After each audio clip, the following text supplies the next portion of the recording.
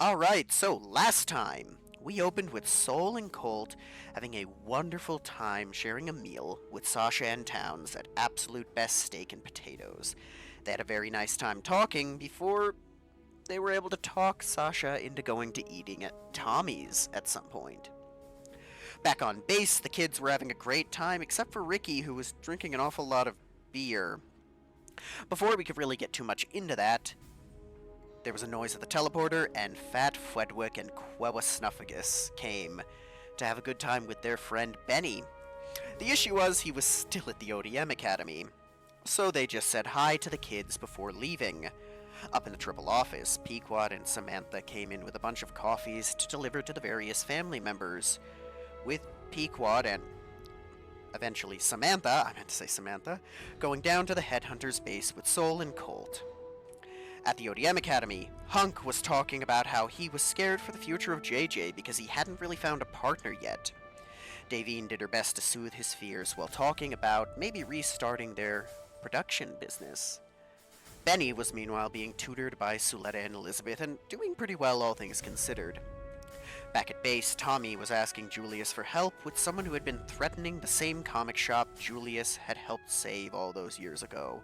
The person's name was Jeff Malthus.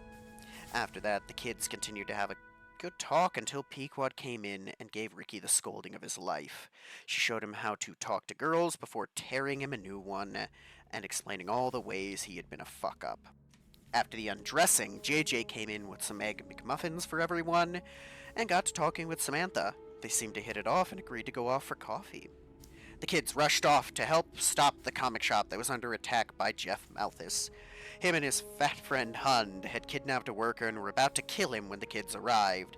They swiftly dealt with his buddy before taking mercy on the fleeing Jeff and letting him escape on a horse. Back on Gateway, JJ and Samantha continued to hit it off, with them agreeing to have another date. The kids had a great time celebrating in Woodbury, where Ricky continued to drink more and more.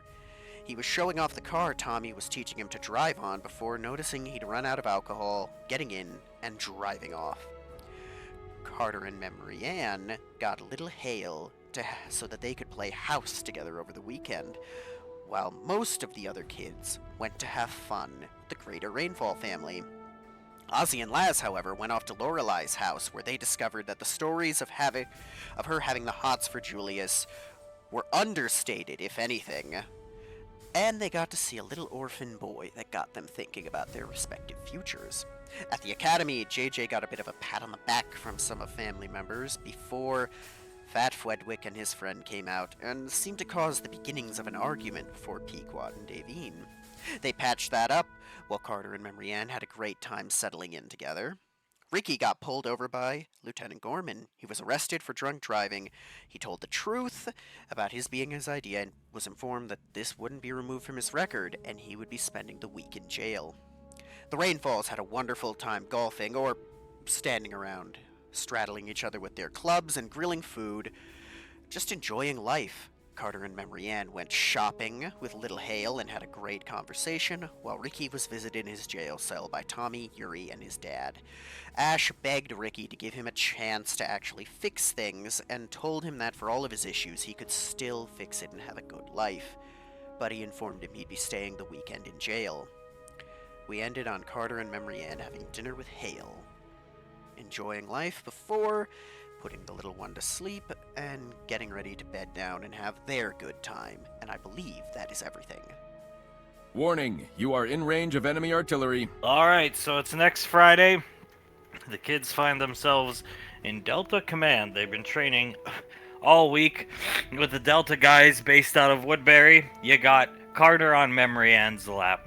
Memory Ann rubbing Carter's lower back, making sure he's loose. Colt, Soul sitting in a chair together, Soul on his lap, Oz sitting in between Laz's legs, Benny's looking over the mission hologram parameters of the Delta Kill House. Go! You know, I'd always heard about Delta, but I never had much of an appreciation for just how tough they were till we're training with them. Soul nods. Yeah, they are way tougher than I could have ever guessed with even my knowledge of him. It's something else, man. I mean, hell, they've made almost competent shooters out of me and Carter. Yeah, almost. As he wipes his hands on his thighs, rubbing them up and down. You alright, man? I don't know why, but I'm feeling nervous. Why? Memory Ann rubbing his back. I don't know. We're supposed to do the kill house thing today, right? Yes, that's what we're going to do. I feel like I'm gonna mess it up somehow. And if you do, that's fine. She'll kiss Carter on the back of the head. Rome was not built in a day. He nods and continues to wipe his hands on his thighs. Why'd you have to bring up messing it up? Damn it, now you got me nervous.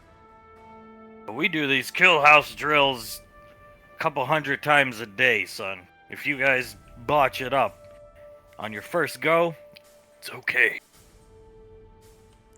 Yes, sir. Thank you, sir. Just, want to impress on our first go-around, sir.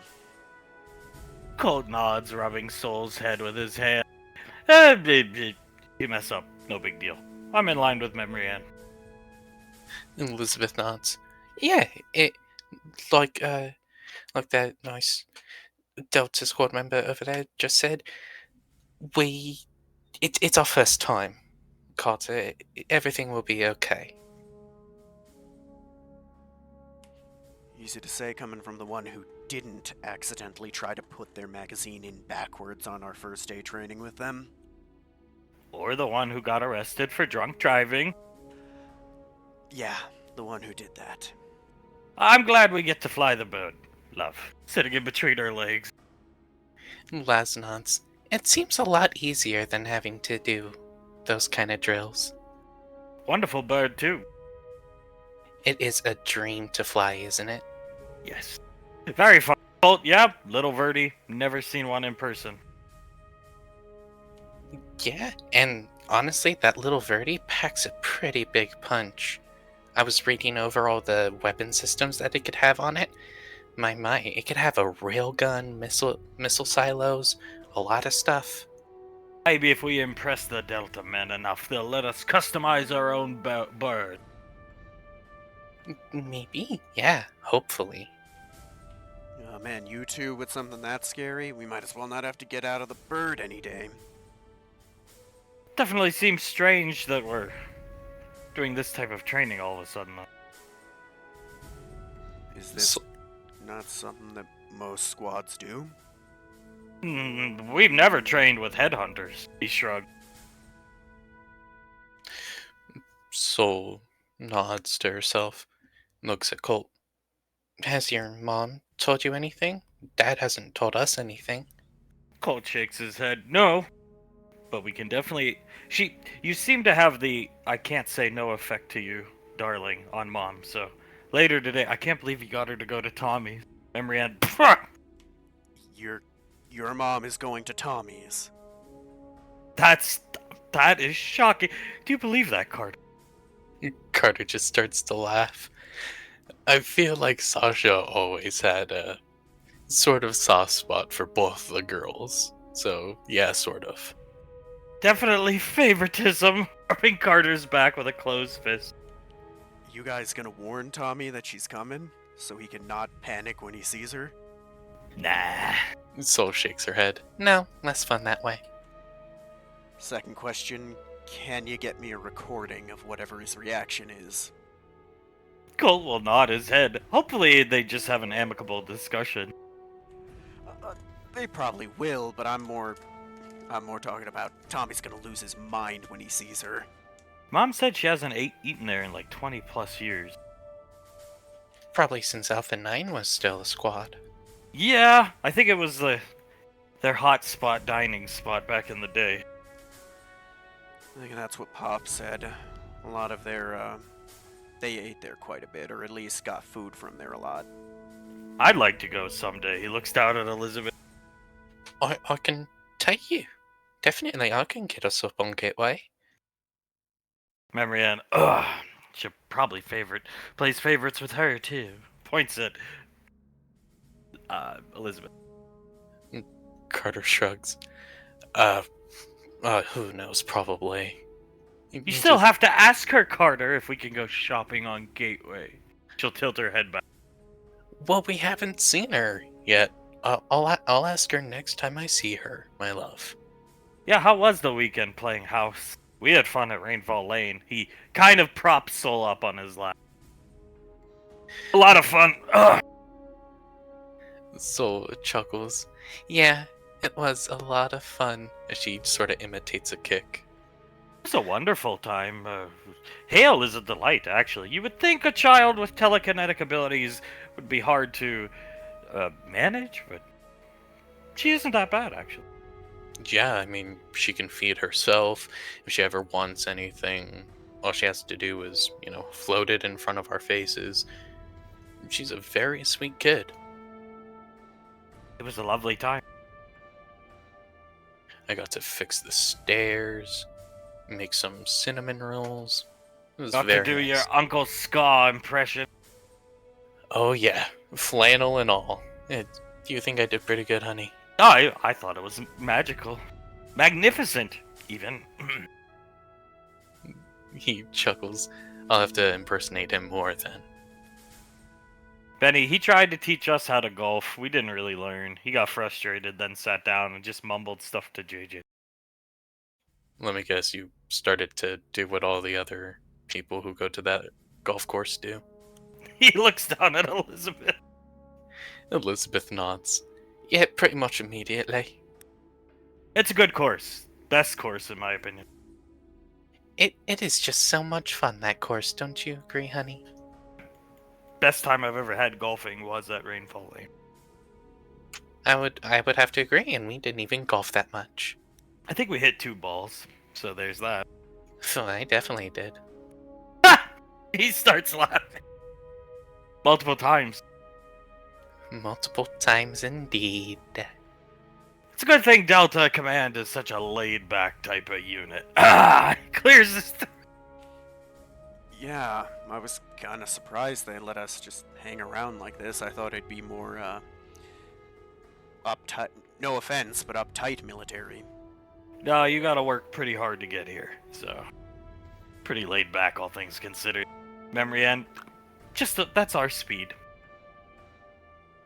Yeah, it is a lot of fun to just be a bit more laid back than usual. Agreed. Stroking the back of Carter's head. Well, everybody else has mentioned their weekends. He's gonna turn to Oz and Laz. What about you two? You have fun? A lovely time at Rainfall Lane. Got to meet General Lorelei. It was fabulous, actually. She as scary as all the stories say? She was I thought she was delightful. What do you think, love? Well, she did sneak up on us, and that scared me a little bit, but other than that, she was a huge delight to be around. Let us take some books from her library. Told us we could come back anytime we want to get more. Wonderful, really. That's sick then. Happy you guys had a good time. Laz nods.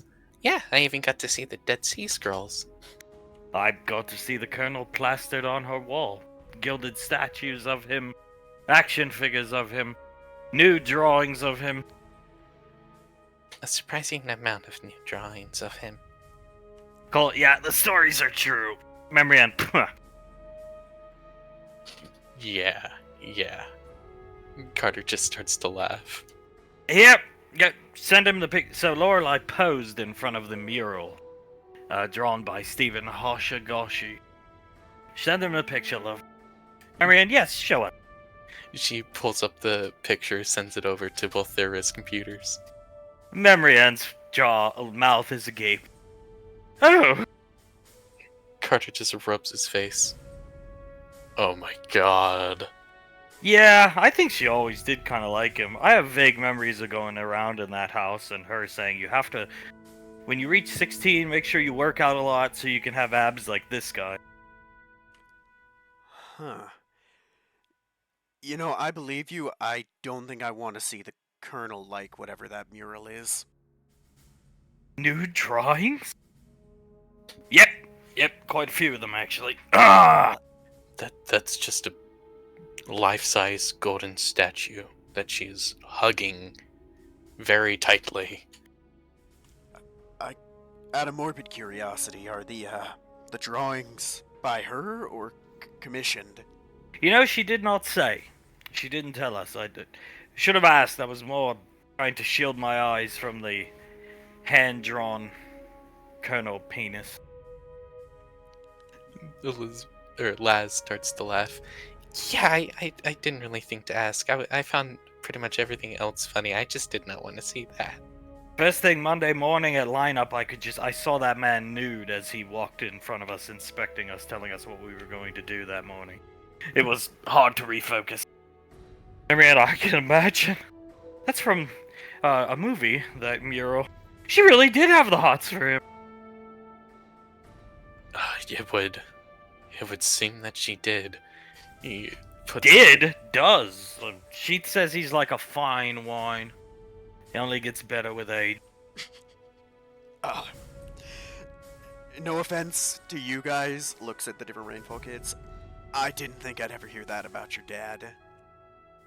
Oh, well, I never thought I'd hear it about the Colonel either, but there's that. Laz chuckles and nods. Yeah, I hear it from my mom a lot, actually. But from a former general that is extremely powerful, and I never really would have expected it from. No, not from her. All the stories are true. Your aunt and uncle and mom used to chuck tomahawks at Lorelei's window and put those notes that the Colonel would write and get his abs sweat all over after working out up in this apartment on Gateway or something like that. Alpha 9 something or other, don't know. Elizabeth is laughing while simultaneously rubbing Benny's abs that he had just mentioned. Benny, we should totally do that. We have 2 corn stalks. Remember, yes we do. We'll just chuck a tomahawk or 2 at the Ranger Generals. Let's not do that, never mind. Soul chuckles. I mean, maybe we could do it to Aunt Icy and Dad. They would probably find it pretty funny. Colt, I think we could get away with it. With my mother, personally. Tightening his grip on Soul's waist. He's holding her.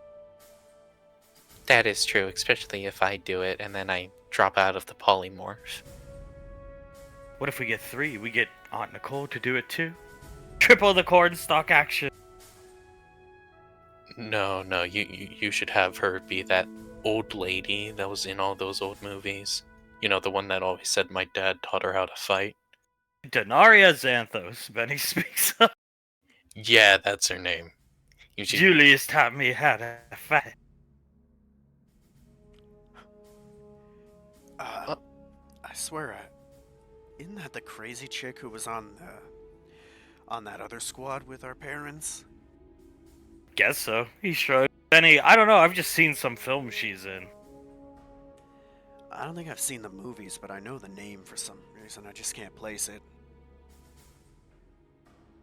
Brienne shrugs. I don't really know Denaria. I heard the name. Aunt Icy uses the polymorph and a voice that sounds similar and says things like Julius taught me how to fight, but he hasn't for a long time. I mean, I think you guys should do it. Just make sure I'm far away when you do. We'll be fine. He'll take his helmet off, kiss Soul on that. Soul smiles up at him. Yeah, we'll be perfectly fine. I do want to do it on my dad and aunt, though. Give them a taste of their own old medicine. I say we do it then. Aunt Icy will probably just laugh. Your dad, on the other hand, I don't know. Maybe it'll be like our first couple weeks here. Remember, yeah. Fire under the doorway after I leave his office. Glaz looks at Oz. My dad got mad enough that he made fire come underneath the doorway? Yes. Have you ever seen the footage of Okia and Bash making fun of the 2 of them? Loki Oh, is holding up a lighter. Bash has an ice cube here. He'll play it.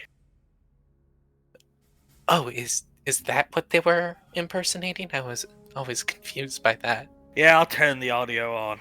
He turns it on and bashes, I'm Memrian, and Oki, I'm Colonel Julian. See, Elizabeth, hearing the footage, starts to laugh as Laz starts to do the same. good times. Memrian, no, not really. Well, they were somewhat bad times that quickly turned into good times, so yeah. You have to have bad along with the good. That is one way to look at it. She'll start stroking Carter's head very hard. Yeah, can't fix things without fucking up first. Memrian, typing on a wrist computer, who's that Pokemon? Carter stares at it. Is it someone who is trying to catch a box? Singularity! Oh my god. What is he doing? Throwing a toolbox. And it's that guy from Saint Box and all the department. Basically, everything Tommy owns is now renamed some type of Saint something. Yeah, that's the saint. He's pretty funny, I'll have to admit. Oh, that's him, huh? And yes, I did some digging into his past. I showed Carter a bunch of the Time magazine movie covers. Carter nods. This man almost got assassinated like at least 50 times. The next Ricky, I think, honey. Oh god, it's definitely gonna be at this rate. Soul starts to laugh. Just be careful when you're running escalator, or else you might get assassinated. I'll keep that in mind. Apparently, some of the early Rainfall productions, they made the Saint into a Pokemon. Oh my god, what's he doing in this one? Shaking a tire iron, that was his rock type Pokemon. Soul looks at it. A tire like the one that mom and dad have at the house? The exact one, I'm pretty sure. Yes. From my understanding, recent when I was young, Uncle Scar put most of the artifacts down in the underground bunker that runs throughout Rainfall Lane. But I do remember seeing a tire iron. Yes. Oh my god. We have to find that. Do you know how funny it would be if, like, one of us, you, Honey, Carter, Benny, any of us tried to impersonate the saint running up to mom and dad? That would be pretty funny, and I think Mr. Moizo will probably want that. I kind of remember that mask, and so your mom used to have it in like a big display case like you see at museums, right? Oh yeah, she did. She liked to put it all on display for everyone. I think Tommy probably will want it back eventually, since Ricky will be ascending to sainthood soon here. Oh god. I'll do it for Tommy, but I just hope I don't suffer the same fate that the saint did. Well, he's dead. That's what I mean, I don't want to die. Yeah, especially the way he died. Remember, and how did he die? Carter would like to know. I would. I am pretty damn curious about it. I wouldn't mind either. I think he's a fascinating figure. Let's puts his hand up. Benny, me too. Seemed like he was Mr. Wise. Anytime Tommy mentions him, he gets sad. Lass puts her finger up. I would also enjoy knowing. I was never told about this.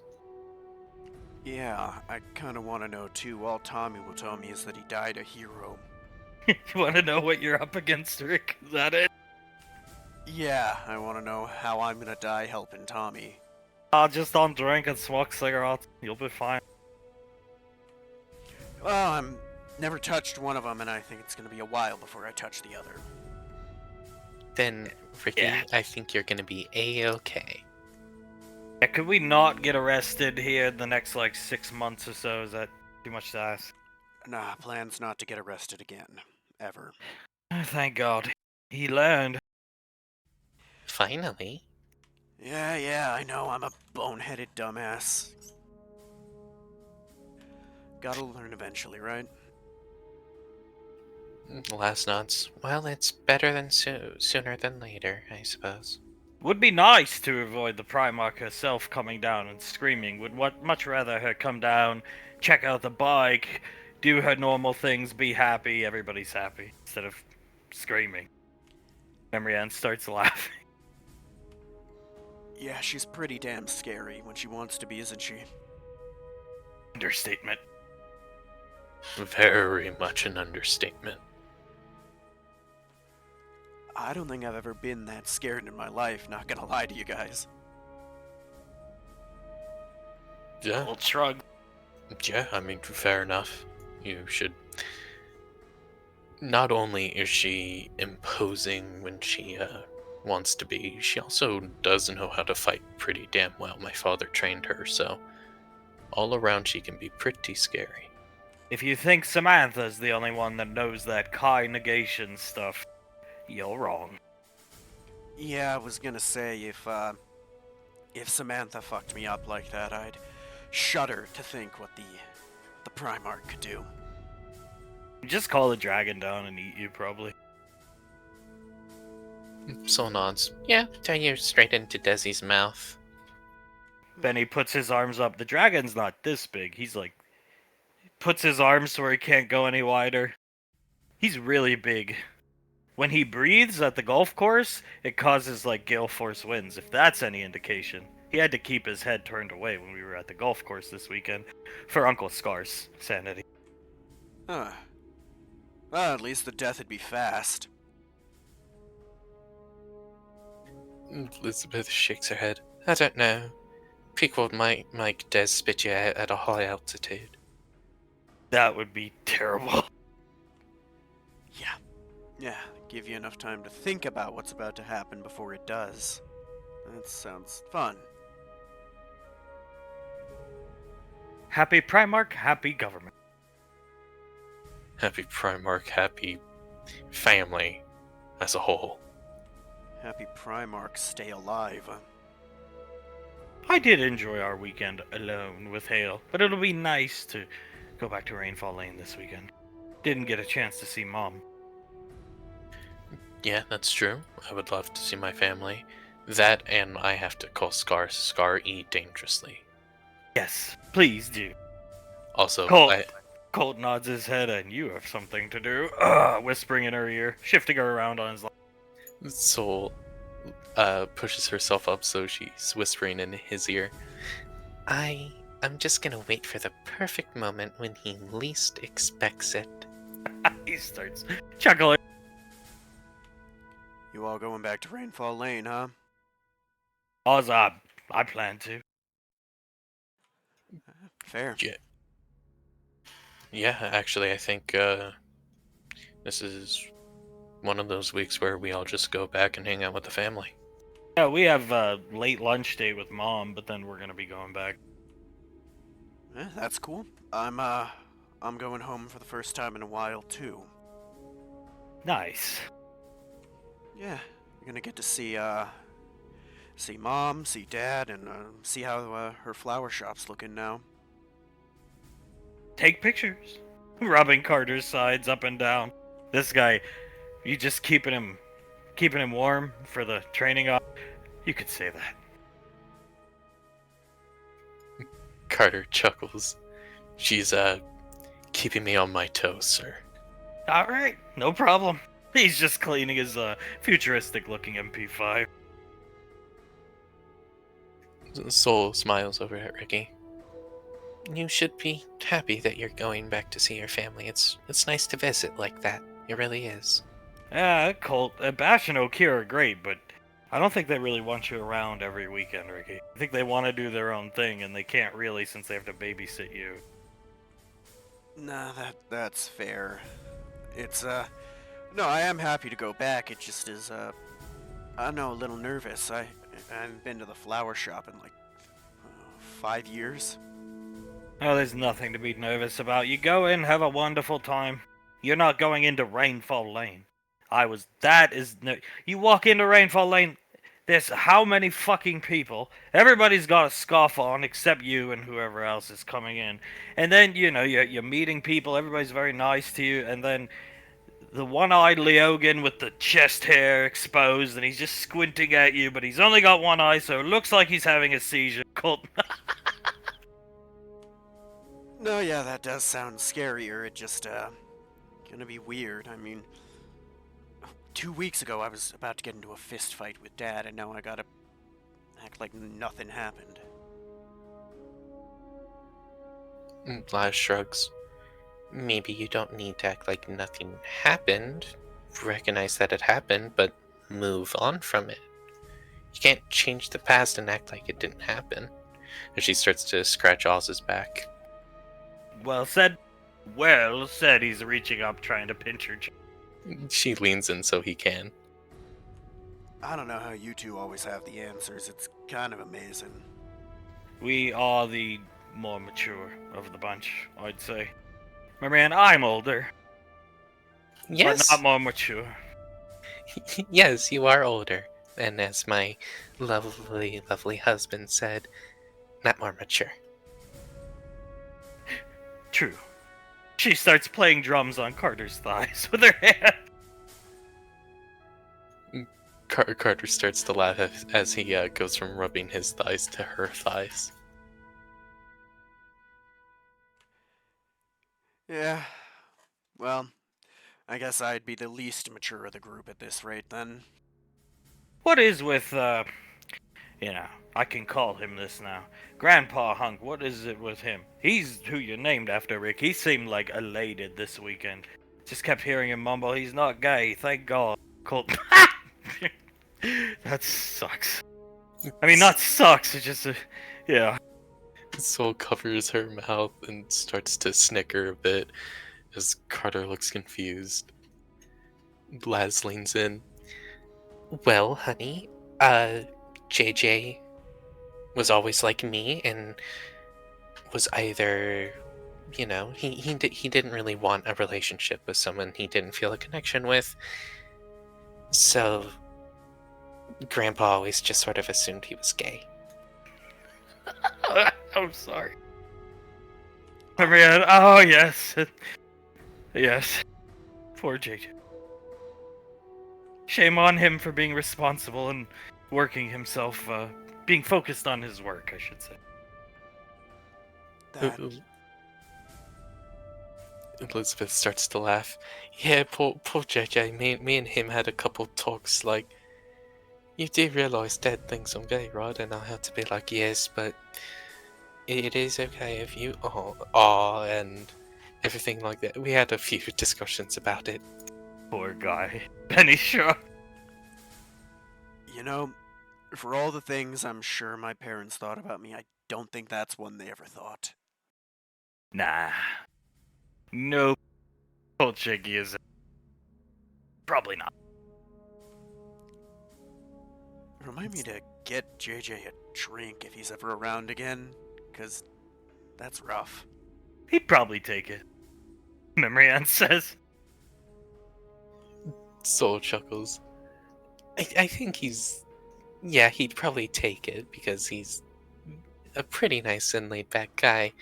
But I think he was always fine with them thinking that about it. I honestly don't know. He never really seemed bothered about it to me.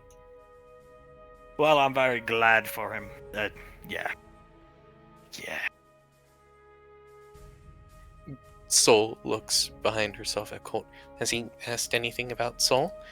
I mean, Sam? And JJ he asked her favorite food and her favorite drink. Colt nods his head. Oh yeah, he has the laundry list of stuff over the weekend. I gave him all the tips and tricks, let's just say that. She smiles at Colt. Oh, it's Sam, like as in our Sam Oswald. Yeah, apparently. You playing the part of Tommy for him, then? Colt, no, I'm not gonna stop roller coasters or anything like that. I'm just trying to give him the likes, dislikes. I think they have their first date Is it tonight? Looks at Soul. She nods. Yep, it's tonight, and they're going to Emil's. He apparently rented out the entire restaurant for their date. They've had like coffee every night this week up on Gateway, or tea, whatever they drink. I don't know. Cold shrugs. But yeah, date. Yeah, like a whole dinner, sit down, get all dressed up kind of date. That this is their first one. Good for them. Marianne with a big smile on her face. I'm happy for both of them, actually. And I'm sure Grandpa Hunk is very happy, as well as Grandma Davy. Elizabeth starts to chuckle a bit more. You should have seen his face. He was so elated that his son actually found a girl. They made him, I think it was Uncle Scar made him prove the number was real by calling her. She picked up in like less than half a ring. But yeah, Scar didn't believe him. Go. Yeah, that was kind of rough. We were all shirtless playing basketball too. Awkward times for somebody just being called out of the blue. Oh yeah, definitely. If you called me and I answered and all of you were shirtless, I would be pretty confused. With only scarves on, mind you. Then just a gigantic Leogan standing in the background with his flannel half opened. With the most shocked expression that I've ever seen on that Leogan. And then this one went right up to Uncle Scar and cracked him right in the balls. Carter starts to laugh loudly. You did not. Did you? She didn't. I did. I want to see video evidence. And then, if you have video evidence, I will give you my credit line. You can have a shopping spree up on Gateway one of these weeks. Please don't overcharge. Of course not. I would never overcharge your card, Marianne. My lovely, lovely husband, he was filming it, weren't you? Pulls it up on his wrist computer and sends it to Marianne. They see Scar with a shocked expression. Sasha is a lot of woman to handle. And Soul comes up, gets his attention. Yes, honey. And then the kick. And Scar's high-pitched screaming. Carter starts to laugh even louder. Oh my god! Yep, I told you I was gonna win this bet. I'm keeping this hat. She'll type on her wrist computer and share her credit card information. Enjoy. Thank you, I will. You mind if I, see that video? Sure, go ahead. Jesus. I think that might even be more brutal than what Samantha did to me. Benny, it was pretty funny. I did model the kick after Samantha's. You didn't just win the bet, That was vicious, man. She knocked it out of the park. Colt kisses her on the cheek. I don't think there's a ball left after that, no pun intended. He's squinting across the way looking. No wonder why he was grabbing for his groin on the golf course when we arrived. Like, oh, ow. And he'd walk around.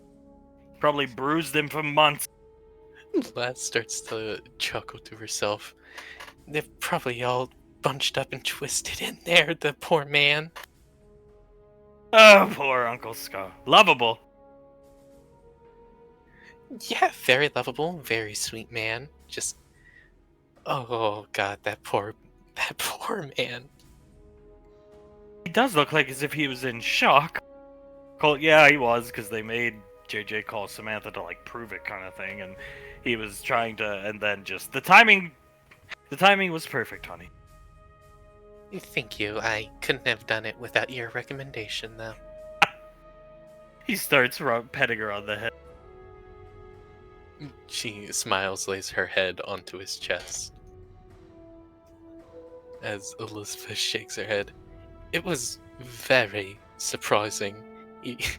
Even after JJ called up Sam, I'm glad she hung up before you did that.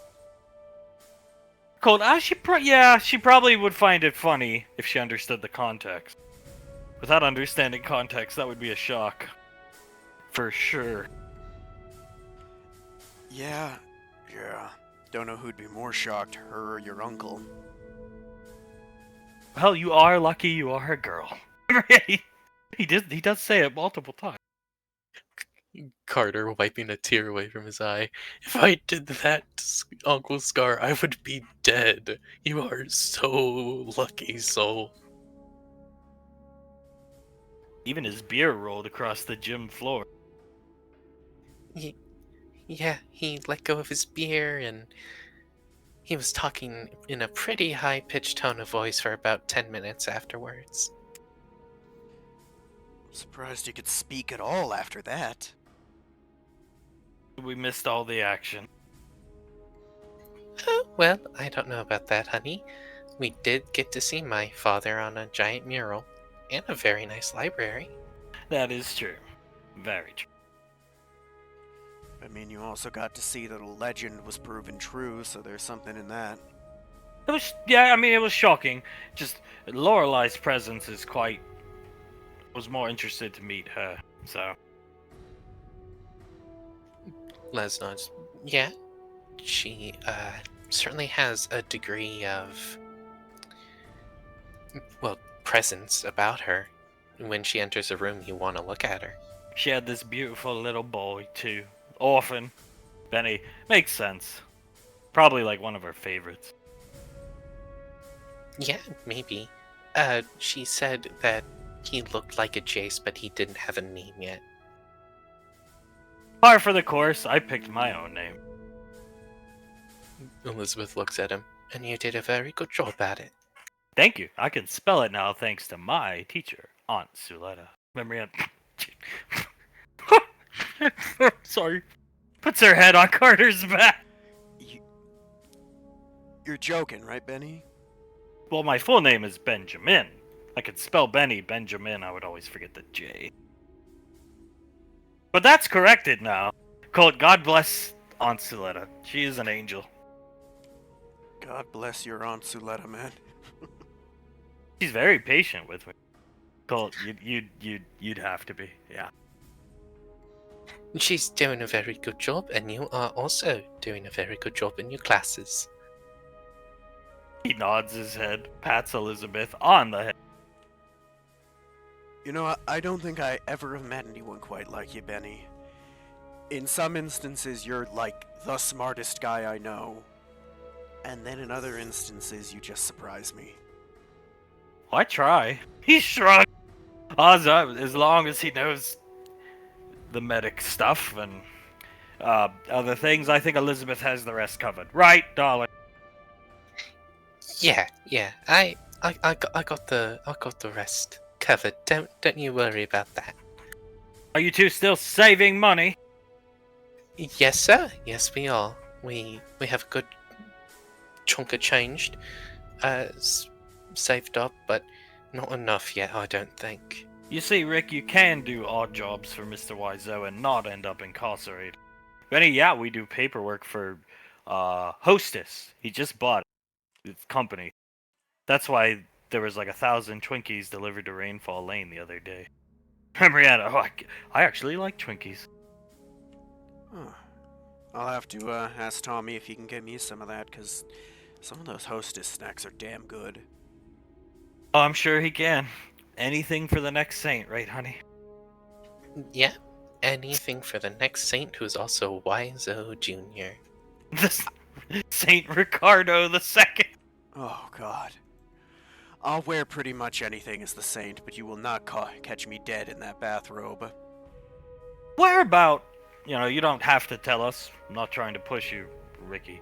Whereabout is your mother's flower shop? You've never told us, like, where you come from and all this type of stuff. So, whereabout is it? You say California you live in. Do you know how big California is? No, yeah. I live in Southern California, but the flower shop is in, Palo Alto. Graceland! Yeah. Yeah, the Graceland of the West, yeah. Does your mother have the same reaction to Fudvis as she does to the children? Or does Grandma Davine, God, there's so many people, have the same reaction to Fudvis as she does the children's Fat Fudwick cartoon Samuel Tank Engine type of thing? Memory Ann, yes. Elizabeth nods. In fact, her reaction to Fuedves is even worse because she quite likes Elvis. Oz picks up Laz. He's gonna sit down on the chair here with her on his lap. Uh, yeah, I prefer actual Elvis myself, but Fredvis was very popular around the time I was just signing to get into the military. You know, you sign, then you gotta wait 6 months to go to basic. Laz nods. That was probably around the time he did his one and only concert in Palo Alto then. Yeah. I don't know if I was there for the concert, but I know that Mom really likes his music. I think she prefers some of his songs to the original Elvis ones. Some of his songs are pretty good. General Lorelei likes his song. that's surprising. Yeah, that is kind of surprising. From what I've heard of her, she wouldn't seem the type. His rendition, she's picking up Carter's hand, holds it up to the light, and then pulls it down, kisses it. His rendition of Suspicious Minds is not bad. I do think he's overrated. She, like, blinks a couple times. But, did you know he was inducted into the Rock and Roll Hall of Fame? No, I did not. Yeah, he did one concert and then he was inducted. Mom said it was the Rock and Roll Hall of Fame is a joke. I don't know about that. I just know that he smashed a lot of records with his one record he put out, right? Suspicious Minds.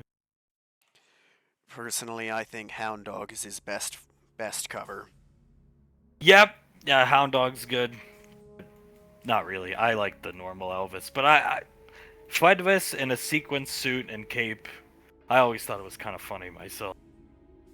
Sol nods. I'm also pretty sure he put on a wig for being Fuedves. And he always had the towel around his neck, like gesturing towards Sol's neck, because he sweats so much. Even though, yeah. Yeah, and he would always go around just randomly saying, "Hoo-ha!" Colt Googles on his wrist computer, this is the last known picture of Fledvis. I guess this was taken in your hometown there, Rick. I guess. There's the towel! It's still hung up in their little office they have at the academy. So is the suit, right? I believe Uncle Scar may have taken that down to storage at Grandma's request. She smiles looking at the picture. I have never seen an actual photo of the dude. I've only seen drawings. That's something else, man. Elizabeth just shakes her head. That has to be one of the most terrifying photos I've ever seen.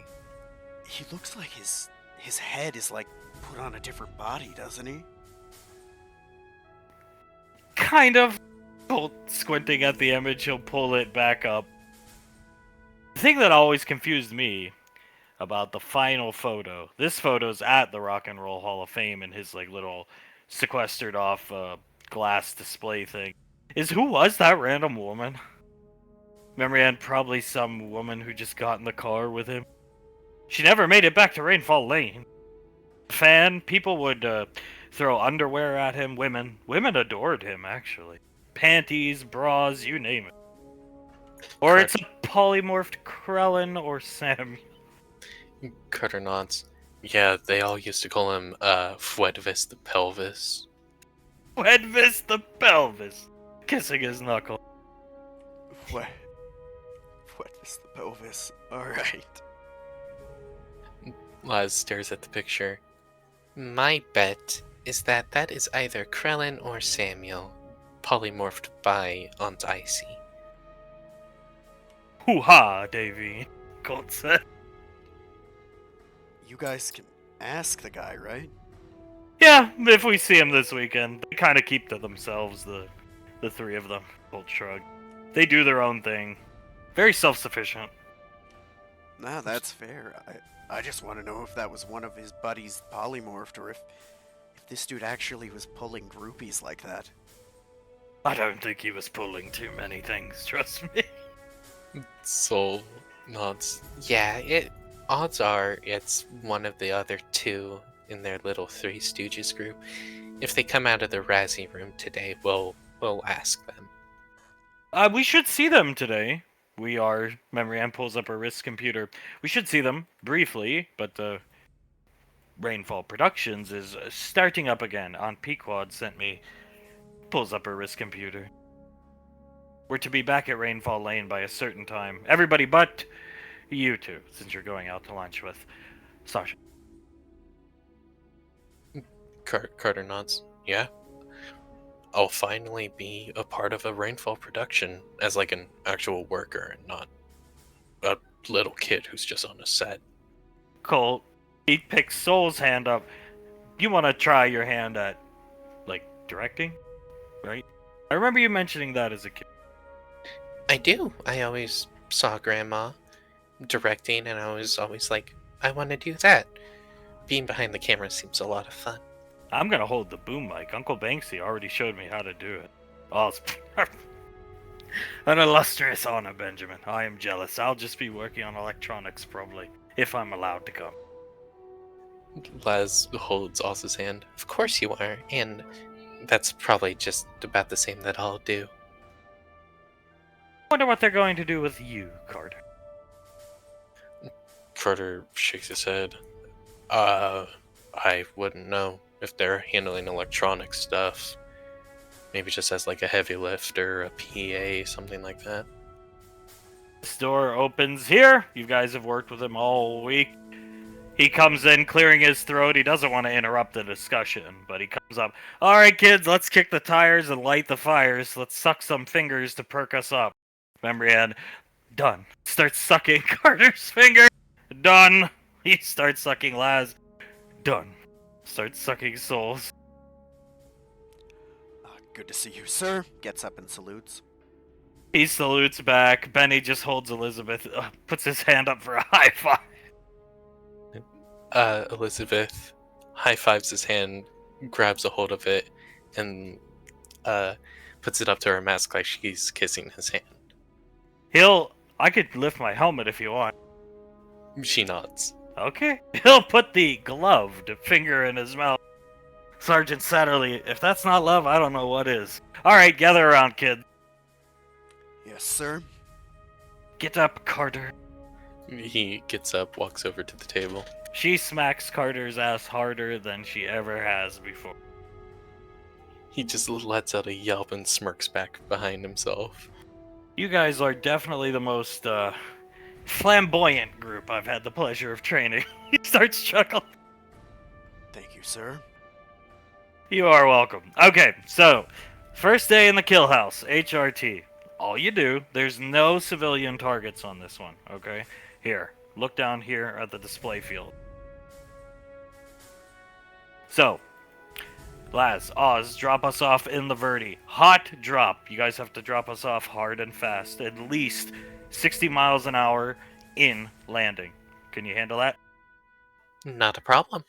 Alright, perfect. We're going to break up into tactical columns. You, looking at the map now, you kids, Carter and Ricky, you're the point men for this. You're going to pick where you insert. No using swords, no using Kai blades. The Colonel didn't send you here for hand-to-hand combat. That's not our specialty. So you use those M4s. You've been doing decent with them this week. I'm not going to give you information on how many targets there is. You know the rule set to the kill house. You've had walkthroughs. Ideally, one team has to insert here. One team has to insert here. Pick amongst yourselves. As a team. That's what we're training you to do. Work as a team. Now, I'll be filling in with Carter's team. Splitting here. But you guys pick where and when and how you want to breach. You have to kill every target in the house. Laz and Oz, you get the luxury of sitting on the Verdi, probably sucking a finger or two. Oz, most likely, yes. Laz nods. Yeah, most likely. So, decide now what you guys want to do. I have you in order here with Carter and Ricky up front. That can't change because they're the breachers, but if you want to shift things around, who goes in after them, it's up to you guys. When you're in a soft unit like Delta Tier 1, it's like you're in charge. And that's what you need to learn how to work as a team. You're a team, so everybody has a say. Memory Ann clears her throat and nods. Yes, sir. Understood, sir. Carter stares at the map. Do we have any information on how many bogeys are in the house, or... Like I said, I won't tell you how many, but I'll tell you that there is more than 8. He nods to himself. Okay. So... Okay. He points right here. I'll reach from right here, and then you can reach from the other side, Ricky. Sounds good to me. I'm thinking, just to keep with what we would normally be doing, maybe Benny should take up the rear. Because that's the way we do it in a real insertion, right? Benny nods. Works for me. I'll be between Colt and Benny, most likely, just so I can provide support to either of them, just in case. I think that works, and I'd feel pretty safe in any insertion having you at my back, Colt. Colt nods. Yeah, I'd prefer to be number 2 in the door. I'd say that works. I think for us it'd be pretty simple. I go in, then you guys one after another, right? Benny nods. Sergeant Satterley. Now again, there's no civilian targets in the house. Just terrorists, air quote. Let's put it that way. Just enemy targets, Op 4. You have to kill them all. But later down the road, when you're developing more of a mastery in here, and mastering these CQC close combat with firearms skills, we'll start introducing civilian targets. And if you hit one of them, automatic fail. So, just go in there, bang bang, boom boom, kill shit, look cool, suck some fingers, and then I believe you guys are done for the day. Colonel's letting you go early. So let's make a good impression on the Colonel, because I have to report your progress back to him at the end of every week, and I'll be doing that sometime after this Kill House event. Yes, sir. Sounds good. Yes, sir. Doesn't seem like it should be too terrible to do, sir. Roger that. Are your weapons cleaned? Those M4s cleaned up to Delta standards, Carter? Ricky? Yes, sir, they are. Yes, sir. I'd like to say that it is. Any problems with those weapons? Anything? Nothing that isn't nothing that isn't me is the issue, sir. Okay, you'll get better with it in the coming weeks. We'll keep training you on it, and if you do good enough, we will let you customize it any way you like. And so maybe shooting isn't your thing, but the day might come where you'd rather have a gun than whatever those blades are called. Kai blades that come out of your wrist, son? Yes, sir. If I get competent with it, then I think it'd be a good thing to keep around, sir. Alright. Hydrate, get some water in you, take 15 minutes to rest, relax, keep rubbing his back, loosen up the Rainfall children, significant others, and when I come back, I'll pick you guys up and we'll jump on the bird. I have to go fuel the bird. Laz, Oz, you're with me. Yes, sir. They will walk off. Oz, may I suck the finger while we walk to the bird? She gingerly puts her hand up to him. He starts doing it. Sergeant Satterley opens the door, turns around. It really does something? Because I saw you guys, like, doing it in the town, down here, everywhere. Laz is biting her lip while staring at Oz, and she just nods her head. Oz, it works wonders, Master Sergeant. I'll have to try that with the wife this weekend. As they disappear, that promotes a laugh out of Oz as they disappear through. Memory Ann, you see, this guy goes with them. Memory Ann, see, I realized I wasn't being the best lieutenant of the squad, but what he said is exactly what I said when I was trying to help you two shoot. The day may come where you prefer to fire a weapon. Yeah, I'm sorry I was too much of an ass to listen. Well, I wasn't the best motivator. I motivated Carter, though. Damn right you did. Shrouded me and everything that day. Grabs the back of Carter's hair and starts twisting it. Dommy mommy time. I don't feel the urge to do that to you, honey, but I do feel the urge to do this turns her by her chin and kisses her lightly across the lips. She wraps her arms around his waist, pulls him in close, and deepens the kiss for him. Hey, this is nice and all, but it's better with the glove off. She takes the glove off for him. He'll put it back in. Okay, Memriad, kissing Carter on the lips lightly. Hydrate, and get ready to go. Get your gun. Yes, Mew Mew.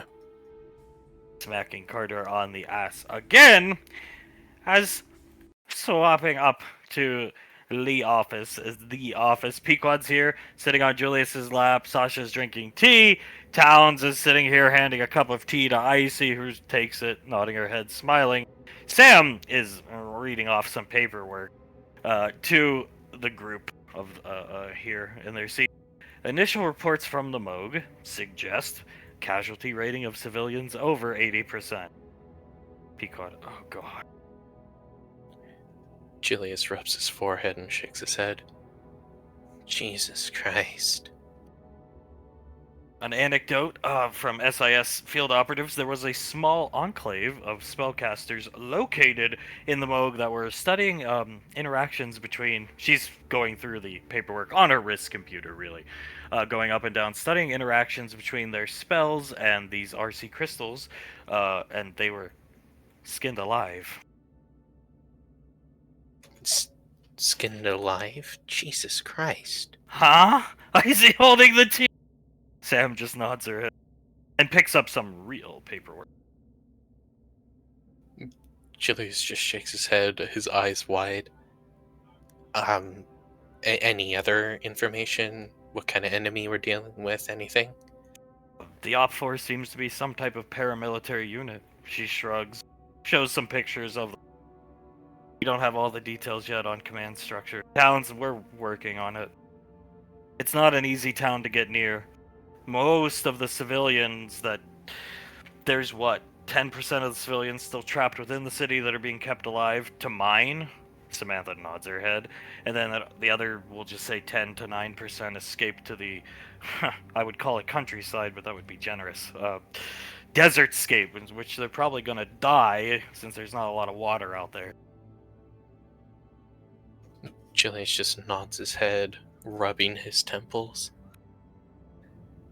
Excuse me, sir, but I suggest we revert the captain, Sasha. No. What Ash is doing is more...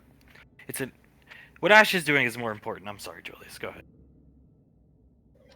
Julius puts his hand up. No, that's fine. I agree. What Ash is doing is far more important and is needed to be done far more than this.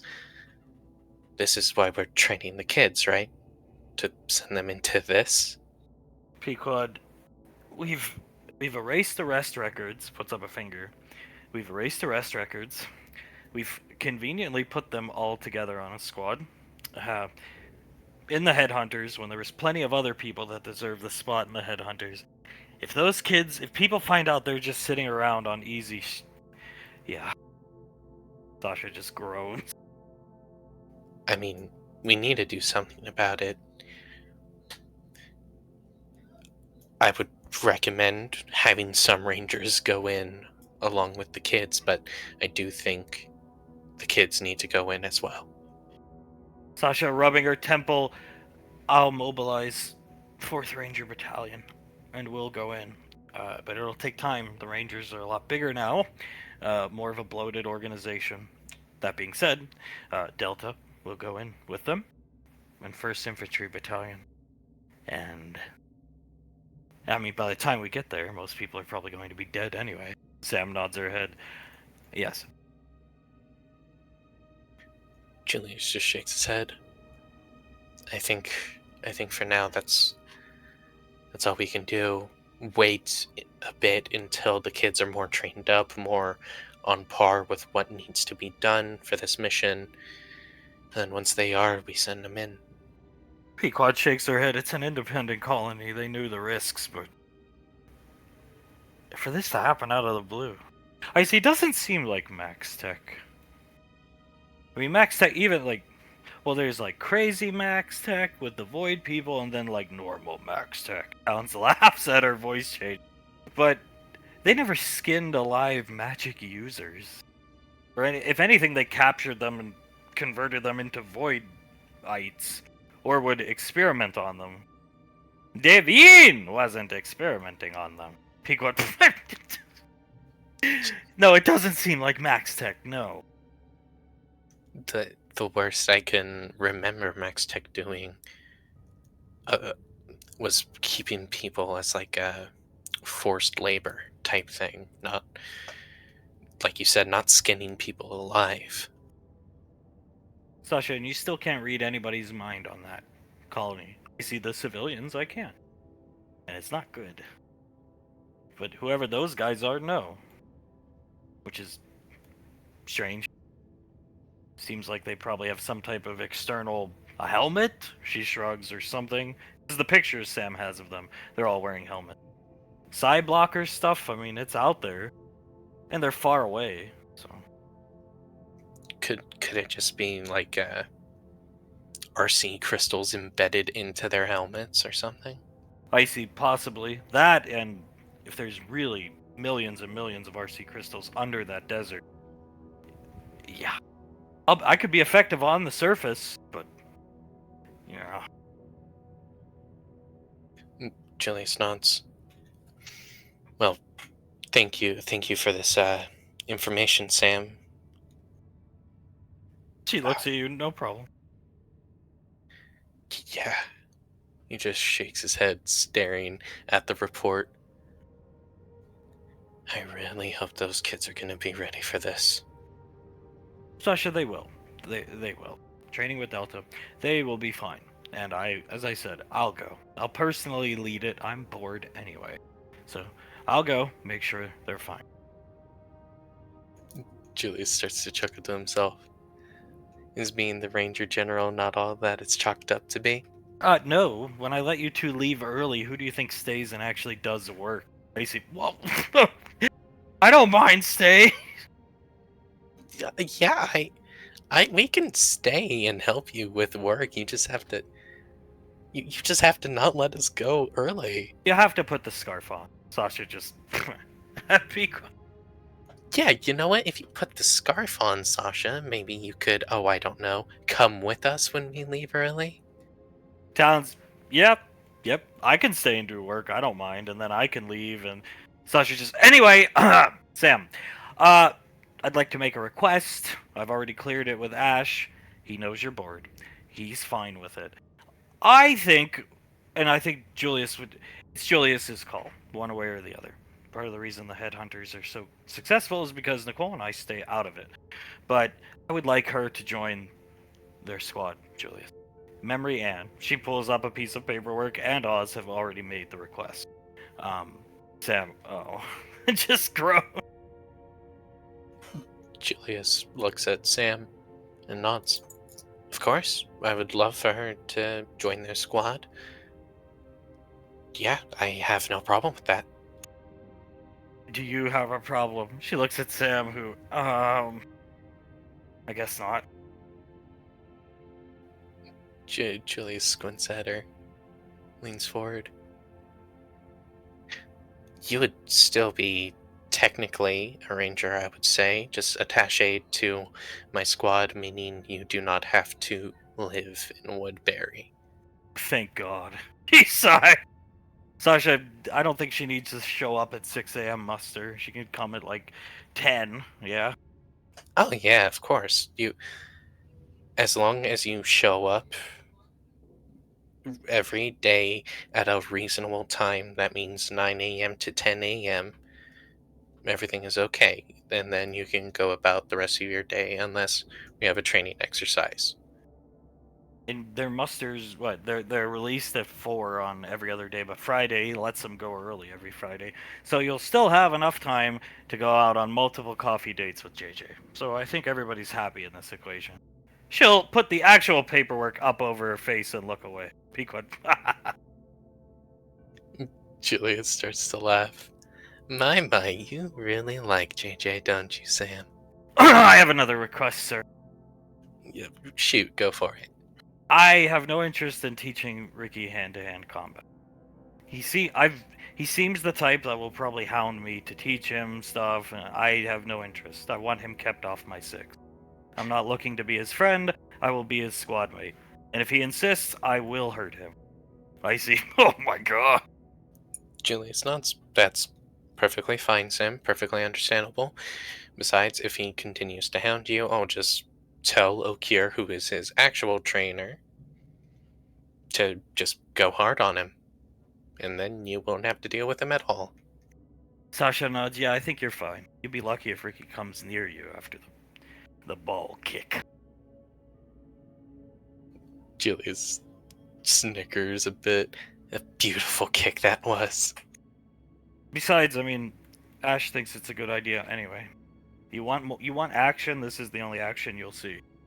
And those kids need somebody with way more experience, including Ricardo. Memory Ann has experience, and I think Memory Ann has the capability and capacity to be an excellent combat leader. I really do. But I don't think she's gonna do well when bullets start going by her head and Carter, and so it's a very unfair position to be put in. I feel bad for her, actually. Icy, yeah.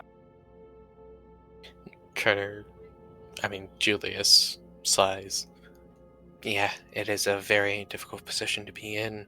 Just Lady- like it's difficult if I date JJ, I have to protect his siblings and his little sister. And I like him, but his little sister's dim-witted boyfriend. Sasha, oh. Anybody we put in from an outside source isn't gonna work. It's got to be somebody that's close to them to work. That's why Lorelai let us get away with so much. Pequod, I agree with that. Julius nods. Yeah, you, Sam, are the best choice for this. You have a connection to them, which means you'll do anything to protect them. You'll all. Should be fine with Memory Ann's help. Yeah, I agree. She's a very capable leader. Towns would have been great SIS material. I agree. She would have been. You should see sometimes some of the information she can dig up. One time there was this squad of headhunters. One of them thought they got away with stealing a few things from the fridge. Nope.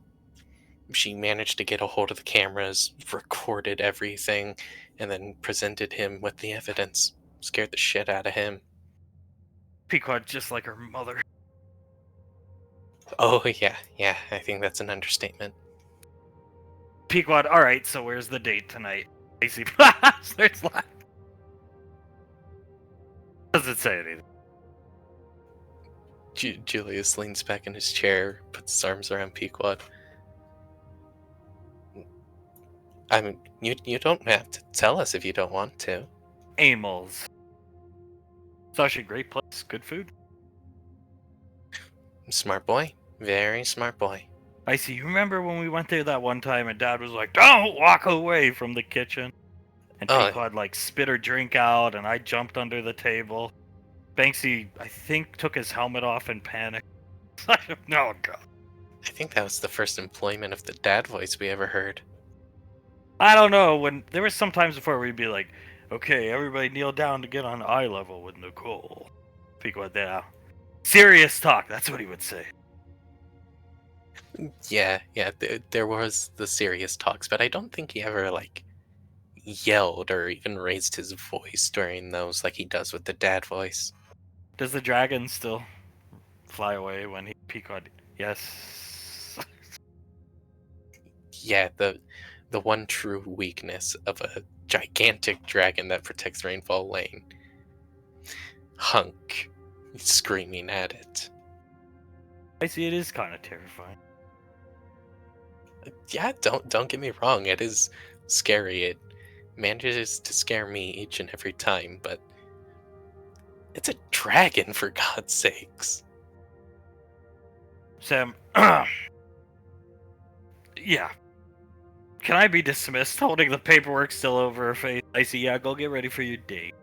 Thank you. And she'll leave with the paperwork. Yeah, we needed that paperwork, but oh well. Yeah, let her have her shield that was obviously hiding a blush that was building up on her face. Well, I feel better about her being with the kids, so it'll be. It's just. Pequod puts both of her hands on her thighs and sighs. If we didn't have to, I'm not blaming anybody, but they joined. It's my fault. But if they, it's even my fault with Ash's son in some senses because I let him join the military.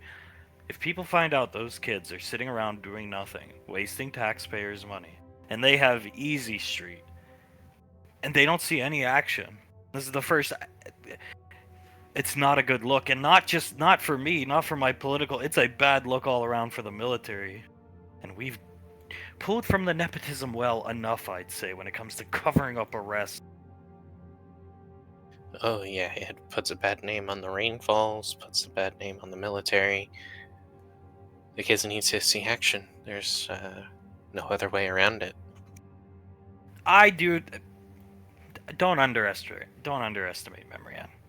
She'll be fine, and she's seen some action. This will probably be a little more hectic, but I think she's more than capable, and with Samantha at her side, they'll be okay. Yeah, they will. I have faith in all the kids. Memory Ann definitely included. A lot of faith in her. Pequod just whistles, looking at the door. That was a blush in and of itself. She looked like a tomato.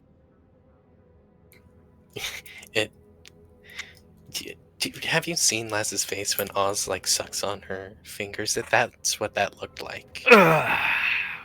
Picking up Julius's finger. Julius You raises. mean like this? Julius raises his eyebrows and starts to bite his lips, staring at Pequod. Sasha, yeah, I walked in on the two of them last week. JJ was kissing her hand. The only thing I could think of was like, oh, this. I was happy. Sasha shrugs, like really happy for both of them, but at the same time, I was like, man, Hunk must be like elated. Because, oh yeah, he was. Trust me, with the finger on the side of her mouth. Yeah, I don't think anything could have wiped a smile off of his face when he finally came to terms with his son actually finding a girl. I just hope they don't spy on them. I mean, looking back, I think we made too big of a deal out of it. I know goofy stuff happened, but yeah, I just really hope they don't spy on them. Hunk doesn't. He's not like that anymore, right? No, he didn't spy on any of the kids going on their dates, first date or not. He didn't spy on any of them. So I think we're pretty good on that boat. She takes the finger out of her mouth. I mean, he didn't see or hear from his own piece of shit daughter. I love her to death, but she was a piece of shit for doing that to them for a year, and he didn't go looking for her or spy on her. I think he's well over that hump. Little brat. Julia says, snorts out a laugh. She was a pretty big brat. She brought home dimwit of the century. I like him a lot. But I see he is kind of dim-witted in a cute way. He is very, he's very nice. And he knows a lot about medic stuff, so that's very good. He is the perfect man for her. Trust me. If her problem is needing to grow up, she will need to grow up to manage Benjamin. Yeah, that's true. I think anybody would need to grow up to manage Benjamin. Pequod, yeah. Yeah, just have you seen him in the classroom? He leans forward to Pequod. I don't think he knew how to spell his full name. What? She hears that.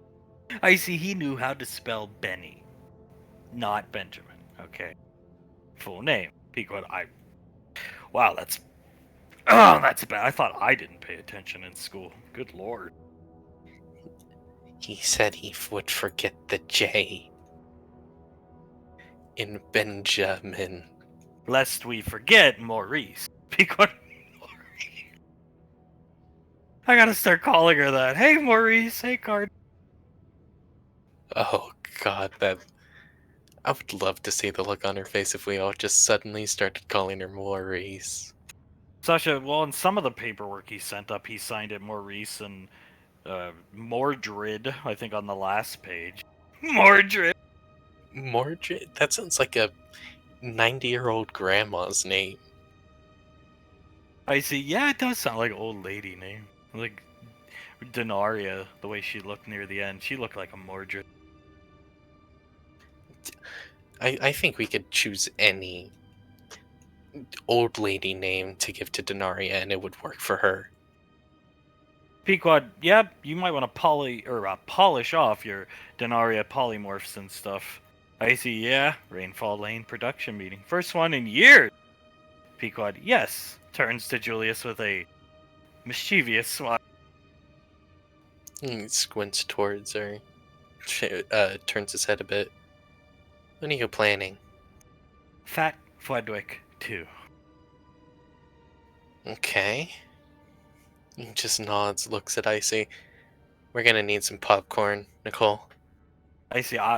Why though? I mean, popcorn I'll get us, but why Fat Fledwick? Think of the money. People have been demanding a sequel to the smash hit Fat Fledwick, the live-action film. Sasha, but you have...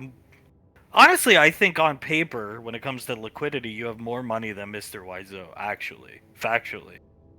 Pequod, you can always have more. Julius shakes his head. The first Fat Fledwick movie made sense to make it. You needed money for your campaign, even though we had more than enough. It was good to have that kind of pocket. How do you think you're gonna swing to my mother to make Fat Fledwick 2? He's going... Well, he's hiding behind the theater screen right now. And I will unveil him to her. Today. Right now? Isn't the meeting in like 5 hours? Looking at her clock. Who sent him back there that early? Pequod, I said, here's the time Fledwick be there. Oh, I'll go there right now, ma'am. I can't do his voice. I wasn't going to stop him. He was elated. Krellin was fetching the fat suit. Oh, God. This is, I don't know if this, I don't think this is gonna work, honey. Just saying. It's going to work. We need money. More money. It's not a greed thing, really. All those kids are going to have kids, and then they're going to have kids, and we are all going to be around a long time. Therefore, we need a lot of money. I see that. When you put it like that, yeah. That makes a good deal of sense. It really does. Do you think those houses cost nothing to build? No, I know they cost a very good amount of money to build, honey. She nods her head and smiles. Then we need Fat Fledwick. Future-proofing. And if that doesn't work, I'll hit your mother with the Make-A-Wish letters. I have hundreds of thousands of them. Oh God, you're going for the low blows, aren't you? I thought they wanted to do The Rock with, like, Carter and Scar and Pequod. Well, The Rock can wait. Julius just clicks his tongue. Maybe it can't wait if Mom says no to Fledwick 2. Just regroup and really push forward with the Make-A-Wish kids. I see. I think you should let Mom do a movie she wants to do as her first one back, since the productions got halted for no good reason. Not because of anybody. Carter. Ugh! Yeah, what Nicole said. Carter. Pequod shrugs. Well, I at least want to have Fat Fledwick on the docket. We're doing it. Fat Fledwick 2. Then we can do the sequel. He's already the third movie, a trilogy. He's already come up with a title. Fat Fledwick 2 again. Tasha, again, huh? Looking at her teeth. Fat Fledwick 2 again.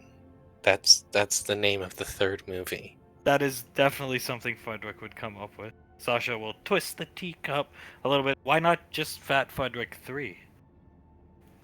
He gets to pick the name. He's the star of the show. The children paid to see him. And he chose Fat Flutwick 2 again. Did he think counting up to 3 was going to be too hard for the children? Maybe. And after this production meeting, we are starting the children's production company up again, which promotes a loud groan from Ice. So I want new episodes of Samuel the Tank Engine, Samuel the Science Guy, Fat Fudwick, the Animated Adventures, and all those Mr. Fudwick's Neighborhood, Honey's Clues. I want all those reinstituted. There's a large demand. There's a lot of universes out there that want to see these shows back. They've been watching reruns for years. Sasha, is the train one the one where you can see their hands? Pequod, yes. I see crap. Yeah, and for some reason it isn't just Samuel making the beeping noise, it's Flutwick and Krellin. Towns, I was actually kind of concerned for Colt when he was very young, because he would watch the Tank Engine show, and like he really liked it. Like he'd laugh, clap. I was like, man, this kid's gonna ride the short bus when he grows up, just like his dad. Thankfully, he didn't. Yeah, thank God he didn't. We can definitely get the children's productions started up and running. Honestly, the children's productions was basically free money. We just let the Three Stooges do what they want, and we made money off of it. Yeah, and that's why I don't want to hear groans, Nicole. It's not like you and Suletta did anything. I see, true. It was supposed to be ran like an actual production company with two people with brains, big brains, the two smartest Rainfalls, in my opinion, in charge. And they just kind of said, go ahead, so here's some cameras, here's some lights, here's a studio, do what you want. Any money you need, just let us know and we'll get you it. But it worked, so I won't complain. Julius nods. It definitely worked. And hey, who knows? Maybe the first episode back, we do like a live production of the show. Ooh, a special Mr. Fudwick's Neighborhood live from, she'll air quote, the neighborhood. Good thinking. She plays with Julius's. Thank you very much. I get some good ideas every so often. I've never saw the appeal of like Fat Fudwick or anything like that, personally. But I did enjoy the. Which one's the show where Scar comes in dressed as the cop? Mr. Fudwick's Neighborhood. Fat Fudwick's Neighborhood. I don't know. It's like Fudwick something's neighborhood. Seeing Scar with that dejected look on his face and the cop outfit was. Those were good. Yeah, for each and every time after he would like leave the scene, he would just walk off set, even if he had to come back later for another scene. My favorite was the cop showing up to the door with a beer in his hand and a cigarette hanging out of his mouth. He even had the flannel on still, only the hat was put on. On a children's production. Poor Fudwick just had to. Oh, hi, Mr. Scar. It looks like you're doing something naughty. Yeah, I think it was the first episode. It was, don't wake on the job, kid. And remember, smoking's bad for you. I see laughing. Yeah, I was paying attention for the first ever taping of it. I remember that. Most of the time, me and Suletta just sit there and talk shop in the little production booth above the studio room. Yeah, it's an easy way to make money. And hey, Krellin, one of the best set lighters I've ever seen. Have you seen his backlighting technique? Everything's so dark. She shakes her head. I see, that's because he's backlighting. Sasha, and that means... I'm not the cinematographer here. That means he turns all the lights away from the camera and opens a window for some reason. Pequod, yeah, the window opening is biting on Julius's chin, then stopping. Essential. Julius wraps his arms around Pequod tighter. It is very essential. One time, I think it was written into the episode that Fudwick had to close the window and Krellin got it removed from the script because it was essential the window stay open. I see. My favorite is that window. The production studio is located at the basement level, if you will, of the academy. So, but the way the window is set up is you can see like the ground level of the outside door of the academy. So when kids are coming in after doing PT at the back entrance of the academy, you just see like a bunch of people's feet walking by the window and hear random mumbling and stuff. Wow, that was fun. This ODM gear is cool. Then you hear Uncle Tal. Yeah, I have no idea why kids like that show so much. No clue. He shrugged. God, I don't care why they like it, as long as they like it. Frederick was telling me he wanted to make like a Transformers show. A Transformers show? Yeah, called Twansformers. Was he going to play Optimus Prime? I think it's Samuel Prime. Frederick wants to get his acting chops up, and he wants to play Megatron. And then Krellin has to play that one kid. What was his name? Spike Wiki or something. Pequod, yeah, most likely. The Star Child playing a human child. Oh god. Wait, do they want this animated? Icy shrugs, or do they want like the live action deal? Pequod, they said one set with changing blue screen backgrounds, some props, live action. And they saw some Malcolm movie where he had Ash dressed up in like cardboard. Because they're big fans of Ash's acting. They are Ash's Academy committee. They're the people who get Ash nominated, or used to, back when Malcolm was popular. And they're gonna paint cardboard, and then the way they're gonna transform is remove the cardboard, go off screen, remove the cardboard, come back. And they're not gonna cut or edit them leaving off screen at all. No, this has to be live. Fledwick's done his research, he's told me. Children want more live production, so whatever Fledwick wants, he gets. He's made a lot of money for us. Okay. Deal. We'll give him everything he needs. A couple cardboard boxes, the blue screen changing background, everything that man needs. Sasha, but Samuel can't speak. Is Optimus the main good guy? I see. Yeah. So the main good guy's just gonna beep.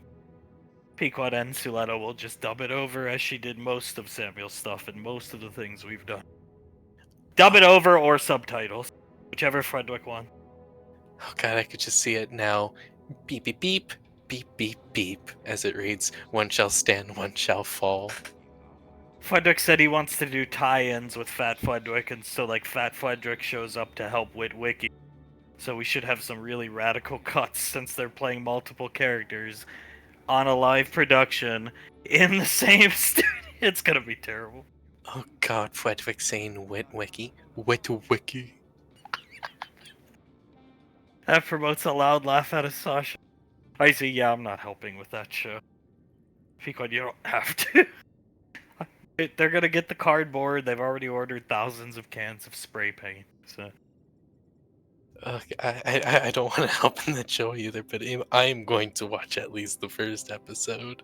Can you imagine the first episode where Mega, and this is the name, Mega Frederick fights Samuel Prime? Oh god, just constant beeping and then ha Samuel Prime, you thought you could defeat a Decepticon? Decepticon attack. Defeat the Autobot scum. Sasha, well, at any given time, there's only going to be one Autobot and one Decepticon on the screen, right? Since there's only 3 of them. Because... yeah! Maybe we can ask some of the other ODM folk to help out with their production, like Mama Land, Zap, Segoy, Pad Pie. Pad Pie, yeah.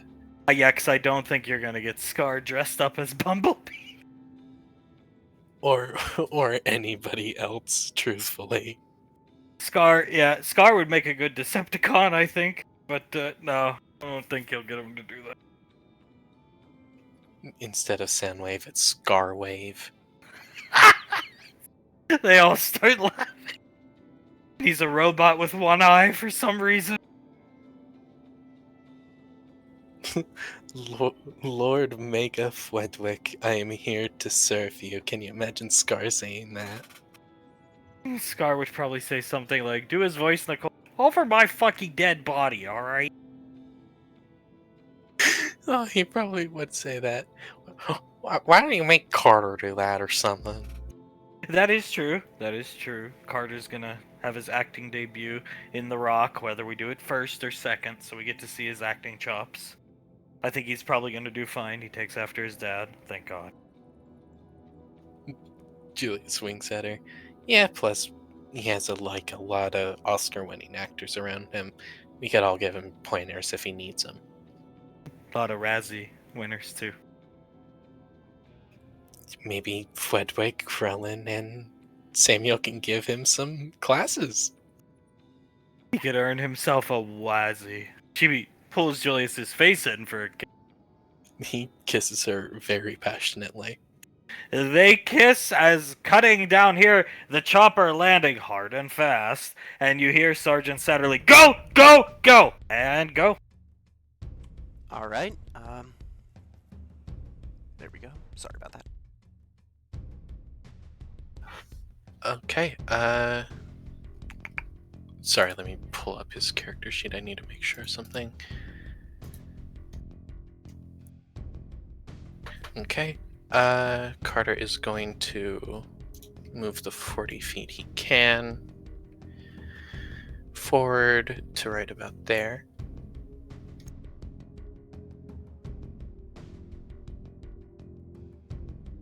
And then he doesn't have line of sight on this guy right here, does he?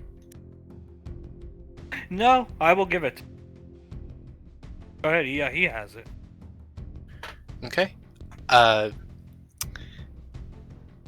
will say, like, Memory and Elizabeth and the Sergeant Satterley, they can see Carter looks extremely nervous about this as he shoots to fire. He hit, blowing this target up. Memory Ann, she shouldn't be doing this, but she whistles loudly. Carter just chuckles and gives her a thumbs up as that's all he can do. Mortis is up. All right. Let me open his character sheet since it closed itself. He is going to move his full movement.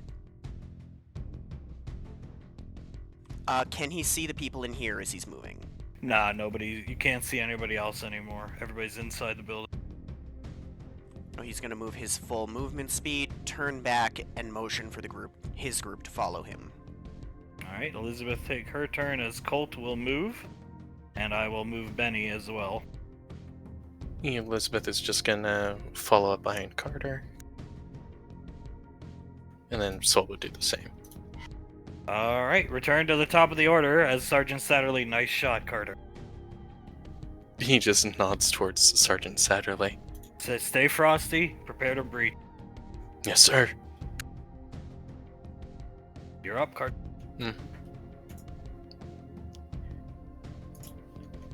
He is going to move right here, check around this corner, see that nobody's right there, and then motion for everyone else to come up.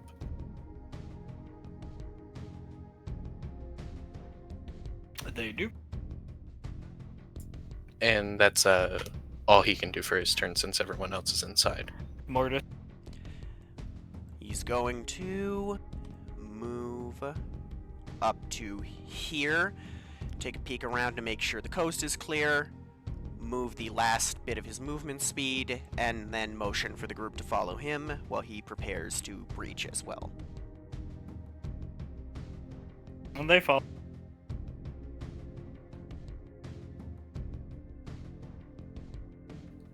Okay,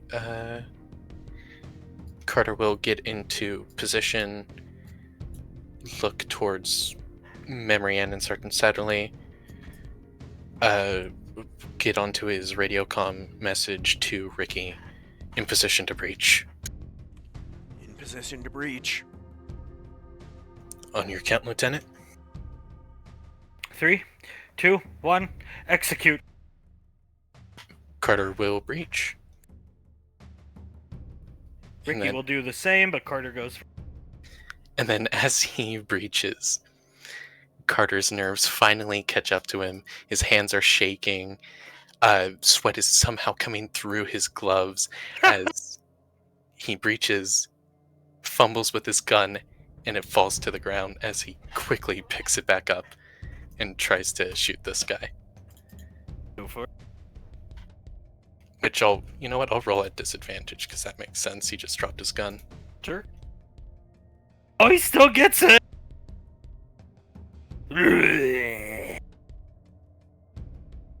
Mortis? If that's everything. Yeah, he can't move after that. Mortis. Ricky will breach.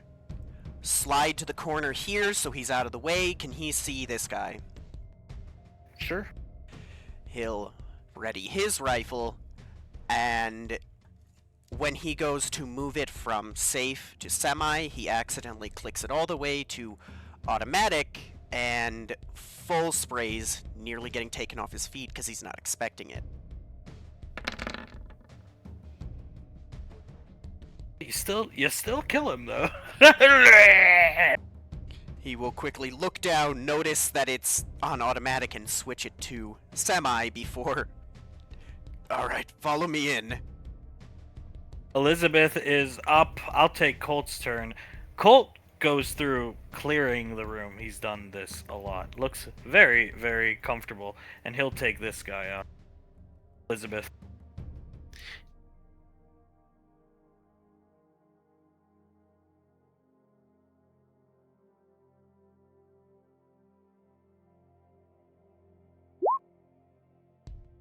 Who's she going for? The guy at the far right. Very nice. Benny's going to stop what he's doing. Are you okay, Ricky? So he skips his turn because he's busy checking on Ricky, which is not what he should be doing right now. Fortunately. Memory Ann's going to come in and ice blast this to pieces.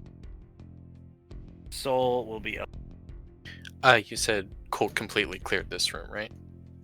So he clears the doorway. Yeah. He cleared this room. But we'll go into that. Anyway, go ahead. Okay. Soul will move in. As she's moving past Benny, she pats him on the shoulder. Focus up, Ben! Right! He turns around looking at her, looks back down at Rick. I'm fine, keep going. Is there an entrance here, or does she have to go around into here? Gotta go around. Okay, she'll come up into here, see this guy at the top of the stairs, and will shoot him.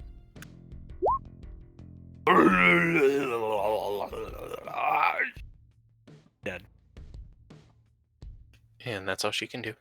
The command sergeant's gonna come in. He'll take this guy out down here. Shooting him. Finish up. Carter nods, yes sir. As he'll move into this room, check his corners, and then shoot this guy.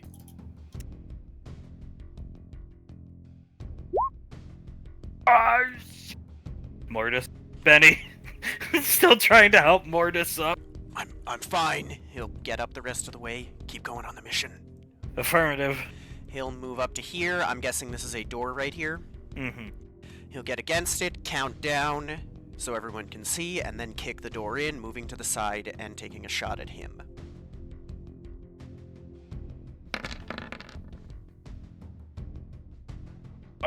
Shot. That'll be Mortis's turn. Colt's gonna come here. That's it. Elizabeth. Okay, Elizabeth is going to move right there. next to Carter, giving him some cover as he reloads, let's say. Elizabeth can. I'm just gonna say there's like a window here, has a line of sight on this person if she wants it. It's a long shot. Mortis has taken this guy out. Yeah, she'll take that shot. Disadvantage, or... Nah, just straight up. Military grade weapon, it's gonna go through that glass.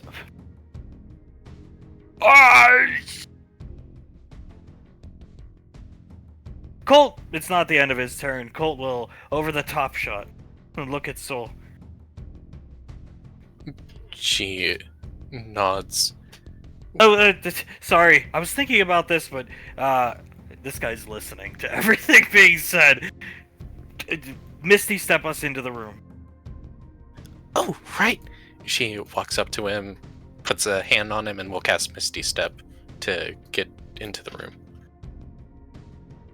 He's gonna aim at this. Does she aim at this? Whatever they want to do, however she would react. She'll put her gun right up to the head of that one. Shoots. Colt will kill this one. And she'll shoot and kill that one. Nice, and then alarms start to go off. Ceasefire alarms. As Benny's coming out, not even firing his gun yet. Damn it! Sergeant Satterley, alright, outside, gather around. Yes, sir. Make his way outside. At the Verde, kids. Memory Ann coming up behind Carter. Get back here. She comes up behind Carter, hand on his shoulder. Carter puts the safety on his gun, aims it down, and just pinches the bridge of his nose and shakes his head.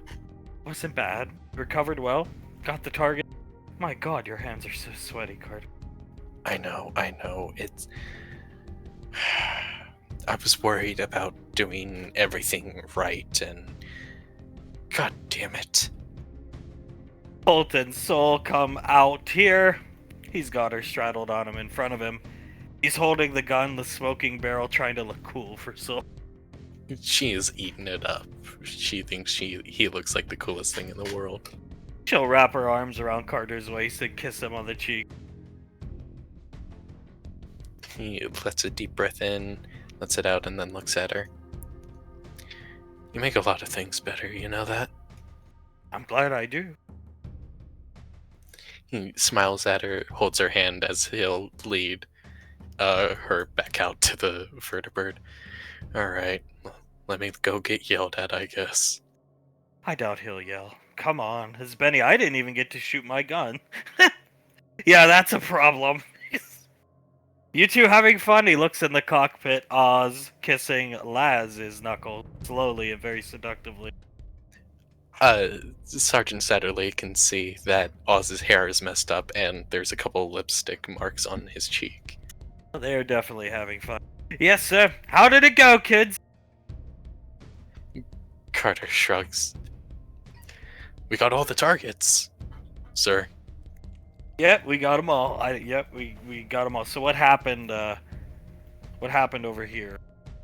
We heard automatic gunfire. Don't make me check the tapes. Just tell me the truth. It was me, sir.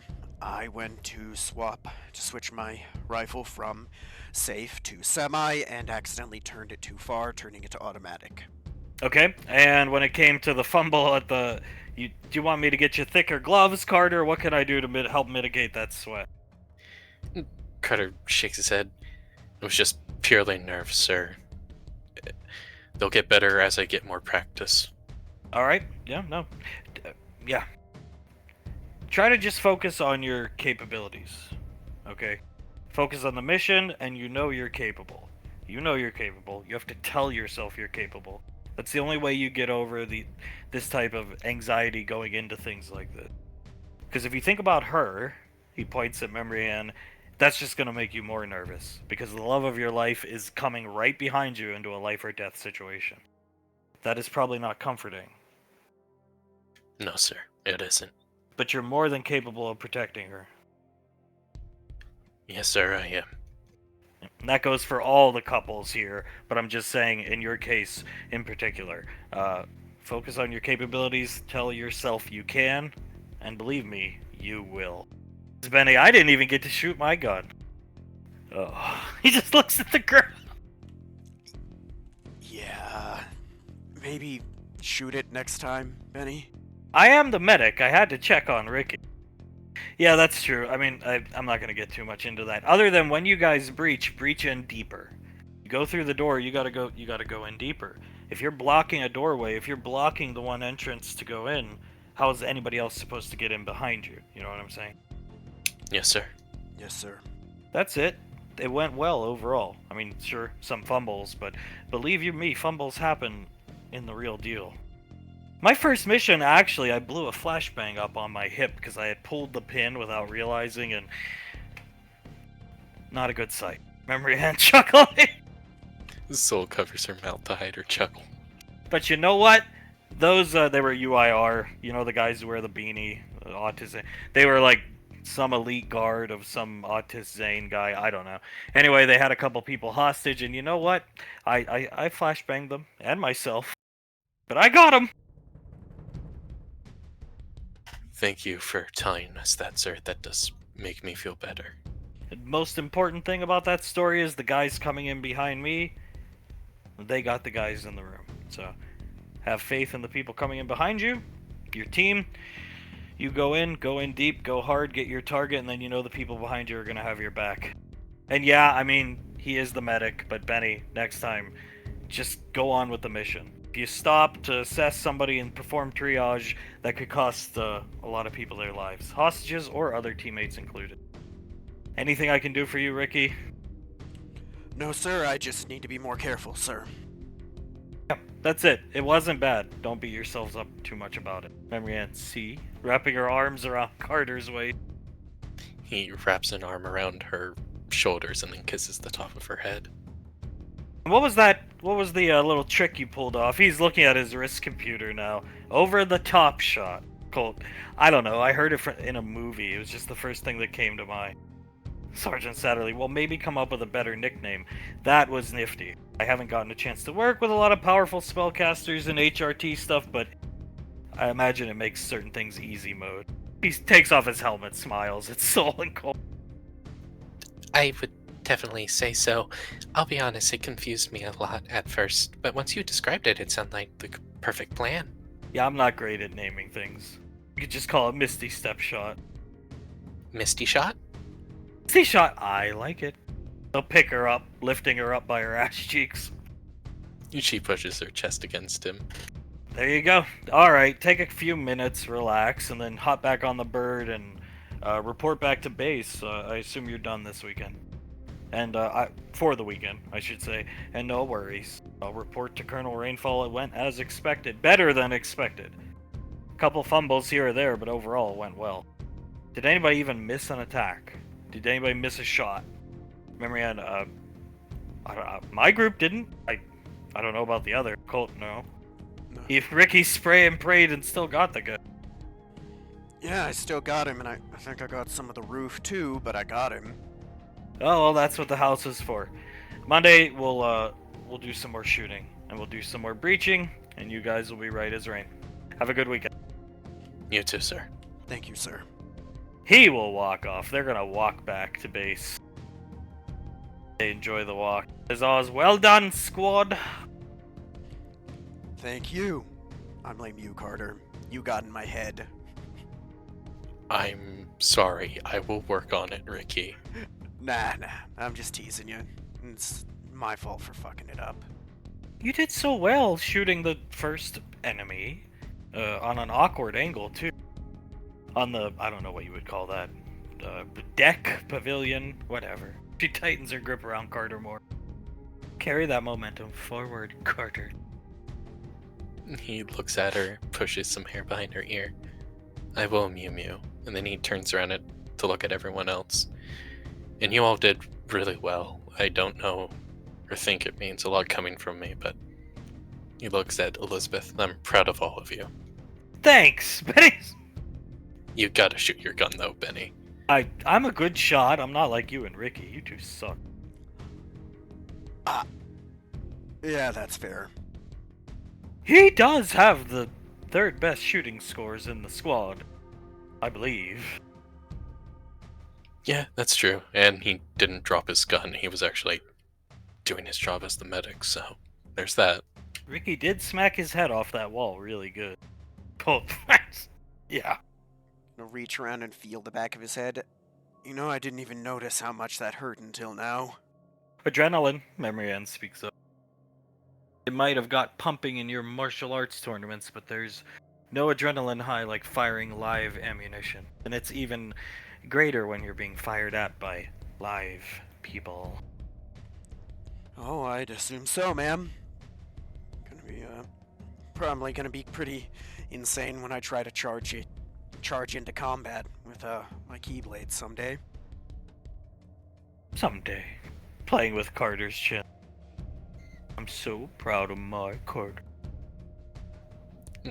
Carter lowers his arm around her waist and pulls her in. And I'm very proud of my Mew Mew. Maybe I'll even sit on your lap when we get back to town. A gift of all gifts, that is. You hear that? She's gonna sit on the pepperoni roll. Laz turns around to look at Oz. I heard that she's been enjoying it more and more recently. Has she? His head's hanging out of the cockpit. Yes. Laz's head comes out of the cockpit and hangs out the other way. Yeah, she hasn't even complained about it recently. All weekend, you said, right? I mean, yes, on the weekends, I'm the submissive one. Carter chuckles. And on the weekdays, I'm the submissive one. It's just fair that way. Plus, she really likes being dominant, so she gets more days. Carter's the boy toy. Soul starts to snicker at Carter.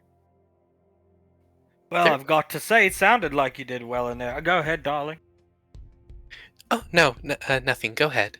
No, I was just going to say, good job. Very good job. Thank you very much, Oz. She smiles at him. And Laz comes back into the cockpit, hugs around his waist, and kisses the back of his neck. And he did a very good job flying the Verdi. And then talking dirty to one another as the kids went to work. I mean, I think that's just the perfect plan, unless we have to give aerial support. Maybe someday. I would like to get my Nighthawk patch. I think working with these Delta guys, we stand a chance at getting one. She nods. Yeah? We'll have to get that for you then. Will you get one too? She winks at him. Your Nighthawk patch is much more important to me.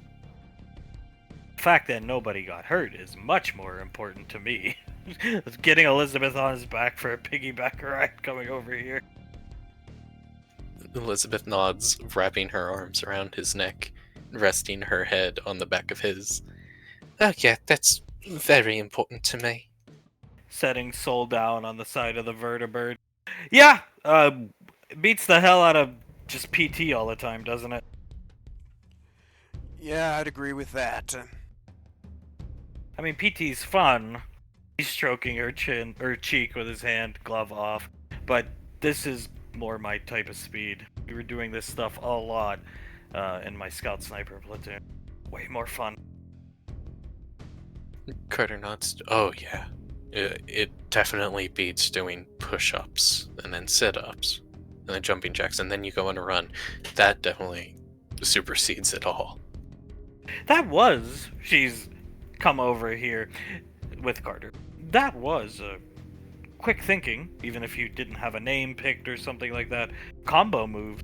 I remember our parents talking about combo move. So nods. Yeah, they used to do them all the time. Like Grandma and Grandpa, they had this one where he activated rocket boosters on his boot, kicked him, and then Grandma would like cut him up. It sounded pretty cool. She looks at Colt, and now we have one of our own. He'll change positions to stand up against Carter because it's the weekend. Maybe we could come up with some as a team squad. Carter nods. Definitely. I mean, first thought that comes to mind, ice is one of the best conductors of electricity, believe it or not. I'm sure the Colonel would allow us time to train and practice. Yeah, I'm 100% sure he would. Well, Any anything that'll get his team working together more fluidly, I'm sure he'd be up for. The best combo move. You take the hand and you do this, and he just puts 2 fingers into his mouth. Combo. Man. It is a very effective combo move. I swear, if any of our enemies were rainfalls, this would destroy them immediately. As Colt just keeps stroking her chin. well, I mean, if only it was a cheat code on all enemies, huh? Yeah, were it so easy. Colt locks eyes with some. Were it so easy? She smirks at him and gives him a kiss. Gonna be a nice weekend. Fun weekend. A very fun weekend as she does like a side eye over to Carter. He looks at Carter, smirks. Marianne, it is kind of... I don't know how to describe it.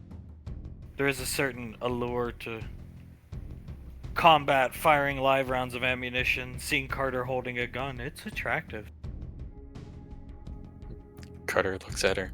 It is? Yes, I think so.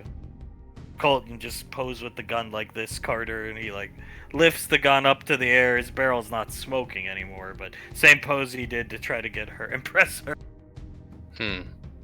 He takes a step back, does that same exact pose. Does do anything for you? I like it a lot. Carter smirks, winks at her. Maybe I'll have to carry the gun on my back on all the missions then.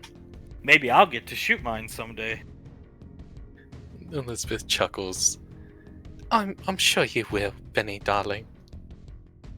The most kills. Ricky? He speaks up.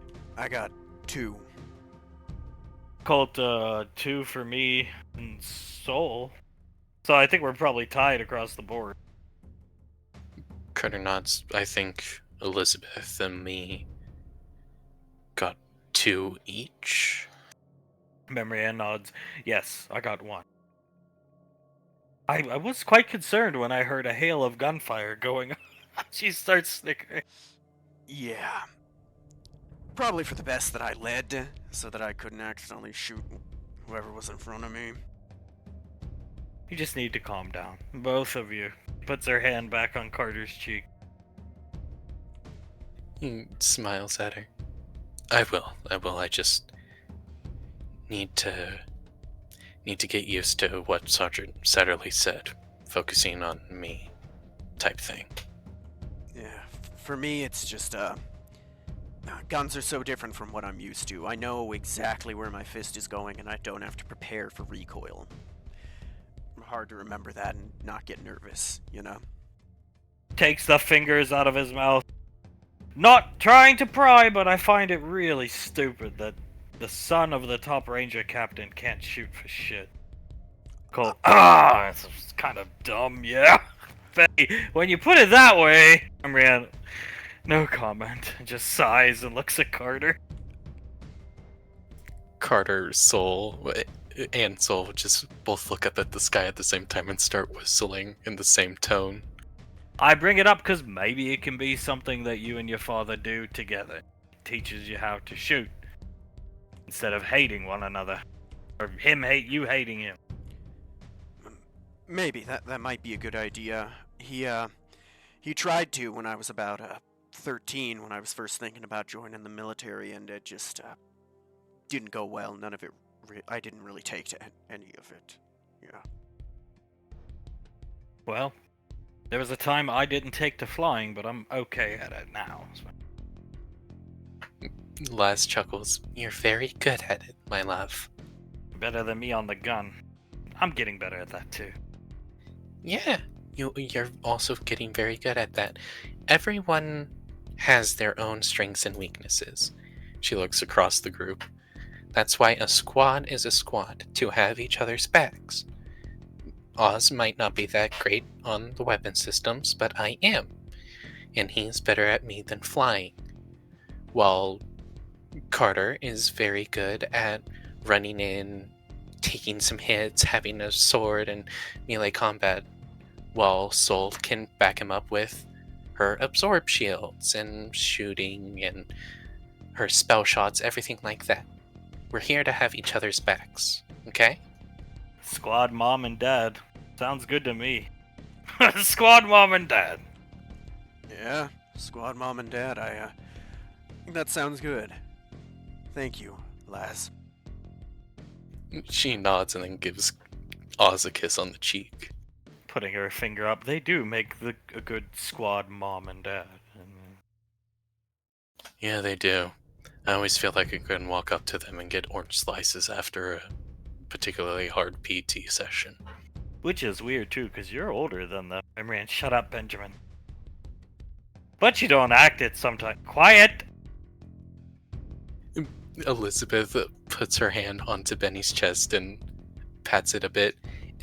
Honey, if someone tells you to stop talking about a certain subject, you might want to stop, okay? He nods his head.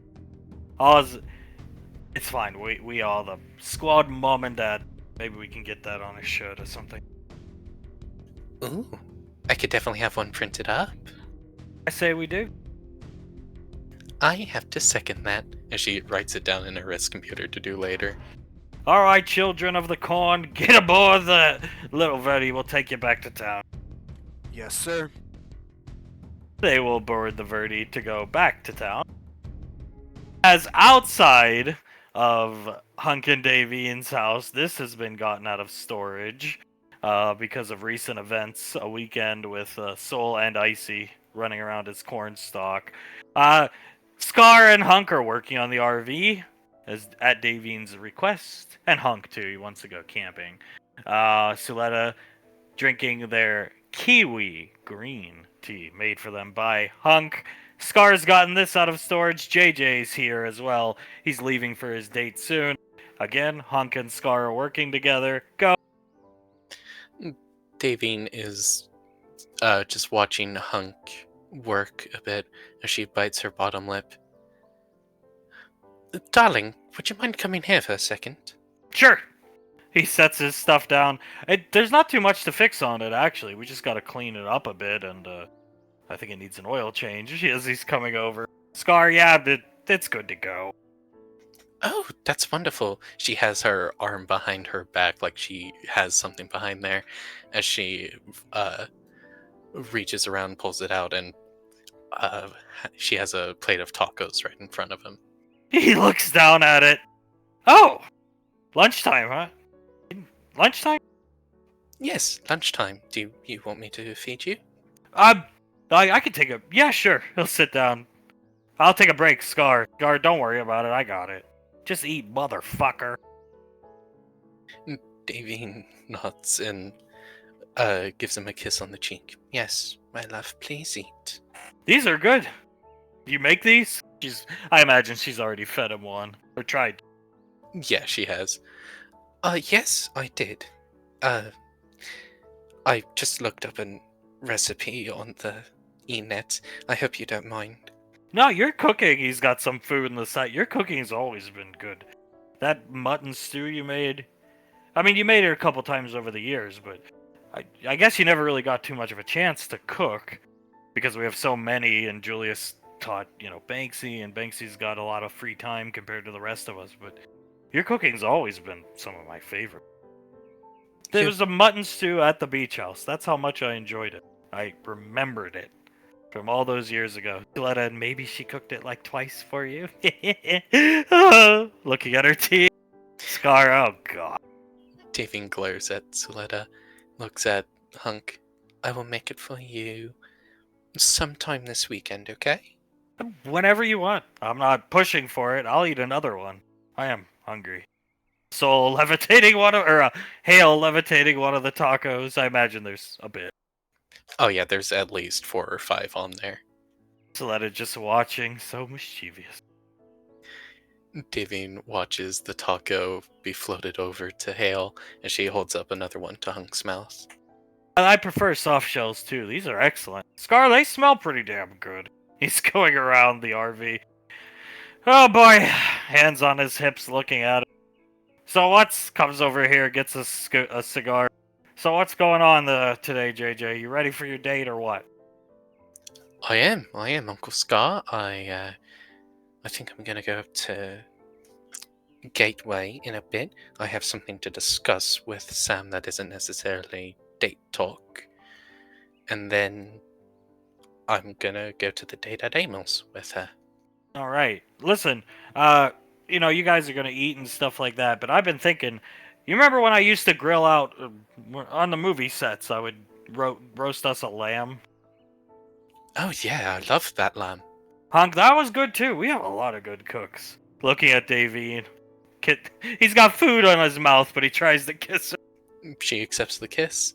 her. Scar, yeah. Well, I think since we're, restarting the PC, the production company, I'm gonna roast the lamb today. So maybe don't overeat on the date, JJ. If you can get her down here. I will get her down here, don't worry. And I don't think we're going to overeat. I had a special menu made that only included her favorite foods. Hot damn, son! Looks at Davey. Davy nods, looks at Hunk. He learned from his father. Hey, I mean, I'm glad you have a good time at Amos. The baklava's made as per request. Just enjoy yourself. I will. Thank you. I'm actually quite nervous. We've gone on a lot of coffee dates. Just this one's special. This is our first real date. Sipping her tea. You will do fine, son. I know you will. You are a very sweet boy, and you really like her. So I know you will do just fine. Yeah, and if a girl doesn't like you, they're not gonna want to go on more coffee dates, and they're sure as hell not gonna pick up their phone on half of a first ring, right, dear?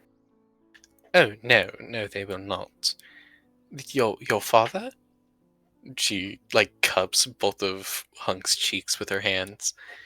This man I would answer on half of a ring for. I would do that for my kids as well, but pretty much anyone else I would have to make sure of who I'm talking to. Pull out every seat for her, open every door. I was planning on it, Auntie. Thank you for the advice there. Just goes back to sipping her tea. JJ just looks at Scar a bit confused. Scar, hands on his hips. The shirt unbuttoned so his chest is exposed, shaking his head at Suletta. She thinks you're gonna fuck this up, you know what I mean? It is what it is.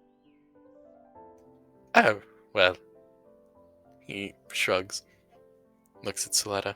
Guess I'll just have to prove you wrong then. Prove it by bringing her here. And Done. don't walk away from her. Please don't, son. I won't. I won't walk away from her, and I'll get her down here. Done and dusted. Meow. JJ looks at Mr. Snuffles. What did he say, Auntie? Don't fuck it up. He gives Mr. Snuffles a pat on the head. I won't fuck it up, don't worry. I have faith. Thank you. Thank you all for having faith in me. It truly does mean a lot. I'm gonna make sure everything goes well with this date. And I will hopefully get her down here. I would prefer you and her, come down, be here for the production meeting, but just go and have fun. Don't worry about anything going on here. And we'll most likely be at Scar's place by the time you get back, given the time you have the restaurant closing down, so you know where to find us. But don't hurry home. Have a good time. Okay, thank you, Dad. He smiles at him, then looks over at the suit of armor. Are you really gonna give that to Sol if she kicks Carter in the nuts? I'm just gonna give it to her. I can't say no to her. That's why I fetched it out of storage. I'm just gonna give it to her. After I roast the lamb and she's so cute when she eats and she gets her face all messy. And then it's adorable when Colt cleans her face off for her. This always happens when she eats. Even when she was a baby. So, I'm just gonna wait for the perfect moment and give this to her. Well, that's very kind of you, Uncle Scar. Just hope it doesn't promote the type of behavior it did in her mother. Because her mother almost died wearing this. So, yeah. Oh, bad memories, dear. Looking at Davy. Davy just looks down. That's when she punched me in the face. Ha ha ha ha ha ha ha. Well, Now, well, Letty, you know what? I was right in the end. She did almost die, and I was trying to keep her away. no, she was a complete moron. I agree. But she did it for love. The complete moron, but it was very sweet when I think back on it. It was a pivotal moment. The hooligan put her in her place, and she finally stayed on the ship. Yeah, that was a problem. That was a problem since they first met. Ugh. I bet it was. Pequod, I love her so much, but she always seemed the type to be just the smallest bit, hard-headed. You could say that again. Jesus Christ. You know, some days I am eternally grateful that I am Carter and Soul's godfather. But there are some days I'm confused as to why I was picked. You know what I'm saying? Because I knew the woman for like less than a week. Suletta, sipping her tea. But I'm grateful, and I've tried to, take an interest in my godchildren. We think you've done an excellent job. Holding Davine's hand, eating a taco. Davin smiles at Scar. Yes, you have. You've taught him many valuable lessons of how to fix things, electrical work, how to change a tire. And you were always very nice to not just all the girls, but specifically Soul as well. Yeah, but why did she pick me? Because you had brain damage and you were funny. Amusing. Ah, makes sense. Yes, you were carrying around a teleprompter, and you would only say things like nice pretty constantly, as they can hear JJ start to laugh. Yeah. That brain damage was something else. They had me on meds, JJ, and then Nicole kind of got a power creep or something. I won't claim to understand spellcasters. And one night she just put her hand on my head and healed me, and it kind of all started coming back to me. And I thankfully got off those meds. Well, I'm glad you did, Uncle. I cannot imagine you like how you were just described, though. I remember Nicole and Pequod arguing about that. It was like Nicole was like, "I'm gonna fix Scar." Like Pequod was something like, "Don't do it, don't. He's better this way." You fucking believe those two? Yes, I remember that quite well. They argued over fixing his brain trauma for like 45 minutes in the gym. I think were you waiting to get in? Kisses Davine's hand. I think she wanted to go in and work out, or they made her leave because they annoyed her with the arguing. Yes, that's what happened. I was working out that the two of them came in. I believe they wanted to get my opinion on it, but they never asked me. And then I just left the gym and ate in the kitchen. Well, all things considered, I'm glad cooler heads prevailed and Nicole healed me. I'm eternally grateful. I'd hate to be fucking teleprompter Joe. You know what, Uncle? I would hate that for you too. Imagine me walking around Rainfall Lane with a teleprompter in the back of my goddamn golf cart. Julia or JJ just starts staring at Scar. Whatever did happen to that old teleprompter, Uncle? It's down. It's sequestered away, hidden in the storage units down in the, the underground bunker that runs throughout this place for fucking ridiculous amounts of miles. It's down there in a room. I know where it is. I and only I know. I didn't even tell Patricia where it is. They used to have that shit on display at the apartment. After my brain got fixed, I realized they had that shit up to laugh at me. It's all in good fun. JJ starts to snicker a bit, then he shakes his head. Damn it, I was really hoping I could find that teleprompter and tie it to the back of your golf cart. Well, I tell you what. You get Sam down here, and I'll let you do it. I'll show you where it is. Maybe there's something down there that'll impress her. There's tons of shit. That apartment was a fucking clusterfuck of the most random stuff. A lot of Malcolm, then you had a teleprompter, the Amalco. It was actually just a lot of Malcolm now that I think of it. Malcolm. I mean, I had to eat my goddamn oatmeal every morning looking at that son of a bitch. To let him. Yes, we had those pictures up in the kitchen for a very long time, and then they were moved elsewhere, probably by Julius, because Lorelai came up so much. Yeah, and then when I know you remember Julius and Pequod's house. They had all their memorabilia up originally in the house, and then Scar cuts him off, and then Scar said it's going downstairs, and it went downstairs. JJ's chuckles. You know what? I think I do remember just staring at a really creepy picture of an old man staring at another similar looking old man and being really confused when I was about 5. Patricia thinks she's smart, smarter than me, that's for damn sure. But her and Julius tried to pull a fast one on me years ago.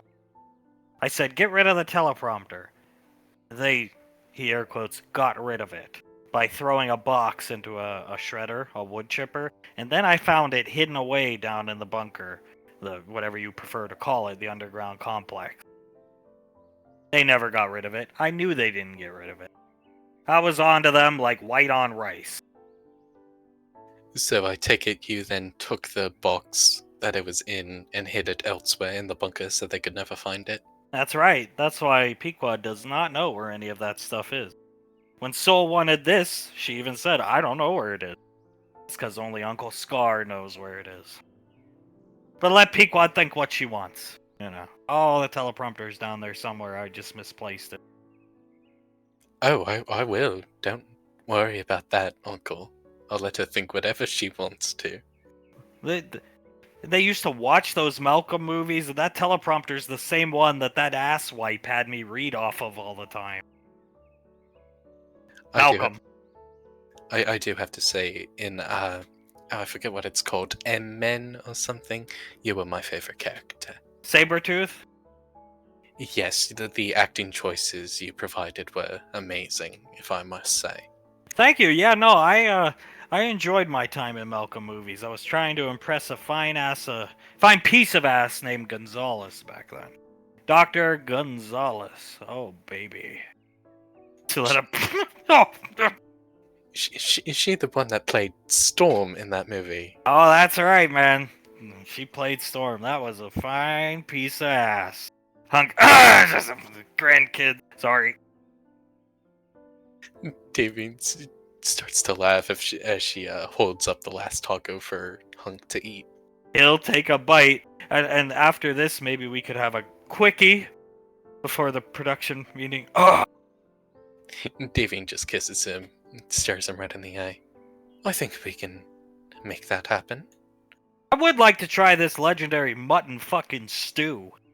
Suletta, it was good. She cooked it like twice in 20 years. I will cook it this weekend so everyone can enjoy some. All right. I'll catch you a rabbit. I mean, you need probably a lot. There's a lot of mouths to feed around here. Definitely more than it usually calls for, which I believe is 2 rabbits. So maybe 6, since there's just so many people. All right, I'll take care of it. Thank you very much, Scar. Hey, JJ, you showered and everything? You're ready to go? You're clean? You don't stink or anything like that? You got deodorant on? Yes, I know how to take care of my personal hygiene. Well, I know it's just if you get nervous, you're gonna sweat more. And then, you need to make sure you're good to go. Hunk, yeah, that's true. That is true. I would sweat a lot in the early forays between me and your mother, son. Luckily, it was hidden because we were mostly sparring in the gym. Yeah, and then when we really started hitting it off, I like to think our first date was at Tommy's restaurant, even though she got up and she ran away, walked away. Oh boy. But anyway, yeah, we had a good time, but I was sweating the whole time. I couldn't even really tell. He was under a mask at that point. Yeah, and I had gloves on, but my hands were drenched. Actually, didn't you take off one of your gloves to hold my hand? I did, yeah. I wiped it on my BDU pants though before I put them. Well, thank you for that, my love. She kisses his cheek. He smiles at her. I go, all right, JJ, go swing for the fences. Good luck.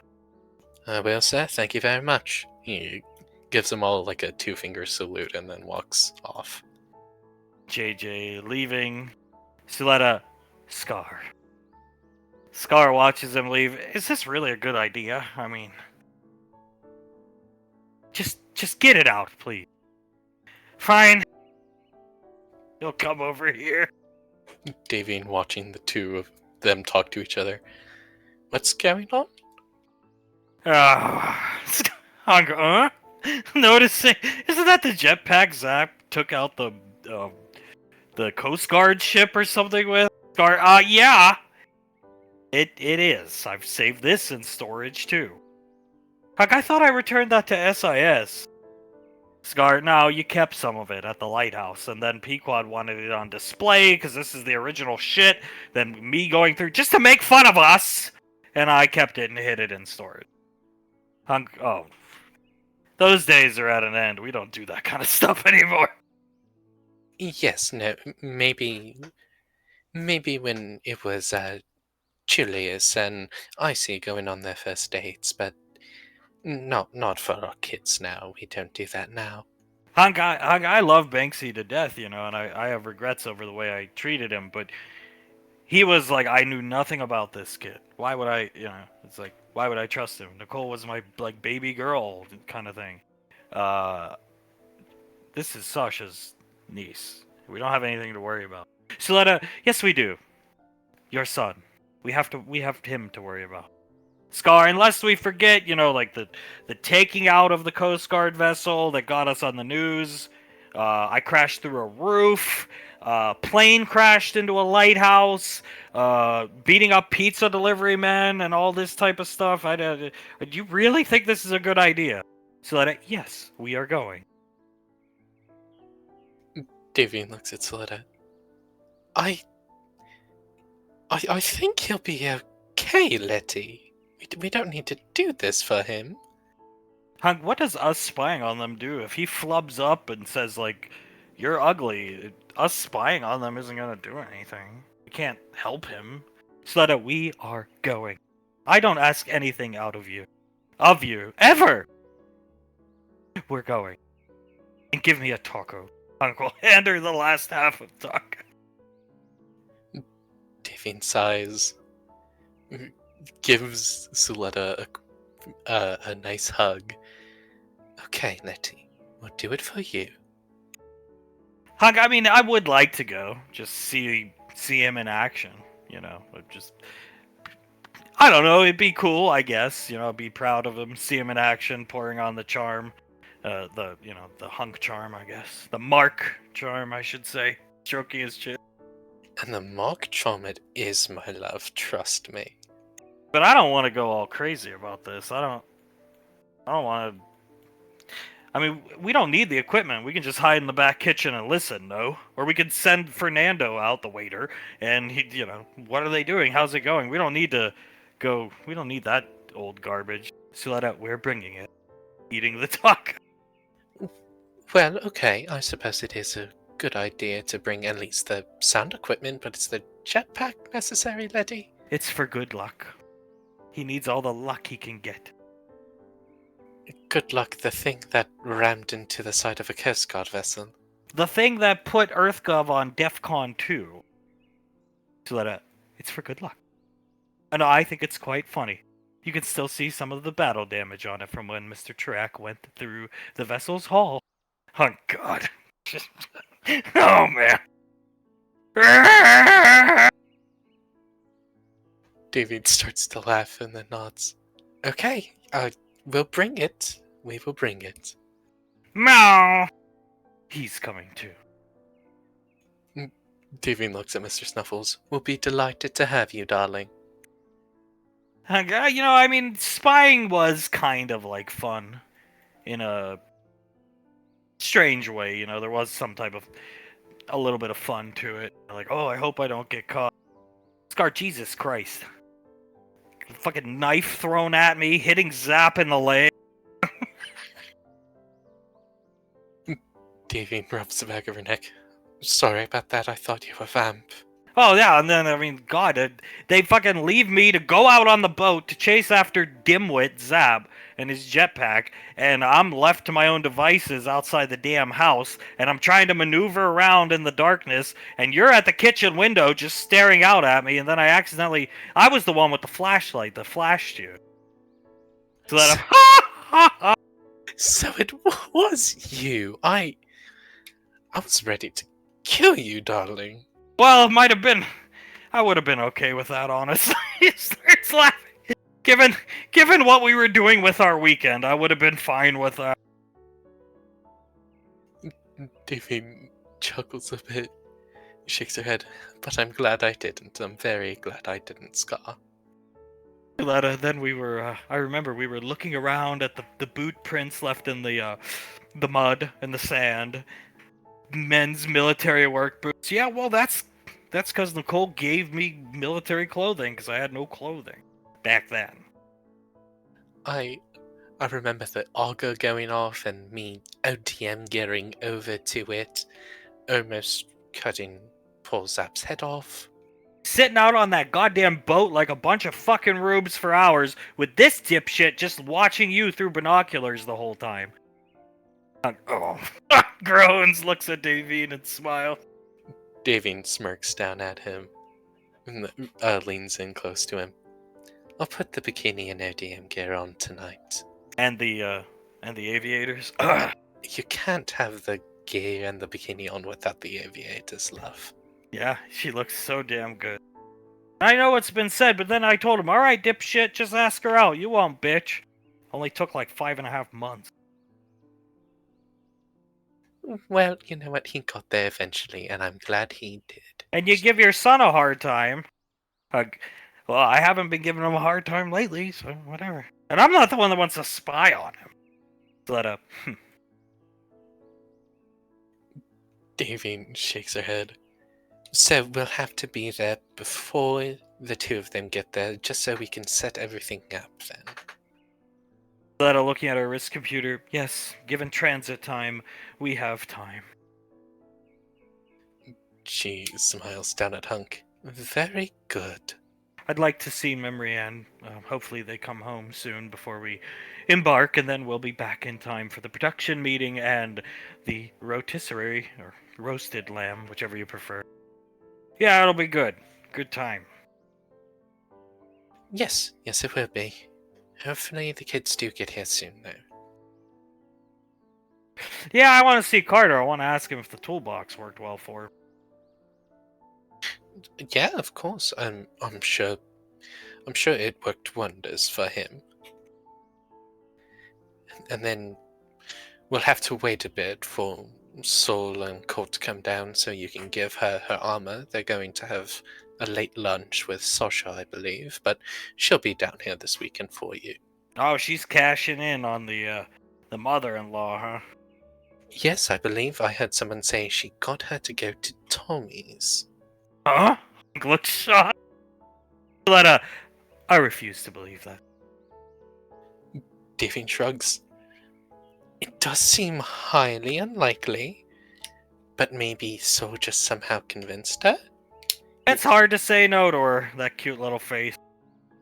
Yes, maybe she did that thing where she looks at you with her eyes and they somehow magically widen. Like that one. Points over here. Yes, exactly like that one. The two of them, Saul and Hale, are probably going to get into quite a bit of trouble. Oh, I can only imagine. Lest we forget Cornstalk made his appearance after how many years last weekend? Suletta, Memory Ann knows the polymorph as well. We'll be seeing more of Cornstalk soon. Oh God. Thank you for dredging up the no anarchy allowed sign. It is. No problem. I'm just shocked that we haven't seen Arnaki. Figured like Nicole would teach them, no? Siletta, she didn't teach them Arnaki yet because it's very clearly Ricky, the boy Ash's son's father. She starts.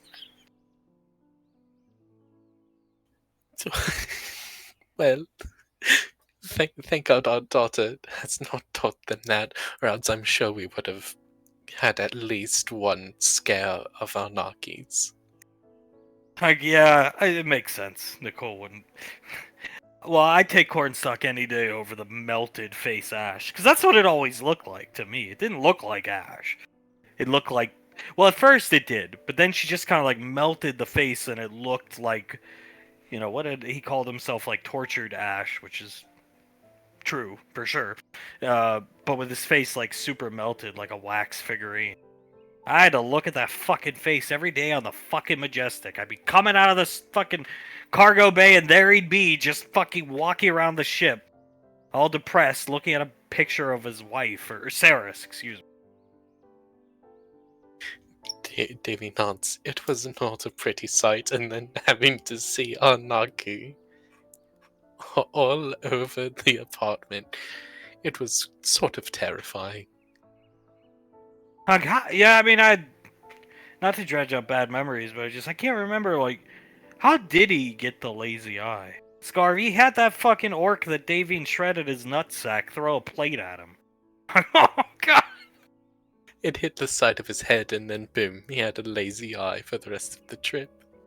I thought I had it bad missing the eye. I was better off, really, if you think about it. Yeah, you were.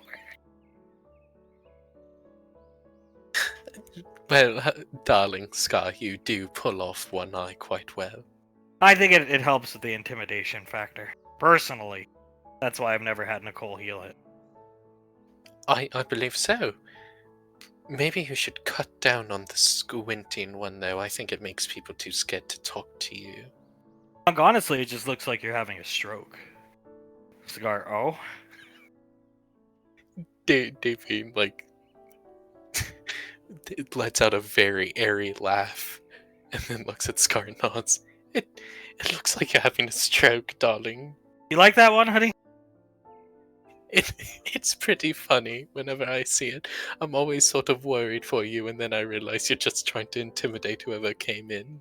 The first time you ever did it, Sonny thought you were stroking out. I remember seeing you running to the nurse's office. I was like, what are you doing? He was like, Scar's having a stroke. No, he just does that to intimidate Carter. Oh. He starts buttoning his shirt up. So maybe not that one anymore, but this eye does it help quite. All Leogans do it, though. It's how we assert dominance. It's how the leader of the pack is chosen. It's a stare-off. To let it while you look stupid. And last I checked, none of the boys the girls have brought home are Leogans. Yeah, maybe. I think you do just a fine job being imposing in your normal Scar fashion without the stare off, darling. Yeah, please. We're gonna start The Rock, the movie. Don't be doing that as General Hummel. We want. This is Davine's Rainfall's return to directing. We want to hit this one out of the park. Yeah, all right. When you put it that way, I'll lay off of the stare off. Thank you, darling. Thank you very much. He keeps buttoning his shirt as Hunk kisses Davian on the cheek, flashing back to the town. And the kids have made it back. Oz and Laz up on the roof. He's handing her a Rice Krispie treat he's opened up. The rest of the kids down here relaxing in their casual attire. Carter is sitting on the seat looking up at the sky. Maybe I do just need thicker gloves. Memory and Command Sergeant Satterley will get you them. Whatever you need, he'll get. Same for you, Ricardo. Make requests. Delta Gear is top notch. Especially this Delta unit. They're under the Colonel's command. He gives us the best, they get the best too. Okay. Uh, I wonder if there's a way that I can make the safety a little harder to turn so I don't accidentally do that again. The Delta men have the Delta unit, have their own gunsmith. See to it. Or, since you get to take the rifle home, Colt, since it's your rifle, Memrian, have your father help you with it. He's gonna start rubbing the back of his neck. I'll think about that, yeah. It, feels like it's too soon to ask him something like that if we're trying to play nice. Memrian sitting on Carter's lap, very relaxed. If you say so. I mean, 2 weeks ago I tried to fight him, and then last week I was arrested for driving drunk. I don't think I'm in much of a position to ask him for help. A good parent will always help their child. Elizabeth looks at Ricky. Up until a couple months ago, I hadn't spoken to my parents in months, and yet I still went there and told them and talked to them, and we're still family. You need to actually attempt to change. You're not gonna do that again, are you? No. Like my mother said, I need to talk to them, and I want to talk to them at least once a week. Through Good, because call. that was really dumb. Yes, very good point. It was extremely stupid. He starts rubbing her shoulder. She lays her head on his chest. Yeah, you're right. It's new to me to be trying. All right, I don't know the right way to go about it. I'm just kind of feeling it out as I go. Fair enough. Just keep in mind what she said. It is true. You need to attempt to change to actually change. All right, I'll ask him if he can maybe teach me in the future. You should. You're learning how to shoot. It's common grounds. You come home. Dad, I got this from Delta guys. Dad, knowing, since he's the top ranger captain, she says, laying back onto Carter. Rub my sides, Carter. He does. He'll know Delta's reputation and be proud of you for receiving that rifle. Yeah, I guess so. And, for anything I could have said about him, the old man is, more knowledgeable about this kind of thing than I think I'll ever be. Memrian nods her head. Soul looks at Ricky. And then, eventually, if you're comfortable with it, you can ask him to teach you how to shoot a bit more. The training you're getting from Delta and Memrian and Colt, it's all wonderful, but your dad is one of the best shooters in the military. Yeah, if I can learn from anyone, I guess it should be him, if I actually pay attention this time. Colt points to the sports car. Wonder who got that unimpounded. Surely wasn't Mr. Wiseau, since the cops aren't fond of him. Yeah, he also is the reason I didn't stay the whole week in jail.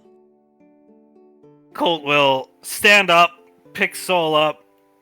We have lunch to go to, so we're gonna go grab our things, because then we're going back to Rainfall Lane. Take her this way. See you guys at Rainfall Lane. Rick, see you Monday. And if Soul wants to say anything. She just waves at him. See you Monday, make sure to have fun. Colt taking her to the elevator. Just tired of hearing the daddy issues. I want to get going. He shrugs and smiles. I'm sorry, but She smiles up at him. It's okay, I understand. he's gotta make progress on his own. Unless you want to go back and listen to it. No, we've all given him our own pieces of advice. It's up to him to use those pieces of advice. And if we go down now early, we have like 30 minutes. We could play Footloose for a while down there before we go to see Mom. What a wonderful idea. You know what? You just have such a beautiful mind. He picks her up as the elevator goes down. Can I start taking off the shirt now, or you want me to wait till we're fully underground? Take off the shirt now. And he starts taking it off. Memory and they get to go have lunch with the Ranger General. Yeah, well, hey, we get to go sit in on a production of Rainfall Productions. Meeting, that is. That is true. She smiled. I mean, I think with my association with Tommy, I don't know if I'd want to have lunch with the Ranger General, so I think you guys are doing the more fun option. I wonder if Mr. Wiseau will be there. He is part of the production company. Well, yeah, he is a producer, so I think he would need to be there, especially if, I don't know what they're planning, but if they're planning a movie that includes him in it, he would need to be there. Memory Ann nods her head. Benny, I'm excited. I can't wait. I get to hold the boom mic. Memory Ann, yes. An illustrious job. Hey, you can't make a movie without a boom mic, right? Very, very true. She just looking at Benny with a smirk. Elizabeth, a smile emoticon pops up. And I'm sure Uncle Banksy has taught you quite well at it, and you are going to be very adept at it. I hope so, because I do not want to act. Really? Why not? I don't know. He shrugs. Just not my thing. Behind the scenes is cool. When I would watch the Rainfall movies, I would always watch the little featurette behind the scenes stuff first, then the movie. Memory Ann, I often did that as well. Even though I was on a lot of the sets with a young Carter and Elizabeth, but yes, they were always fascinating. Yeah, they were always fun, and then you got to see everything from a different, I would say, more professional perspective than just looking through the set in a child's eyes. Except some of the docu-pieces they did where Samuel was in charge of doing the behind-the-scenes camera footage, so it was just mostly footage of him and Fredwick and Krellin eating from the snack table and doing just the most random things. What movie was it that Samuel was in charge of the behind the scenes? That they just did an interview between the three of them with Samuel asking the questions for like 2 hours straight. Jaws. None of them appeared in the movie Jaws either, which greatly upset Grandma Davine, Ricardo, and then they had to go back and produce an actual behind-the-scenes featurette of the movie, which was released on Rainfall streaming network. You know, I see why you call these guys the Three Stooges. Well, you saw... Technically speaking, you did see them. Krellin and Samuel ride... How does the Snuffleupagus suit work? It's Samuel in the back and Krellin in the front. Clearly, because he can't see. But yes, that's their general MO. Benny sure seems that way, yeah. They're kind of goofy. Elizabeth nods. I'm surprised you didn't hear Krellin say, "Why finger up butt, Samuel?" Why finger up butt? She starts laughing, yeah. Yeah, it seems like there's never a boring second with those guys around. They are the strangest, holding her index finger to her thumb, pairing of individuals. Samuel, from my limited understanding, is an ancient automaton from some extinct alien race that was allies with Krellin, Star Children alien race. And he is more advanced than anything EarthGov has in terms of automation, robotics, combat synthetics like the ones we encountered. The creepy ones and the disturbing man. Anyway, and then there's Fredwick, who to my understanding is just a weird android who is fat and was holding a dog hostage. or something like that. And then there's Krellin, who is pretty self-explanatory.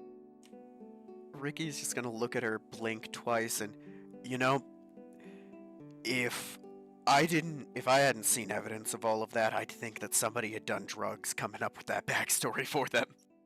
I spent a lot of time with them as a child. I enjoyed my time in the children's productions. I did.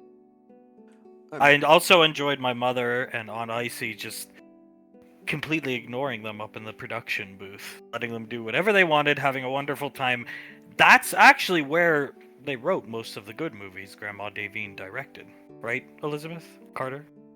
Yeah, that's what Auntie Celeste had told me at least. She would write the movies out, hand them to IC, she would help write them as the Three Stooges were working on any of the multitudes of shows.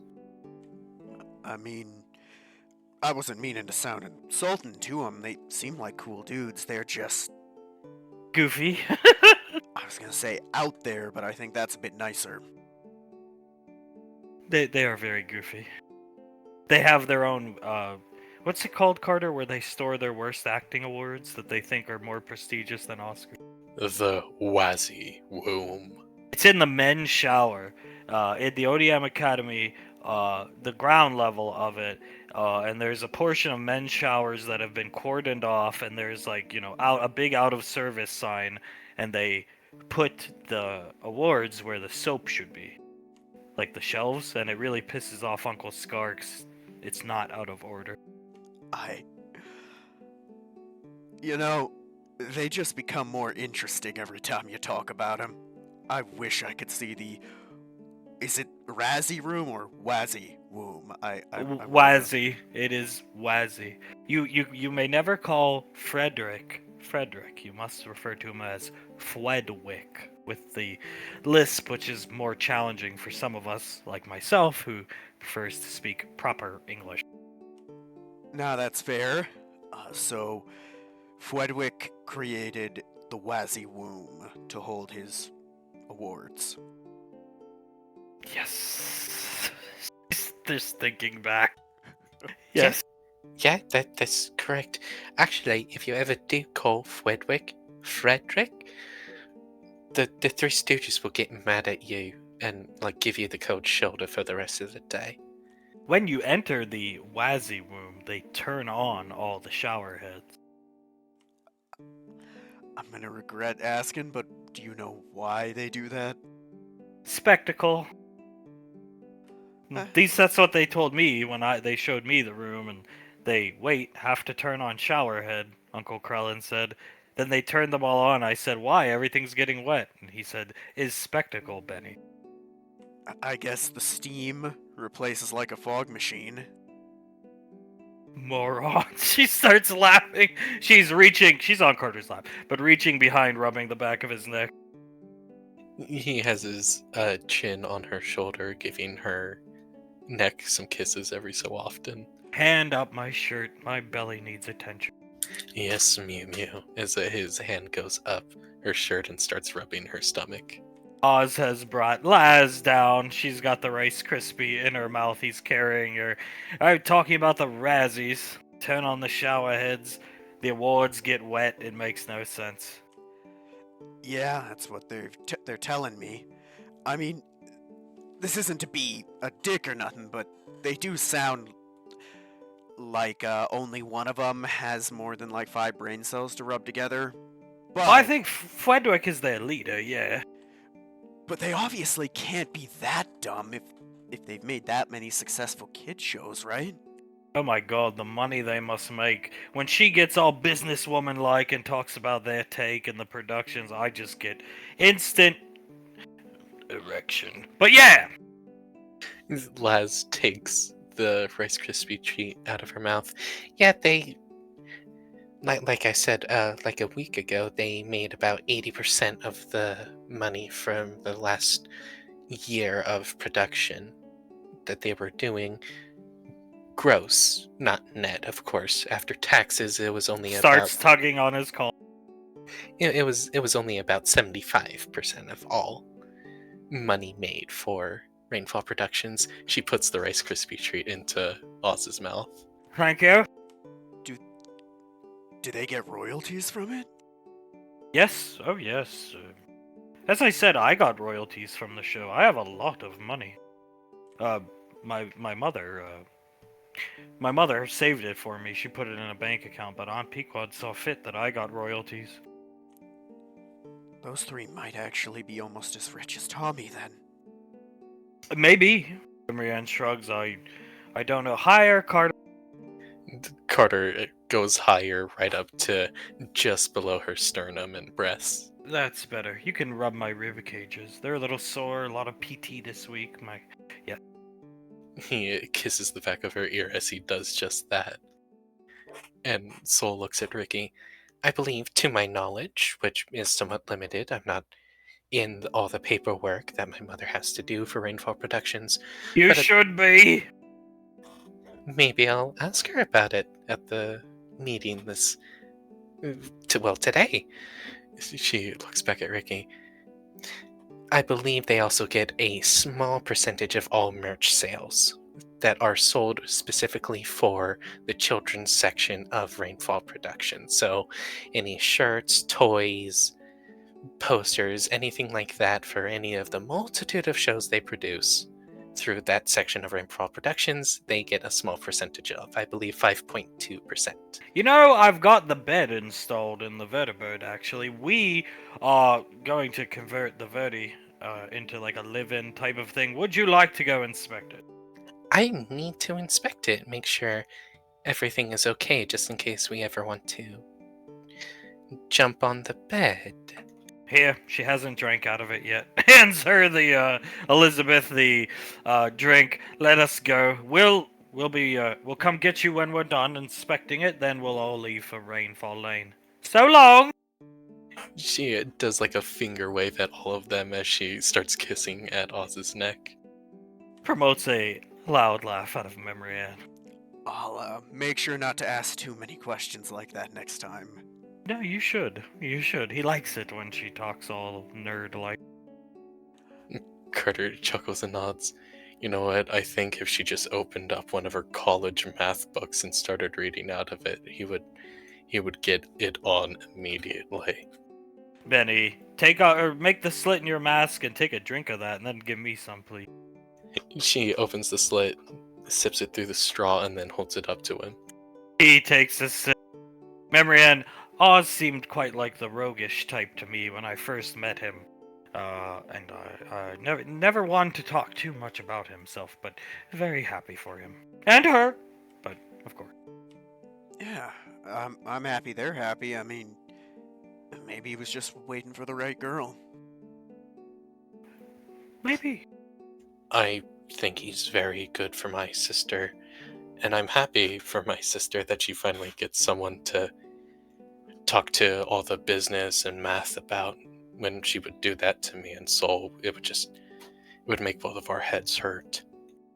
Business and math coming up here. He's drinking a beer. Two things I know jack and all about.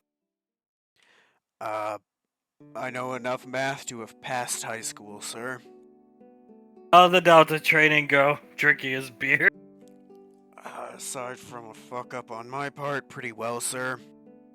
Good. Just make sure you guys take it serious. As serious as possible.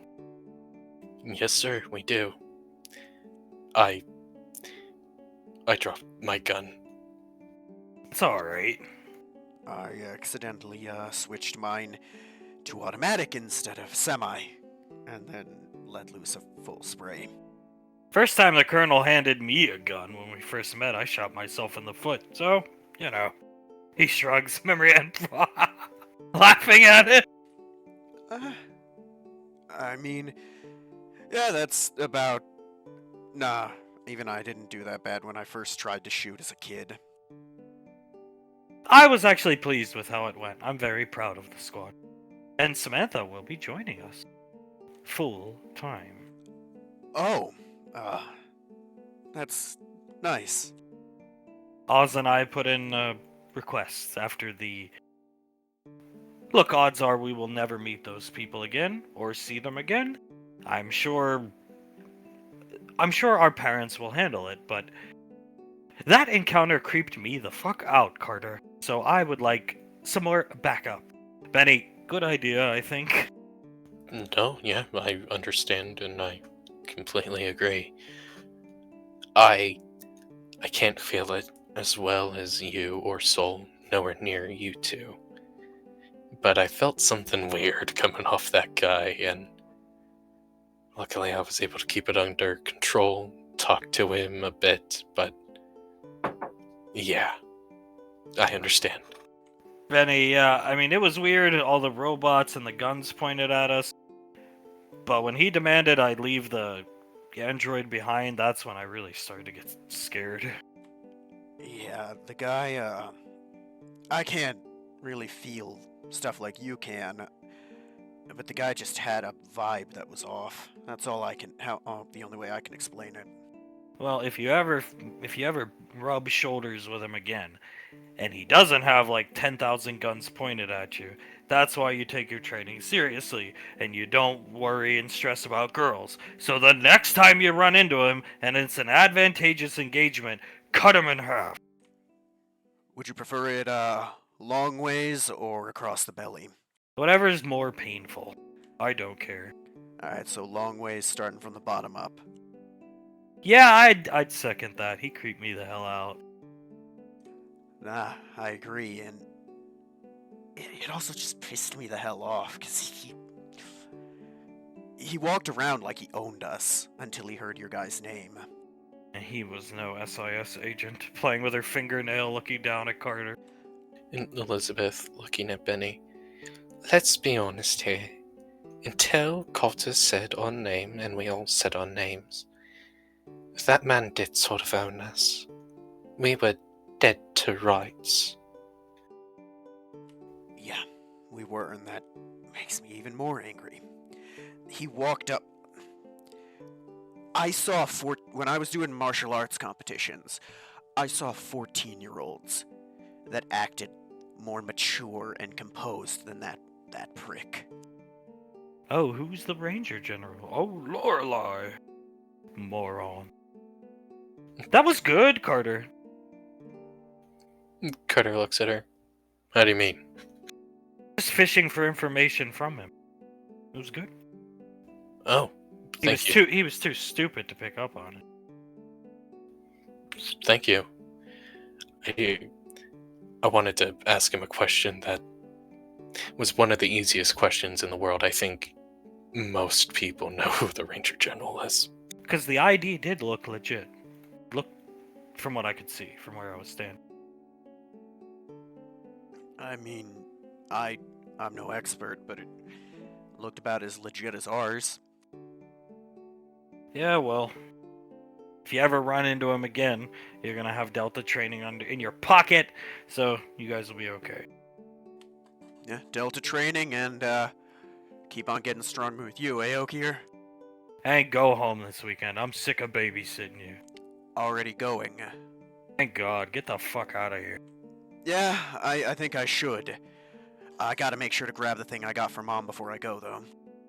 How are you getting home? You want us to saddle you up for a ride? Okay, or Bash? No, Mr. Wiseau came by. He said he was gonna give you a ride home, Rick. It was early this morning. Oh, really? That's sick. I need to thank him for that when he gets here. Appreciate it. Suppose we'll see him at the production meeting. I miss him, actually. We don't see him as much anymore. I guess when he was in his throes of trying to play Cupid. Which he overdid, in my opinion, but I appreciate it. Oh, that poor man. You think he overdid? He tried to steal a Lockheed YF-12. Well, he tried subtly at first. He took us to the supermarket and it just kind of blew up in his face. I could hear him yelling and yes, before I had left. Yeah, he was quite upset about how it went when we went to the supermarket and to St. Buck's and the mall. He felt it wasn't happening quick enough. We put that poor man through hell.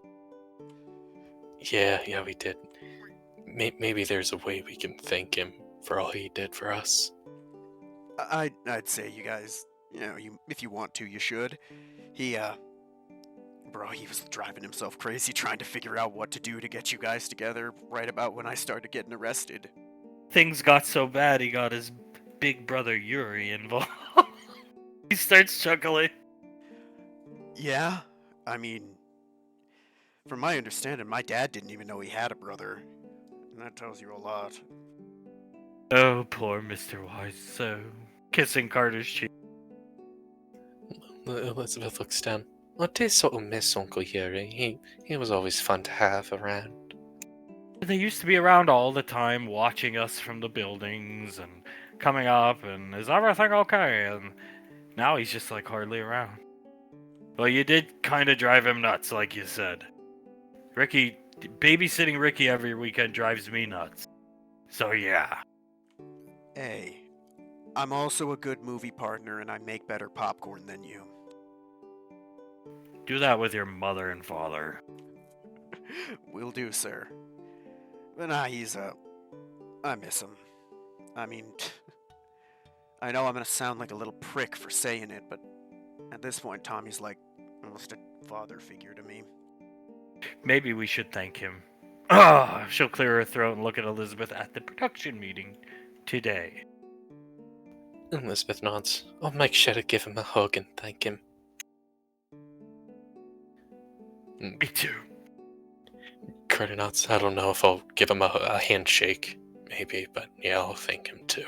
Oh, just hug him, Carter. Fine, I'll hug him. Maybe if Yuri doesn't come, maybe we can throw together some kind of sweet snack for him. Feel like food would be the best way to thank him. Hard man to shop for, I'd imagine. Bash says, because he's, yeah. Tommy's brother probably got a lot of money too, yeah.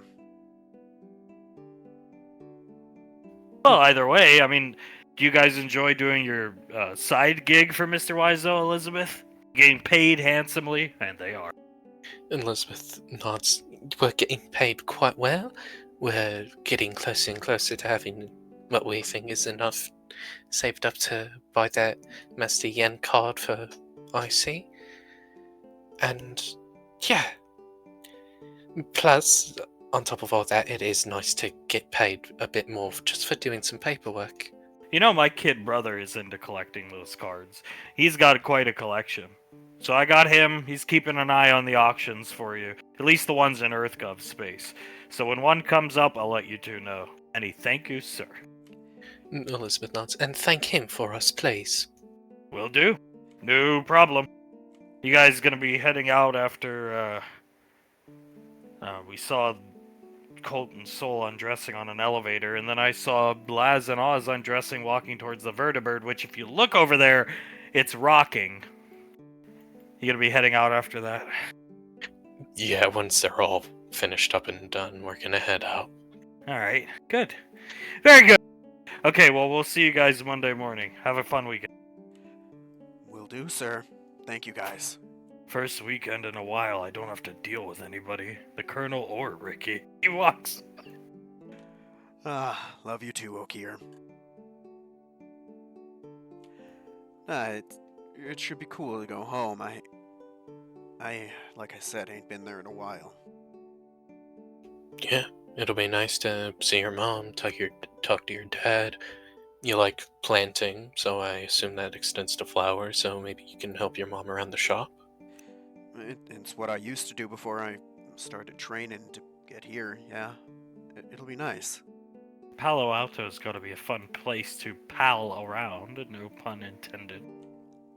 From what I remember, yeah. I mean, God. It's weird. A lot of other places in Southern California, they get hot. There? Rarely gets above like 80, even in the hottest part of the summer. It's crazy. Inducted into the... I'd like to go, actually, Carter. You still need to spring that idea on Soul about the band. Right, yeah. We weren't able to last week. Maybe I'll do it this week. Band? Yeah, once we get out of the military, I was thinking of starting a band, and I was wondering if Soul would want to do so also. I'd help out. I mean, sure. Elizabeth nods. Anyway, I can help out. Just ask. We'll pitch the idea when later today. I assume when she gets home from her late lunch with the Ranger General. Yeah, when she's back home, we'll pitch it to her. And honestly, unless any of us know how to play drums or make a good enough rhythm that matches up with a melody, it sort of can't work without her. She'll probably say yes. I don't know anything about music, but I always wanted to be in a band. Does that help? Remember? All you need is a want to learn, and we'll do just fine, Benny. And with my teacher, Miss Suletta. Yeah. Oh. Yes, she can't teach you the drums, Benjamin. Or any instrument for that matter, but I'm sure she will be there to morally support you. Well, I hope the band works out for you guys. When you make your first album, maybe I can snag a copy from you. That's a long ways off. It's a out of military plan. It's a ways off. Yeah, because, well, if I wasn't gonna start a band, then I would probably just end up as an electrician or a cashier at a fucking store. That Uncle sounds terrible. Scar's assistant? Oh, yeah. Assistant handyman around Rainfall Lane. I could do that. Assistant to Mr. Dangerously. Scar E. Dangerously. She kisses Carter lightly across the lips as going back to the office. Her JJ's come through the office here, hearing them just talking small talk amongst themselves, mostly laughing. They are watching reruns of Fledwick's Clues, Honey's Clues, all of Fledwick's shitty fucking shows. Just remembering how horrible they were. Sasha, there's Samuel's goddamn hand, and you can see the light from his eye, or whatever you want to call that thing. And that's the only thing you really can see, where the light from his eye goes, because neither of those three morons know how to light. I see. Julius with his head in the desk, laughing. JJ walks up behind him. Oh man, is this Samuel the train engine?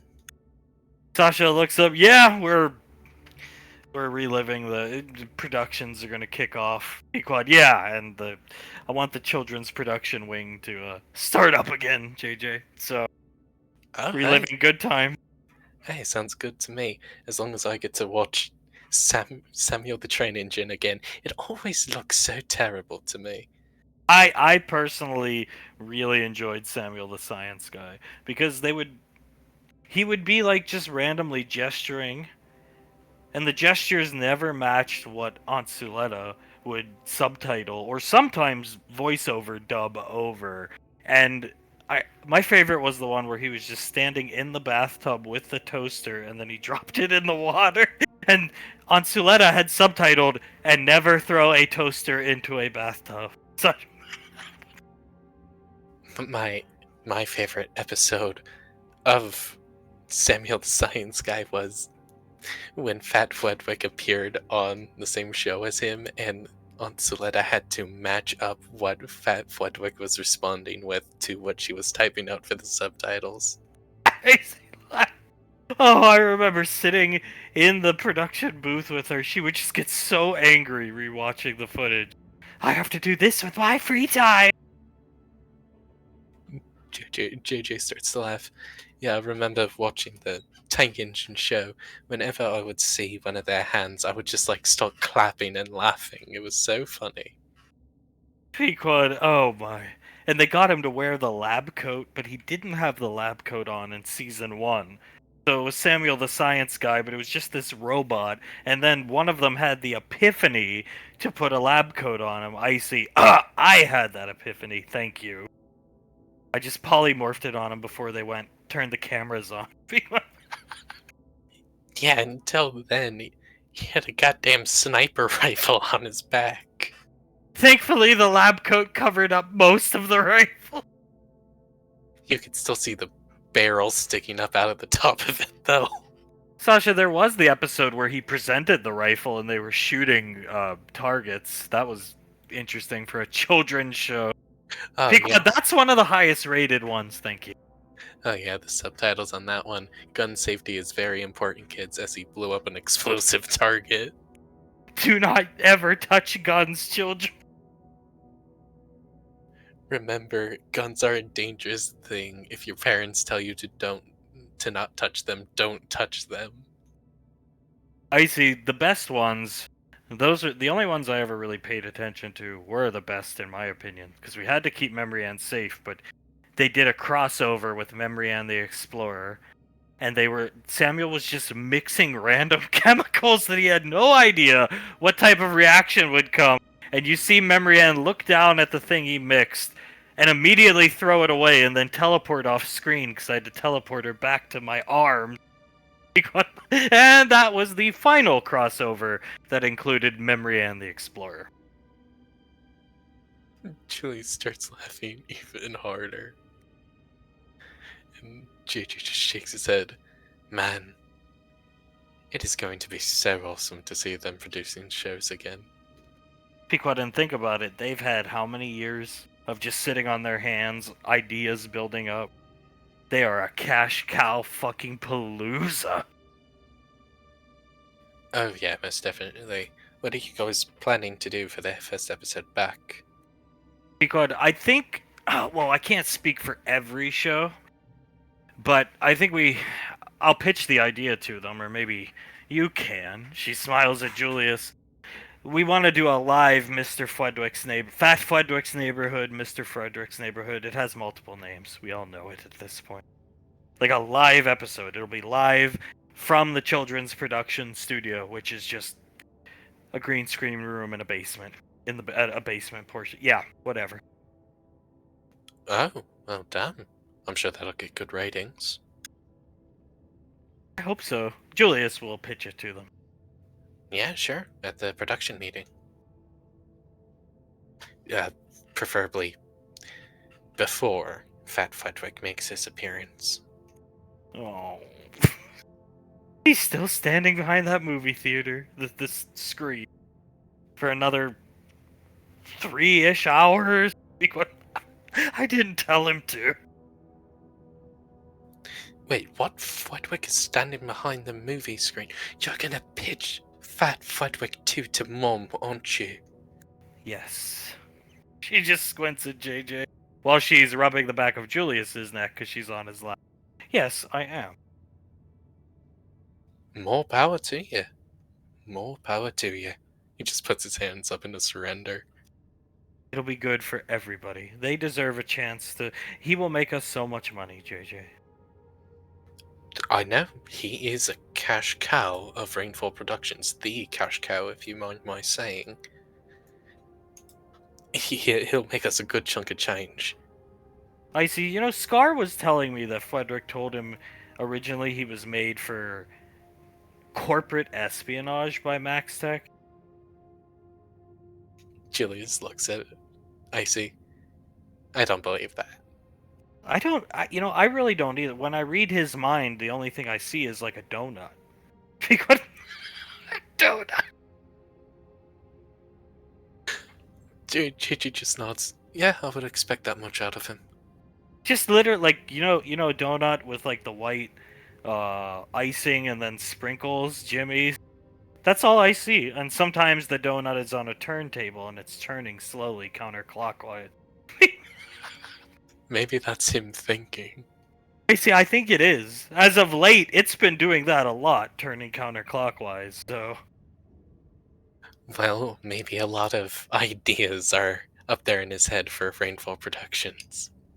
Pequod, a lot of ideas that are going to make a lot of money. And that's why that motherfucker we need to pitch Fat Frederick 2. And then Fat Frederick 2 again. Sasha, again. Just nods her head. 2 again. So 3. Yes, but this is again. This is what Frederick wants. He is the star. I see. Yeah, that's one way to put it. Fair enough. he just starts to laugh. Pequod, so you ready for your date? Yes, I am. I'm going to do everything in my power to make the best impression for her. I do have something small to speak to her about, though. Pequod looks at a wrist computer, and you showed up to Gateway early. Points for showing up early, good boy. Yes, ma'am, thank you. You're ready, willing, and able, aren't you? More than ready, ma'am.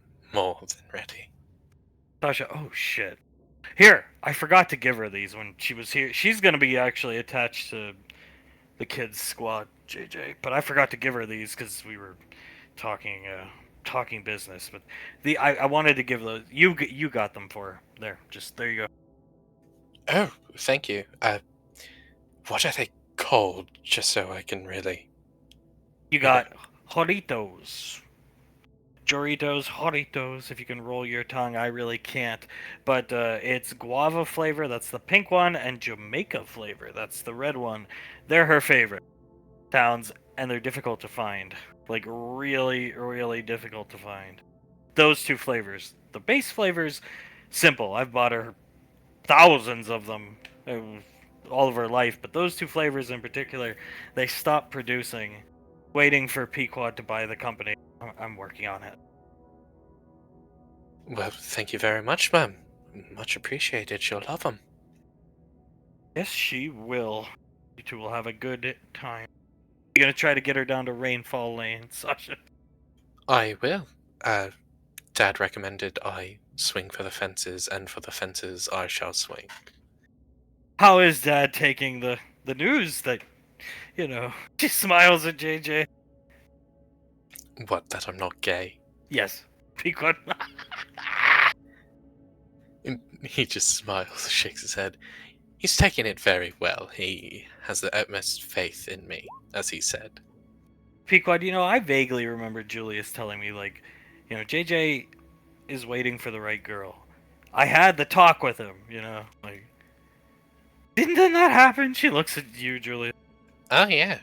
Me and him, he has to talk with me about something, get some advice, and if you don't mind me telling... Oh, no, it's okay. I told him that I didn't feel comfortable with getting physical with any girls unless I felt a connection with them, and he told me that's just called waiting for the right girl, and it's a smart thing to do. I concur, sipping her tea. Pequod, yeah, it's true. Sometimes it takes longer for, Julius and me met in the Headhunters all those years ago when we were both pretty young. So, yeah. Julie's not, and I am lucky every day that I got to meet her as young as I did, so I probably would have waited even longer. He starts to rub her thigh. If I didn't meet her then. She's still rubbing the back of his neck, squeezing it tighter. He smiles at her and then looks at JJ. But yeah, it's a smart thing to do. Wait for the right one. You don't want to end up with someone you won't be happy with. So, good on you, bud. Pequod will flutter her eyes at JJ while taking Julius's hand and kissing it. Julius chuckles. Not in the office. Pequod, oh. You really gotta ruin the fun, don't you? You could do it when I'm not here. Pequod, we have, don't worry. Sasha, what? I mean, what she means, we haven't had sex here. Better not be in my chair. She looks... Pequod, no, it wasn't, trust me. It was in Towns. Towns, stands up. We disinfected it, don't worry. Sit down here. Icy's just staring at the chair. JJ takes a step back from the chair. It's not that big a deal. Calm down. Icy, I mean, imagine being on a squad, and you get on, like, the Nova. Like, everywhere I looked around the Nova, I felt that way, because they were always on the Nova at night. They had their own bedroom, which they didn't really need, considering the fact they had the Nova, the Vertibird, and whatever happened to that APC thing. Yeah, we pretty much never had sex in our bedroom. Just anywhere else, pretty much. Pequod, and for good reason. Thank you. Because the one night we tried, Dad came kicking down the door to tell us his godforsaken life story. Julius rubs his face. Oh, yeah. Yeah. And he brought the Drake! Like, what was that gonna help? Yeah, and then after that, we were just too scared. Like, what if Dad just barges into our room again? So we just decided not to have sex in our bedroom. And then we took a break, actually, from the vertibird, because during the peak of the Arnaki crisis, she air quotes, we go on the he's got me in his arms, we're building up to it, and then there's just Arnaki quietly sitting in the back of the bird, strapped in, with a gun, as if he's been waiting for a combat mission. I threw multiple key blasts at Arnaki, and then they just disappeared. And I was like, I'm sure you remember it. You could hear me throughout the apartment. God damn it, Nicole! She's laughing, fixing some paperwork, and Sasha. Yeah, I felt like I felt so stupid. It took me so long to realize who it was that day, down in the where the robot was, and I was like, wow, they really got rid of Arnaki, and somebody was like, it was Nicole. Come on, Sasha. Talons, I was down there fixing the Escalade, checking the electronics, and Arnaki came behind me and called me daddy. Jesus Christ. Julius starts to laugh. I still think that is some of our best work, Nicole, not gonna lie. And Pequod.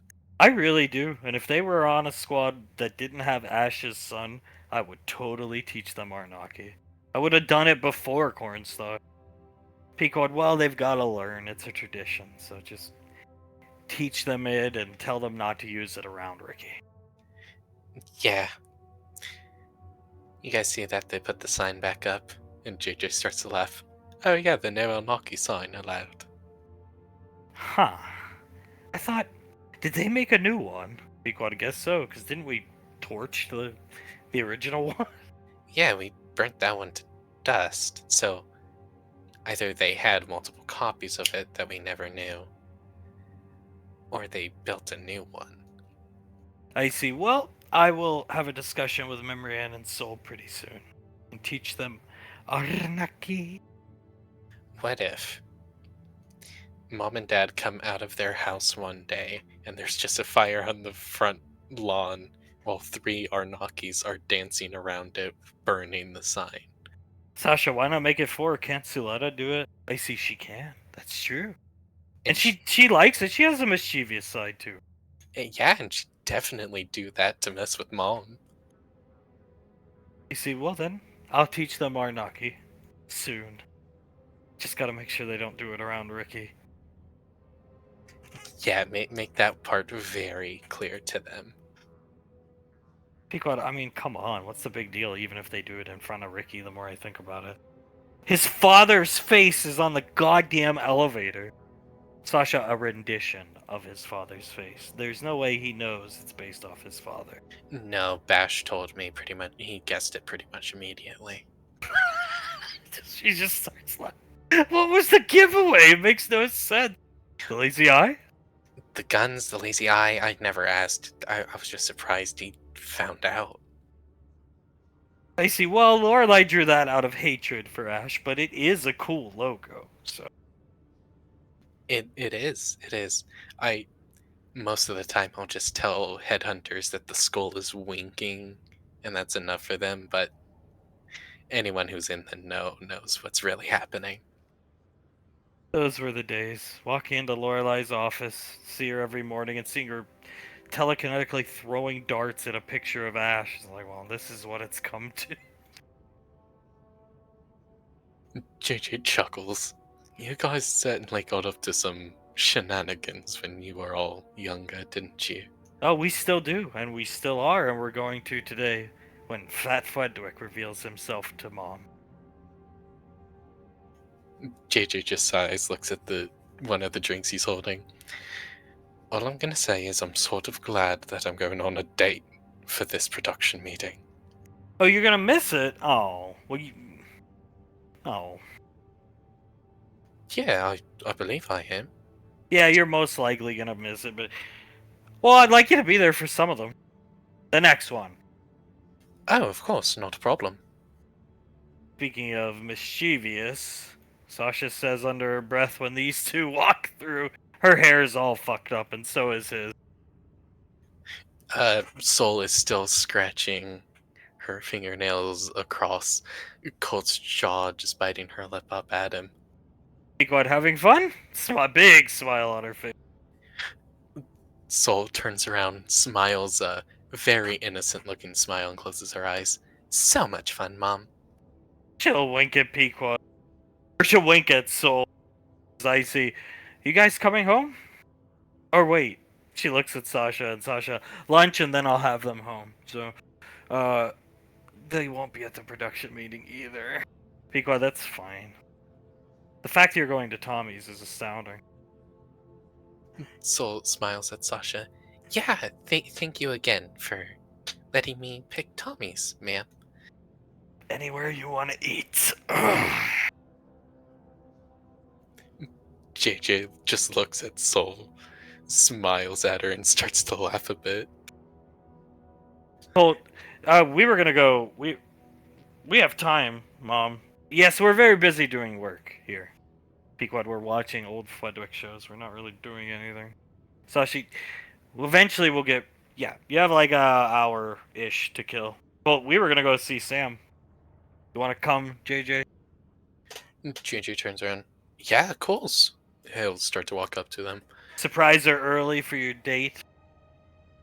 Sounds good to me. I'd love to see her much sooner than I had planned. Pequod and Icy whistle at the same time.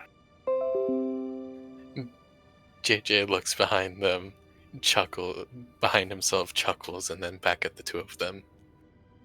We'll meet you at Tommy's, Mom, in like an hour, give or take. Sasha, have fun. And remember, JJ, guava, pink. Kind of like lightish red, Jamaica. Jamaica red, guava pink. Thank you very much, ma'am. You're welcome. Go get her, Tiger, as they will, all the three of them will leave. Pequod watching them leave. Well, it's a good thing he's a lot like his father. Yeah, very romantic. My God. She just watches them leave, the guards opening and closing the door. Thank God indeed. You know, if he wasn't like that, after the whole discussion that I had with him and everything like that, I would be sort of worried about him. But now that I see that he's pretty much like Dad, I can rest easy. He's like Dad, and he won't walk away from her and cause issues. And yeah. Julius just groans and rubs his face. Quad size. Oh. That poor guy. He went hard, so hard for her. So hard every day, and she walked away from him. Twice? Twice. Yeah, twice. Just. He just turns around and hits play on the Fledwick video. Oh, this episode. All right. Oh, it's a Honey's Clues episode. Great. I love this. Fudrick chasing Honey around, and he'd get winded like 10 seconds into chasing the dog around because they thought you could teach a dog a script. I see laughing. Whenever he's chasing after her, Honey somehow looks even more terrified than she already does. Oh, Sasha will dim the lights on the room because you guys are watching this. They were dim when JJ came in, dimmed slightly. As coming back to Rainfall Lane, Hunk, Davy, Julius, and Pequod are not here because they are watching shows. Banksy is here. Boom. Scar is doing the oil change, very light maintenance, nothing heavy needs done, and the children who were waiting to get the sex stuff done come back. Laz, Oz have flown them back in the Vertibird. Fun ride back, plus they like bringing the bird back on the weekend. And Hunk's done eating. They're watching Scar work. Scar sniffs the air. Carter! Hey! Turning around, seeing all the kids. Carter jumps a bit as Scar says that. Still creepy how he can do that. Benny! Comes over, gives him a... Elizabeth chuckles a bit as Carter's staring at the two of them hugging. Nice to see you, Uncle. Nah, good to see you too. Here's a cigar. Gives him a cigar. Thanks. Just puts it in his pocket. Elizabeth looks up at Benny, looking excited. He offered you a cigar. That's really good. Come here, Carter. Now they've got chairs and stuff. Sit down. Come on, Carter. Come here. Yes, sir. He walks up to Scar. How you doing, motherfucker? Puts his hand up. Carter gives him a very firm handshake. Doing pretty damn good, sir. Good. Good. Banksy rubbing Carter's shoulder. Have a cigar. Take a seat. Marianne will sit down on Carter's lap. I guess the toolbox worked out good for you, huh? Yes, it did, Scary dangerously. Yes, it did. The fuck did you call me, you fucking white-haired Aryan-looking motherfucker? Oh, God! White hair. You called me... Say it again, motherfucker! Marianne cackling. Scary dangerously. Now he's got cigars, he's handing them out, but he's smoking his cigarettes still. Now that is a name I haven't heard in quite a while. Where the fuck do you pull that up? Sit, kids. Benny will pat his lap for Elizabeth. Elizabeth will get onto his lap. Laz will do the same to Oz. Here, have a cigar. Oz, no, I don't smoke anything around. It bothers her. Oh, good man. Laz smiles at Oz and then up at Scar. Scar will throw his cigarette on the ground and step on it.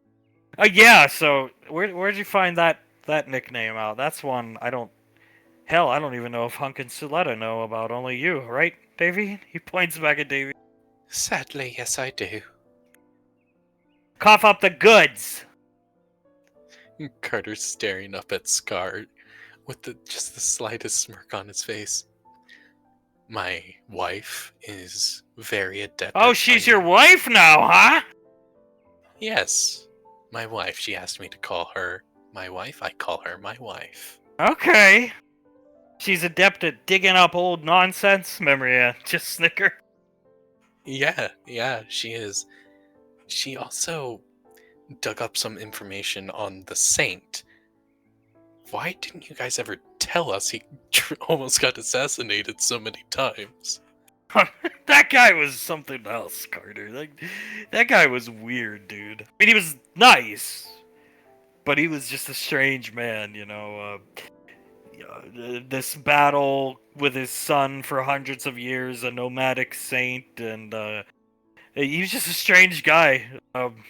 Honestly, I forgot a lot about what happened to him because his death is so far forward in my mind. That's all I really think about him when people bring him up or I see the restaurants and stuff named after him. Mm-hmm. Yeah, fair enough. How did he die exactly? We are not allowed to tell you.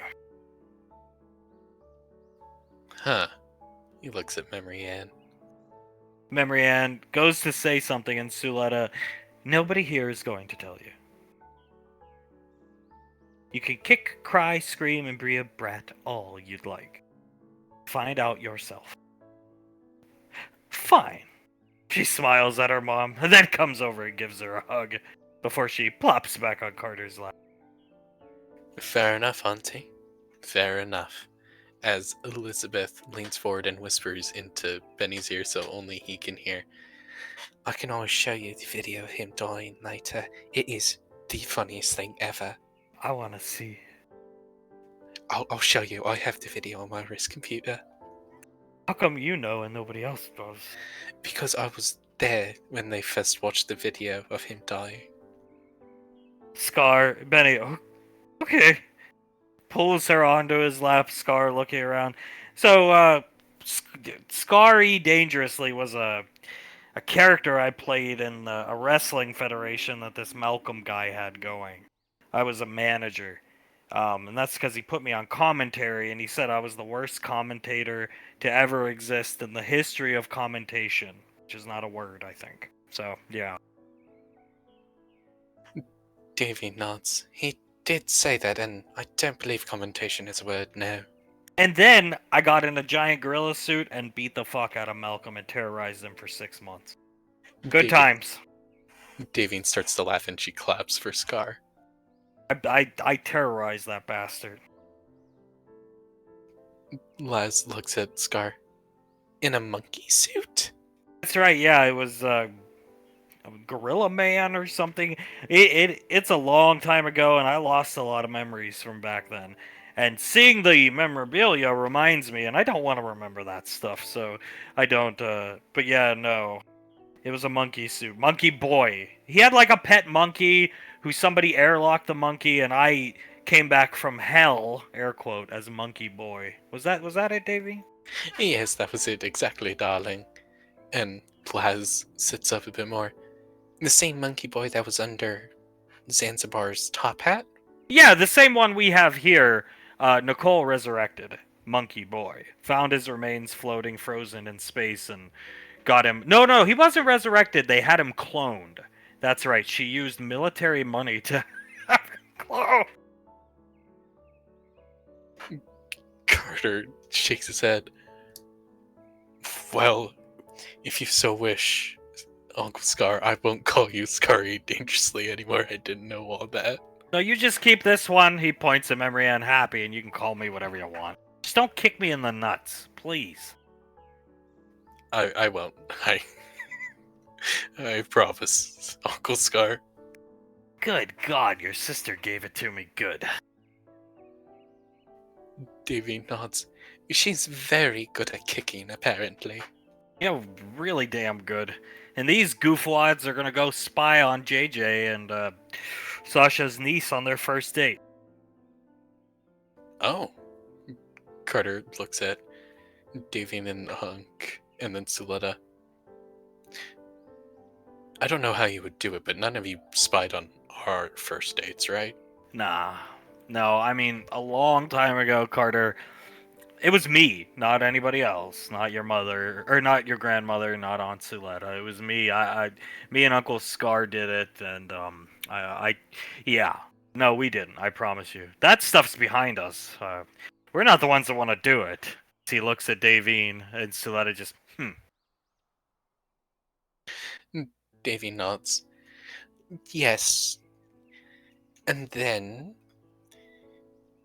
Actually, I believe you have sort of a history of wanting to spy on people, along with our children. Weren't you there during the lighthouse night, Letty? yes, I was. But unintentionally. What the fuck does that mean? Memory and yeah, what does that mean? Well, we went on rainfall weekend, and everybody left me alone in the house with Banksy and a Drake.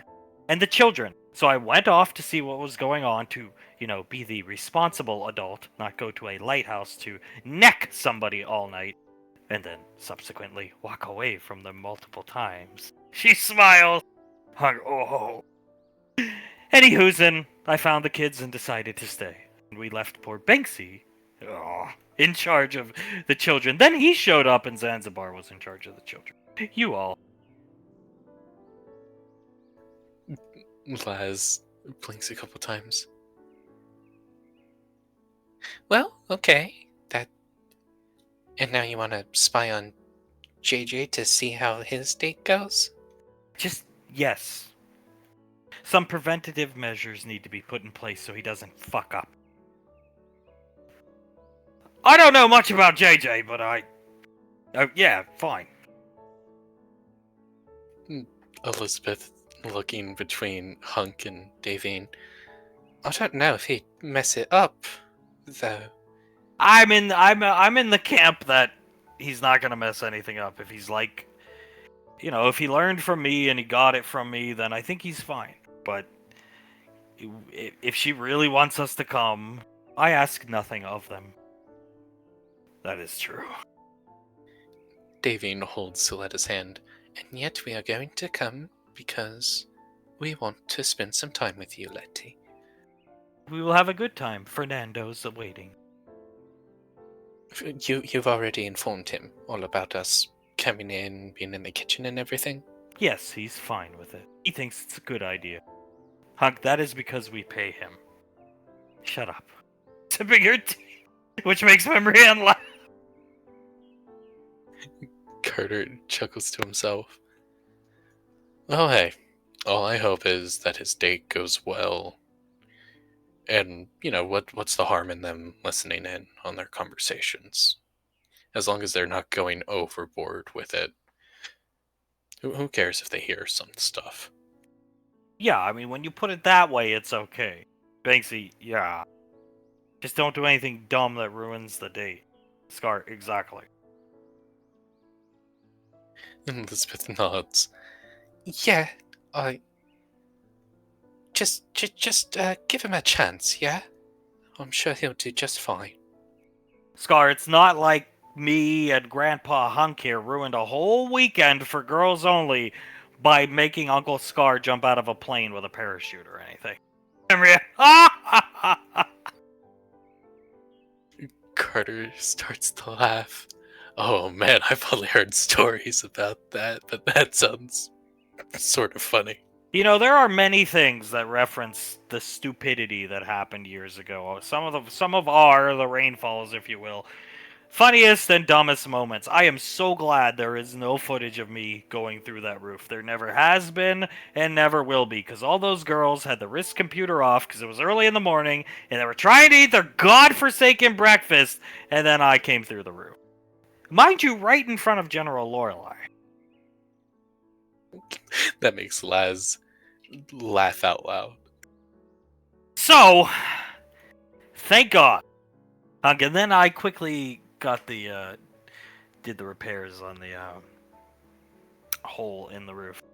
But we left the plane in the side of the lighthouse for like 6 months. That was just, maybe it was less than that. I can't remember. Hunk, it fell like a month into it being there into the ocean, and then Mother Nature took its course. Benny. Oz, yep, took it right out to sea. That's interesting. Elizabeth nods. Well, I'm glad you're all okay. You guys just left the plane in the side of a lighthouse.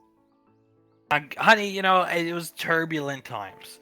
The universe was at threat. There was a lot going on, baby. You know, I planned to get it eventually. No, he didn't. He said it'll fall and the ocean will take it, and that's what happened. Mind you, we ended up sinking a ship, an EarthGov Coast Guard vessel. Uncle Zap went through the hull on a jetpack. Oh my god, the Walrus, yes, Oz, yes. I always did think he had a pretty hard head, I guess. Well, that is one way to put it. A hard everything. He went right through it, sunk the ship. EarthGov thought the Earth was somehow under attack by the UIR. DEFCON 2, if I'm not mistaken, General Lorelei said. Oh, yeah. DEFCON 2, almost to the state of nuclear emergency. Firing a bunch of nukes off at random fucking planets in deep space where we knew the UIR had outposts. Les shakes her head. I really wish I was old enough to remember this. That sounds so fun. Marianne, I have vague memories of Uncle Scar coming through the roof. Yeah. Not good times. So that it's time to go. We need to get there ahead of them. Scar, I loaded the damn spy equipment on the Nova. Davy nods. Alright. Sounds good. Kids, have fun. We'll be back in an hour or two. Just make sure you're at the theater, Benny. All right. Yeah, that's the spirit. Make sure you are at the theater in like an hour and 30, 2 hours, something like that. Okay. Then we'll meet up for the production meeting. Then we're having a lamb roast. Scar, yes. Marianne, big smile on her face, eyes sparkling. Laz claps twice, and then Elizabeth pumps in the air. You you have to try Uncle Scott's lamb roast. It is so delicious. I can't wait. As Hunk will pick up Davine. Alright, dearest sister, let's go. What do you say, love? Yes, let us go spy on my child. Excellent. I'm bringing my tea with me as they walk off. Scar just shaking his head. Carter chuckles watching them walk off. Oh, I do have to thank you for the tool box, though. Seriously. No problem, it's yours. You keep it. I picked, there's a tool for every job, but I picked like the top 15, so. Thank you. I'll help you out whenever I can if you ever need help fixing stuff around here. Banksy handing Hale to Memory Ann because she was reaching for her, and he'll hand Integra to Lab. Scar, good. Yeah, that we could do some stuff this weekend. I can think of a few things. I can finish. You can help me. Actually, we could change the tires on that thing. I don't feel comfortable with anybody going camping in that thing. Those tires need some air pressure, so we're just gonna put new ones on them. All right, sounds good to me. Wrapping our arms around Hale, Banksy must have had fun with Hale last weekend. Oh yeah, she was an absolute treat. She's very well behaved for her age. Good. Yeah. I'm glad. When she was like 1, she was a nightmare. Just telekineticing everything around. Taking the cigarettes out of my mouth. Well, I don't doubt it, but so Memory Ann made meatloaf the first night we were there, and then she ate the entire plate of it while we weren't looking. That makes him laugh. Were you guys like that? It used to happen with me, and well, it still does. But yeah, you get into the dirty talk, and then you look down, and your cereal's gone. Yeah, exactly. We were like dirty talking to each other, and then we looked back. She was snoring, and the entire plate was just gone. It was adorable. Scar, and what about you two up there? You do any more talking about this adoption thing? Yeah, we did. Adoption? Carter leans forward. You guys are planning on adopting? And Les nods. Yeah. She looks at Oz. We talked about it some more, and we think we are going to, as long as some people here are okay with watching him on the weekends. We were thinking of adopting that Jace boy. Banksy, oh, trust me. Grandma and Grandpa already have a monopoly over those two. They would love another one. So, and I'm here a lot. I'd love to look after any kid. Scar, yeah, same. Oz, I am open to it. I think we are cut out for it. I really do. Les smiles, gives Oz a kiss. I'll help you install the crib in the Verde, okay? Absolutely. I mean, we are squad mom and dad already. Might as well add another one. Yeah, I mean, we might as well become actual mom and dad. Marianne, that would be wonderful. Maybe they'll let the kid, Jace, a boy, maybe they'll let him stay on base. No, so I talked a little bit with the Ranger General about it during the week. She said that we could just, we don't have to show up to muster. Marianne, what? We don't have to stay till 4 in the afternoon. In fact, we could, if we wanted to, just be based out of here, and we'd have to keep our combat gear on standby. But we understand the squad needs us, so we'll be there for some portion of the day. Elizabeth looks at the two of them. Lucky? Oh, it's chuckling, Scar. Sucks to suck, Memory. Carter chuckles, gives Marianne a kiss on the cheek.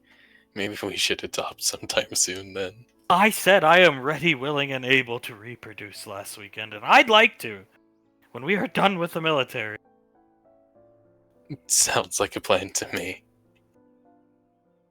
Oz, we won't hang you high and dry, we'll be there. Just if we do, it's up to her. He'll tighten his grip around her. But if we do, then we'll show up probably at 11 and leave at 3. Stuff like that. We won't ditch you.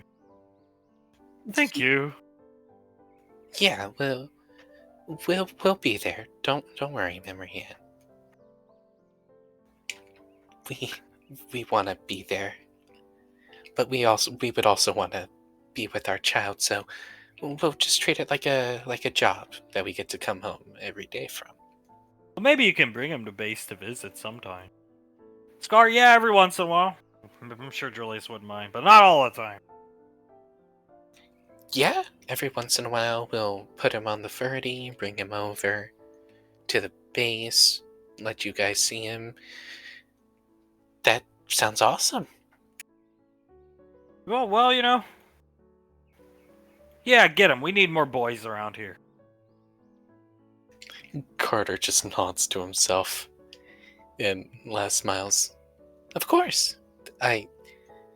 She leans over to Scar. I was thinking about you when I saw the boy. Really? Yeah, I know you want more boys around, so I would have rather a boy for you. Oh, thank you. I appreciate it, honey. He'll rub her head. Yeah. If you guys are for it, then get him here. I'll teach him the tricks. Of course. I'm sure there's a lot he can learn from you, Uncle. I just got such a hand on his stomach, such a bad feeling today. Once I heard that he looks over at Banksy, whose hand on his stomach. You too? Banksy, yeah. If they fuck this up and ruin his date, I'm gonna drive my golf cart into the side of the academy just to spite Suletta. If they mess it up, do you think they would actually manage to get JJ mad? Have any of us ever seen JJ mad before? I haven't personally. Banksy, no, not that I can remember. Elizabeth shakes her head. Other than sibling scuttles that we have had, no, not really. God, I hope they don't fuck this up. Every time they've spied, it got majorly fucked up. Banksy, yeah. Well, here's to hoping, I suppose. As he gives Marianne another kiss on the back of her neck. She'll turn around, kiss Carter lightly on the lips. As speaking of JJ, he's arrived with Colt and Soul. Colt opening the door because he has a key card. Ready? As I'll ever be. I'll lead the way. He puts his hand out for him to go ahead. Put the prettiest one in front. He'll put her in front. JJ chuckles. I have to agree. He'll walk this way, pointing around at things for JJ not saying anything. Just pointing around and coming into the room. Soul waves at Sam. Hi, Sammy.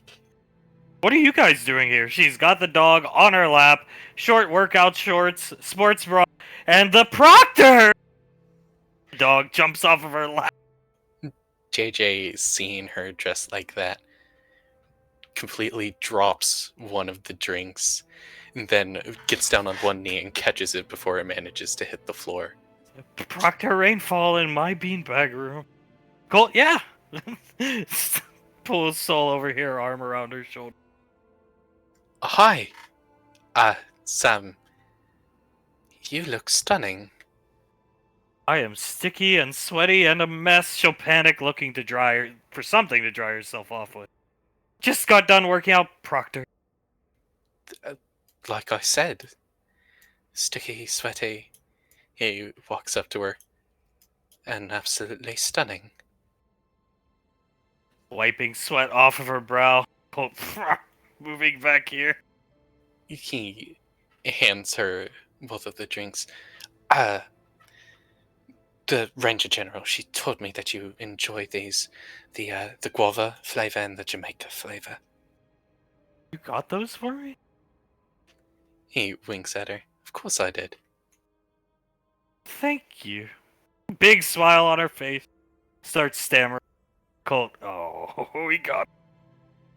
It's not a problem. They're a gift to you, and if I can ever give you a gift that would make you happy, I'm going to get it for you. Where'd you get them? Oh, I had asked Sasha to get them for me. I'm not sure necessarily where she got them, but I gave her the credits for it. That's very kind of you. I'll get a glass, and we can share. She'll go into her kitchen. Colt smooth. Yeah, thank you.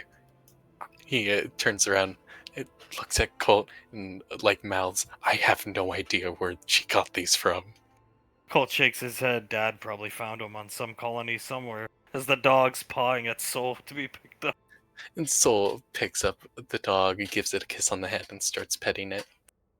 He comes back out with glasses. That's Peach. He's my Peach. But she hasn't taken her eyes off of Jade. That's a cute dog's name. And Soul, rubbing her face onto the dog, and it's a very cute dog, yes it is. He's a good boy. Smiling at JJ. Yeah, he is. Which flavor first? You pick. You acquired. You know what? I've never tried either of them, but the Jamaica flavor does sound appealing to me. She'll hand him a glass. He'll pop it open, pour one, hand the first one to her, and then pour another one for himself. I can get glasses for you too. Colt, no, we're good, right? Oh yeah, it's fine. The beanbag room. He'll sit down. The dog. She's got the dog. Sit, please. Yeah, of course. He'll walk over, sit down on one of the beanbags. Sit down on the ground next to it. Oh, you don't have to sit on the ground. If you want, you could sit on my lap. It's okay. It's nice down. It's cool. I just got done. I was not expecting you this early. Well, he was in the office and we were coming to see you, so made sense to us, right, honey? Yeah. Plus he said something about wanting to see you earlier than he had planned to, so we just thought it would work out. I'll have to take a shower before we leave. I was planning to. I got caught up playing with my dog. Yeah, of course, that'd be fine. I'll just, I'll stick around and play with your dog. Keep an eye on him. Yeah, of course, I'll keep an eye on Peach. This is very thoughtful of you. She's drinking her gum. It's not a problem, Sam. You deserve it. Do you treat all Academy rejects this well, Proctor? He leans into her. Only ones that I find stunningly beautiful. Her mouth slightly agape, blinking at JJ. He smiles at her, keeping eye contact as he takes a sip of the drink. Oh, that is smashing, isn't it? Smashing. Soul leans back onto Colt. Smashing. Smashing. He smiles. I can sit next to you. Just move over on these beanbags are large. I'm just stinky and sweaty and sticky. Of course, yeah. He scoots over so she can sit next to him. And she will. Cool, there you go. Always a fan of the beanbag room myself. As am I. It's very nice, very chic, if I might say. Very smashing. Very smashing. I'm sorry, it's just a bit more comfortable this way. As he puts his arm around her. Her shoulders will shoot up and then relax. I'm disgusting. No, Sam, you could never be disgusting. That chair there, my Uncle Towns hit some orc guy over the head with your mother in a fight. Oh, Oh, God. Oh, you mean Globnog, the one that she did the whole teeth with the sword thing. They actually teach about that fight in the ODM Academy, believe it or not. That's the one. Yeah. Yeah. She actually laughs each and every time she teaches. It's a little worrying, to be honest, but whatever makes her happy. Yeah. Soul chuckles, looks at Colt as she gives the peach a kiss on her head. He barks slightly. Nice dog, Australian Chip. Oh, and they are just so beautiful. She starts scratching the bottom of their chin. And a very nice dog. Allowed to have pets on Gateway. Oh, yeah. Nepotism or something. Yeah, uh, something about nepotism, as he's just staring into her eyes. I'm gonna be joining your squad. Colt.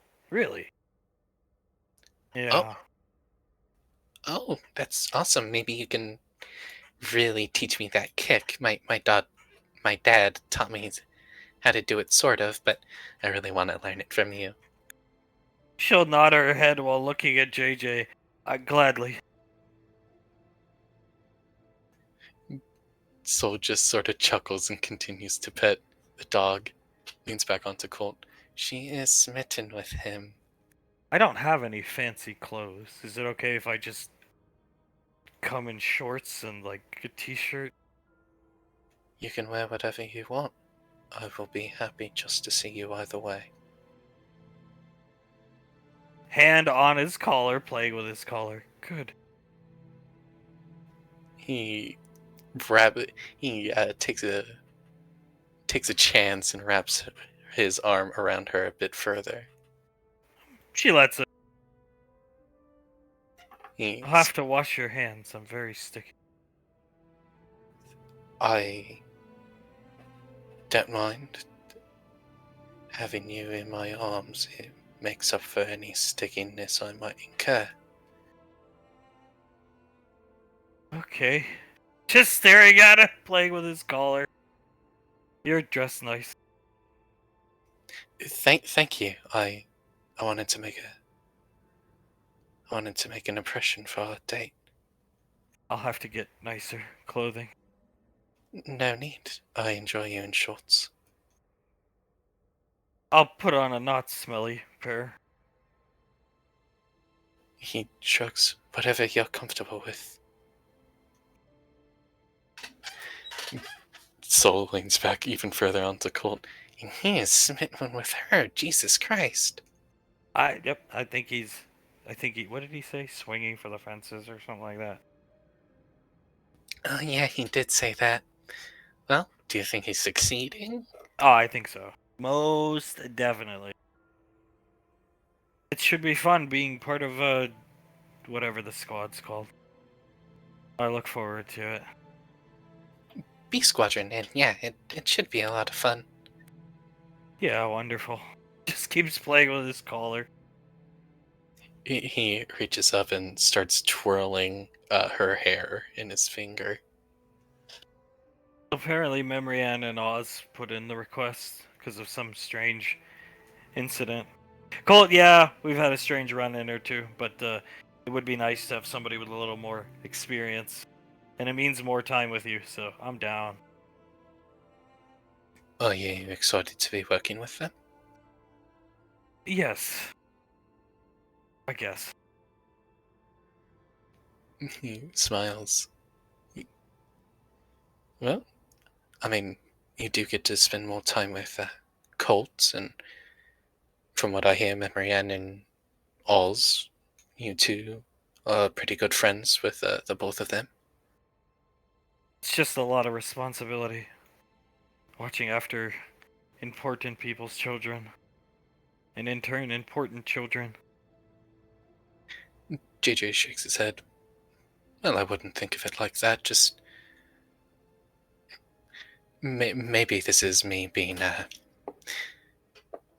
inexperienced in this department, but just think of it like you're looking out for any other squad mate. Don't think of their last name or who their parents are or anything like that.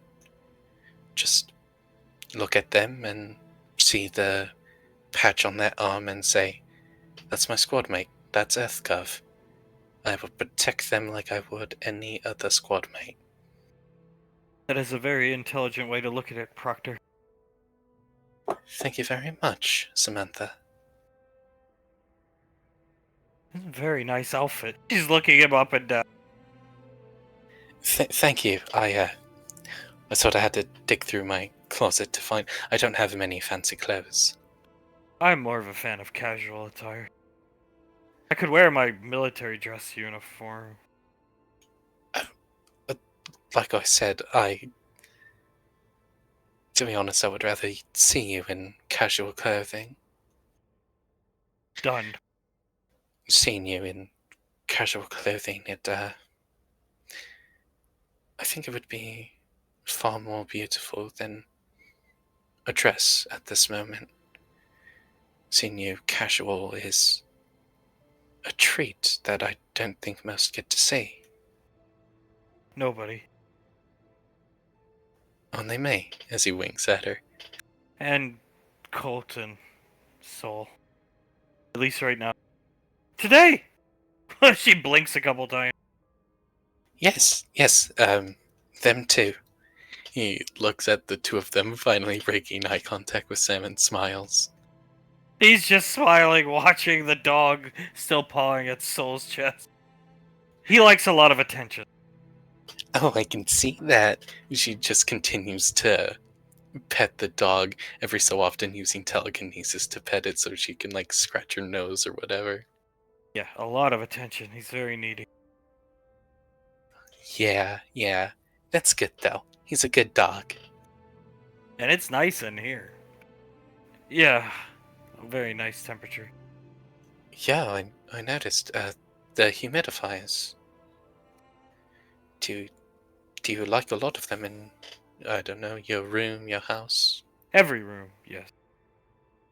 Oh, okay. I'll have to keep that in mind.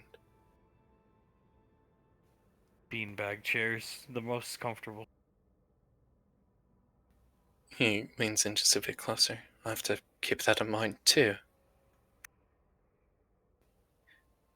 I'll get them all, so when we see each other again, perhaps at my place, you can have all the comforts that you have here. The humidifiers and the beanbags. Squinting. Rainfall Lane, right?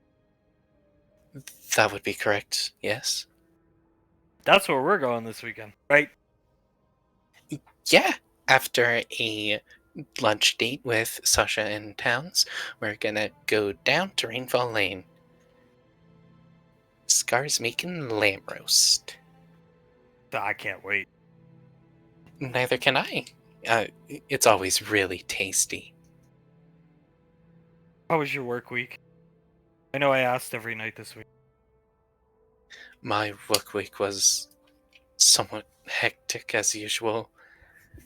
Thankfully, without having to go out on any test proctoring or anything like that. It was easier than normal, just some paperwork and classes I had to teach. That's good.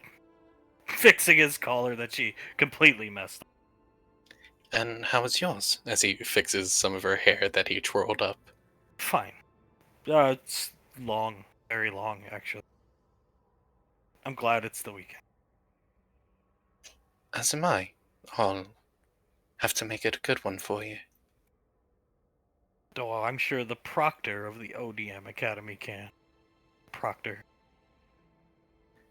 I 100% sure I can. As he goes from twirling her hair and then fixing it to just cupping her face. I am sticky, sweaty, and disgusting. Allow me to shower. I don't take long showers.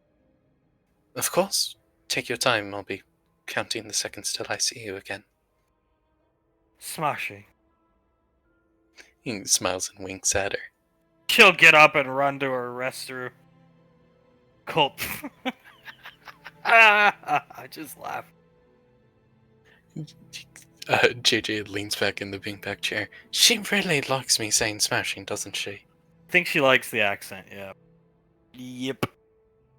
Oh, yeah, she likes the accent, and apparently she really likes your collar, too. Proctor. I do not have a problem with her calling me that. Not at all. He chuckles to himself. lays back in the seat, takes another sip of the drink that he just sort of forgot that he had. Well, wasn't expecting you, but I'd say it went well. Would be nice to see her down on Rainfall Lane, because I think she spends most of her weekends up here with him, and he's great company, but being the only company. I am going to try my best to get her down to Rainfall Lane for the weekend, yeah. Shooting award. Ace Shooter Ranger Award. He nods. She is a very accomplished woman from all that I can see. Yo-Yo collection. Pointing out the door. Farkle. I always tried to convince my brother and my sister to play Farkle with me, but they never would. My dad liked Farkle. He would play it with us. My mom wouldn't play it, but yeah. Yeah, maybe I'll ask her to play a game with me, or at least teach me how to play it. No, then again, I don't really think you needed my help. I think you just needed the foot in the door, so to speak, here, so you didn't just walk in and appear here. But I think you have the situation mostly under control. Yeah, I certainly hope so. I'm sorry, one more question. That was a picture of Fredvis, right? Unfortunately. Right, okay. Well, maybe I'll add that into my pitch of her coming down to Rainfall Lane. That's true, she can meet him. She can meet the man himself, Wedwig. Maybe I'll even get him to wear the sequin vest or whatever it is. Sequence suit, sequence fat suit, sparkly towel around his neck. Her dad liked Fudvis, so yeah. Oh, okay. Well, that certainly explains it. I'll have to tell her about Fwedwick Fwedvis the pelvis then. It will probably win her over, though then again, I think you've kind of won her over. Proctor. Soul whistles a bit. Yeah, just from the fact that she sort of forgot that we were here and was staring into your eyes and playing with your collar. I think you're good. Yeah. Yeah. Yeah, I think you've... Yeah. Well, I certainly hope so, because I would very much like to see her more often. And if she feels that way about me too, then perfect. Yeah, I didn't even know she applied for the ODM Academy, so there's that. Until you told me. So... Yeah, I did, and I'm gonna tell her some stuff today about like her test scores and how there was legitimately a mistake made, I think. I'm not sure though, but she got high enough that she got higher than me on the test. And I teach there. What kind of mistake? I'd probably fail it, but what kind of mistake? I don't know if it was a grading or a computer error. It was one of those, I'm sure. She didn't fail it, from all that I could see. She got the majority of the questions right, but like I said, she got higher grade than I did. Huh. You know, I don't think she really ever wanted to be a ranger. It was just the... Yeah, so... Probably wanted to be... If that's where she applied, that's probably what she wanted to do. Because growing up, I don't remember a lot, but I can definitely remember my mother telling her, don't join the military, be a doctor, be this, be that. So, yeah. He nods. And the only real way to get into the academy is through the military, so she would have to join the military to get into the academy. Yeah. Yeah, unfortunately. I mean, the Rangers is a great gig, though, either way, but yeah. Oh, I'm sure it is. He gestures about himself. This is a very nice apartment, so... Yeah, I'm sure being a ranger is very nice. Get to keep your dog on Gateway. Peach. He's such a good peach, I just want to eat him up. Why don't you pick him up? Let him hold her. Yeah, of course. She picks up Peach. Hand him to JJ, is what I mean. Oh, yeah, of course. Walks over and then hands him to JJ. Comes back over and sits on his lap. He can be holding JJ when she comes up. Or oh my god, holding Peach when she comes up. JJ starts to laugh. The dog holding me, that would be a sight to see. Well, she'd probably like it. I think she'd like anything the Proctor does.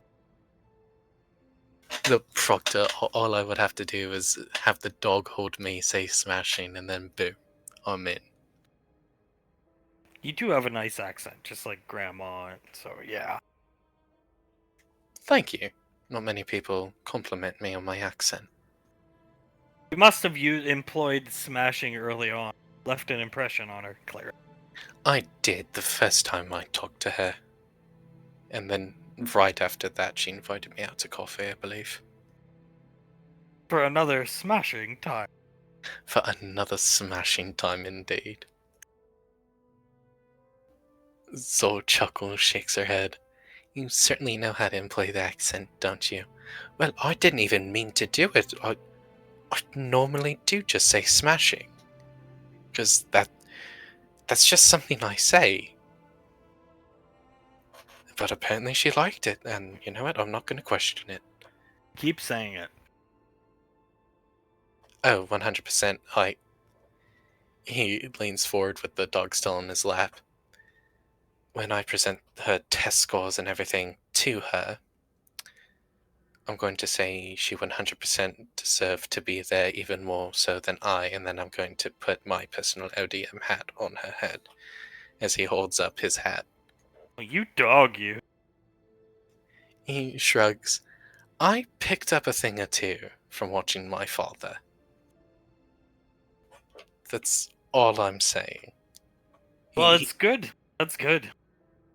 He probably thought I was just there drooling, thinking of, I don't know, the ODM Academy, while he was off being super romantic to my mother. But no, I was watching. I pay attention. Drooling thinking about the You mean thinking about other guys, but yeah. Well, you know what? He probably thought that more so than just me thinking about the Academy. Yeah, well. I think you've already won, so. Over dinner, hit her with the test score. Yeah, I think so. He smiles, starts petting the dog, and then sighs a bit. Thank you for the advice, Colt. I really do appreciate it. No problem. I would much rather see her happy than sitting here alone on the weekends. So. As would I. She is far too amazing to just be sitting here doing nothing. Who is as she comes out? You have my dog. Yes, I have your dog, and I was just talking about you a bit. Oh, he likes you. She comes over. I have shorts and a ranger shirt on. And shoes? I've got shoes on. You need to tie them. Oh, right. Oh, here, let me. He sets the dog off to the side on the beanbag just a bit so he can lean forward and tie her shoes for her. Tilting her head, watching with eyes wide. He is a lot like your grandpa. Soul nods. Yeah.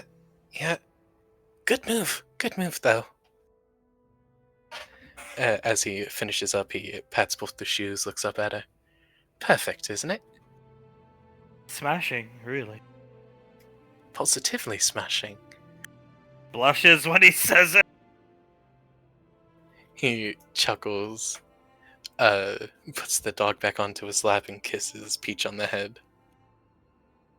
Oh, I could take you on a tour around my apartment. Yeah, of course. He, sets the dog off to the side, stands up. I would love to see your apartment. Follow me. Of course. As, Peach will follow JJ and her.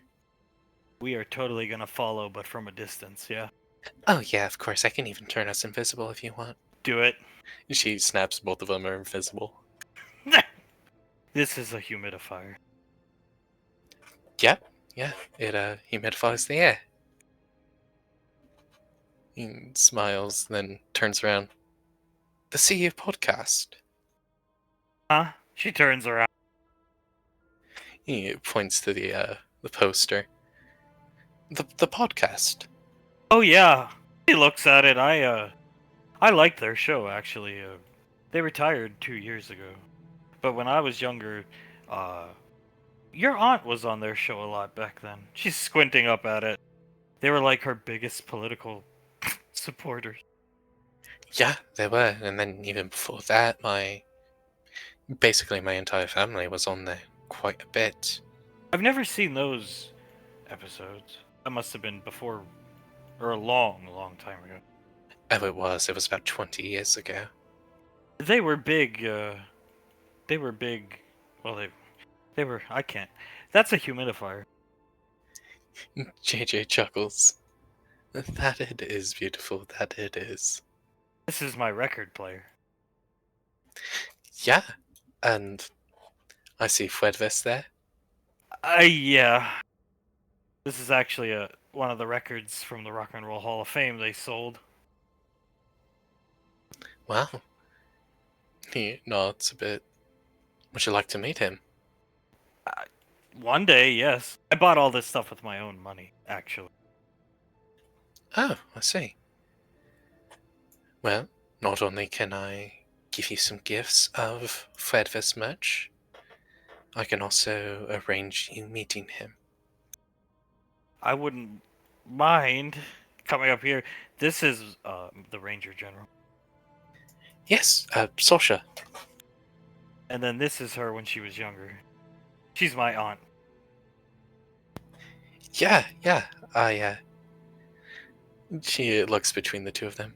You two do look a bit alike. I can definitely see the resemblance. That's actually a big compliment. Oh, well, it's completely true. This is Colt. Do you know him? Yeah. This is sad. He's what they can't hear. I mean, sad in a good way, but sorry. Soul just laughs a bit. Do you know him? This is great. I won't record it, but I really want to. So do I. JJ walks up behind Sam. I do. He's my niece's boyfriend. Yeah, he's my little twerp. Little twerp. You two have a good relationship together. The best. Oh, well, that's nothing short of beautiful. That's my Ranger hoodie. See, it says Ranger on the chest. Right, yeah. It's a nice hoodie. I'll give you that. Here, follow me. Bring the dog. You look good with him. That's a humidifier. So, do the humidifiers change colors like some I've seen before? Probably the more expensive ones. Oh, of course, yeah. This is Ranger armor. And that's an AK something or other. Normally I know these things. I don't doubt for a second that you do. He chuckles, puts a hand on her shoulder, and then leans forward to look at the gun and the armor. Eyes looking right at him out of the corner of her eyes. Yeah. It is a very nice set of armor. I would love to see you in it one day, I would say. I'll put it on. I'll have to wear it since I'm being attached to the headhunters people. Right, yeah. I'm happy you're going to be looking out for my family, but remember what I said. He winks at her. They're just squad mates. Well said, Proctor. I'll do my best. These are yo-yos. Have you ever seen one? Yes, I have. Look at that handsome guy. Wonder who that is, honey. Go ahead. Soul leans forward at the picture, bites her lip. God damn, he is hot. Do you know him? You know what? Believe it or not, I think I do. He's my boyfriend. He starts laughing. I like yo-yos. Uncle Towns bought me a lot of them when I was a kid. Well, that's very nice of him. I I've always sucked at yo-yos, even though everyone thinks I'm good at them, I suck at them so much. I can teach you. I would love to be taught anything by you. Have that one. Oh no, I couldn't possibly. Take it. I insist. It's my most prized possession. He swallows a bit hard. I thank you. I'll protect it with my entire body and soul then. It's my first one Uncle Towns bought me. Your collar's messed up. It's perfect, but she starts playing with it again. He completely faces her, holding up the yo-yo between the two of them. This is one of the sweetest things anyone's ever given me. Well, I have to repay you for paying for all my coffee all week.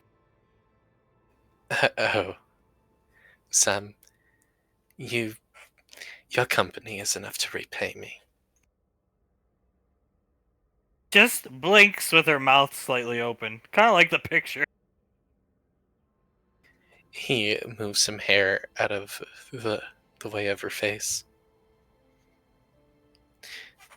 You are very beautiful. He turns around, points at the Farkle board. I have never played a game of Farkle, even though I've always wanted to. Yes, you are very beautiful. Thank you.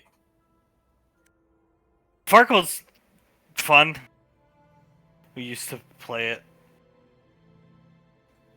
JJ looking at her with a slight blush coming up.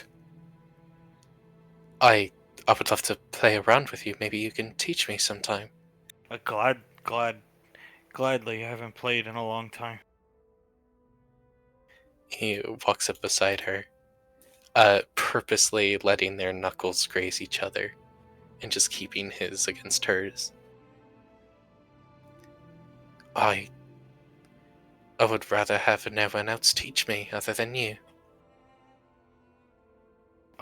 Maybe over the weekend. Sounds like a plan. You can teach me Farkle and how to yo-yo. Well, I'll teach you how to yo-yo. He smirks a bit at her, leans in closer. Now forgive me if I'm being forward, but was that a bit of innuendo there, Samantha? Of course, Proctor. I like it. Keep it up. And a humidifier. He's whispering. God. Soul, with her face in his bicep, just starting to laugh. Good lord. It's a very nice humidifier. You said it was on the cheaper side. Yeah, utilitarian. I didn't spend too much money on them. He clicks his tongue, shakes his head. That won't do. I'll have to buy you some new ones. Oh, looking down at Only the best of quality for you. takes his hand. You're very sweet, Proctor. Oh, I try, but I can always be sweeter.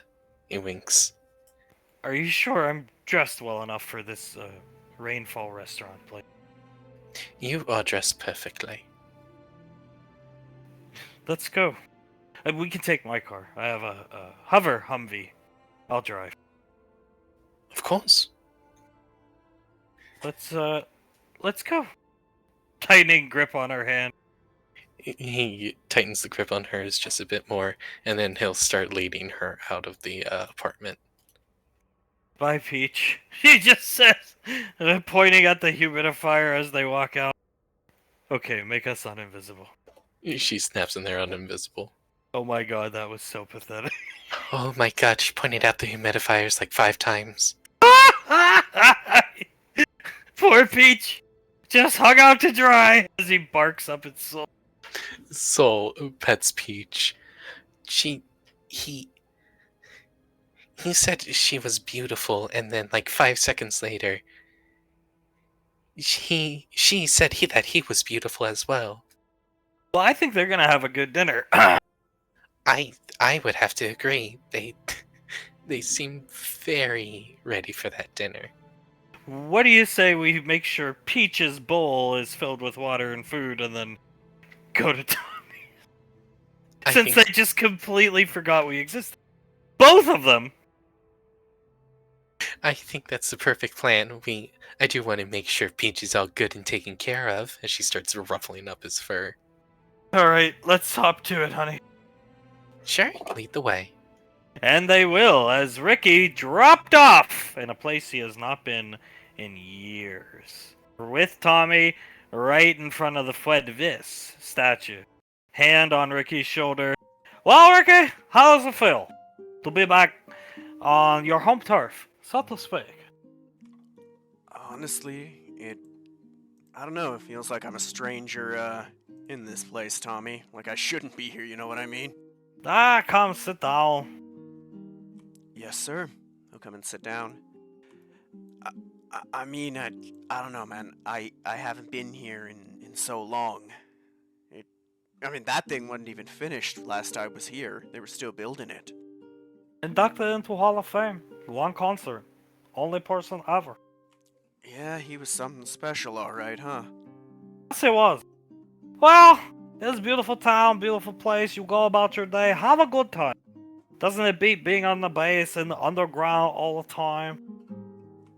Yeah, it honestly does. I mean, I like where we are, but the weather's nicer here.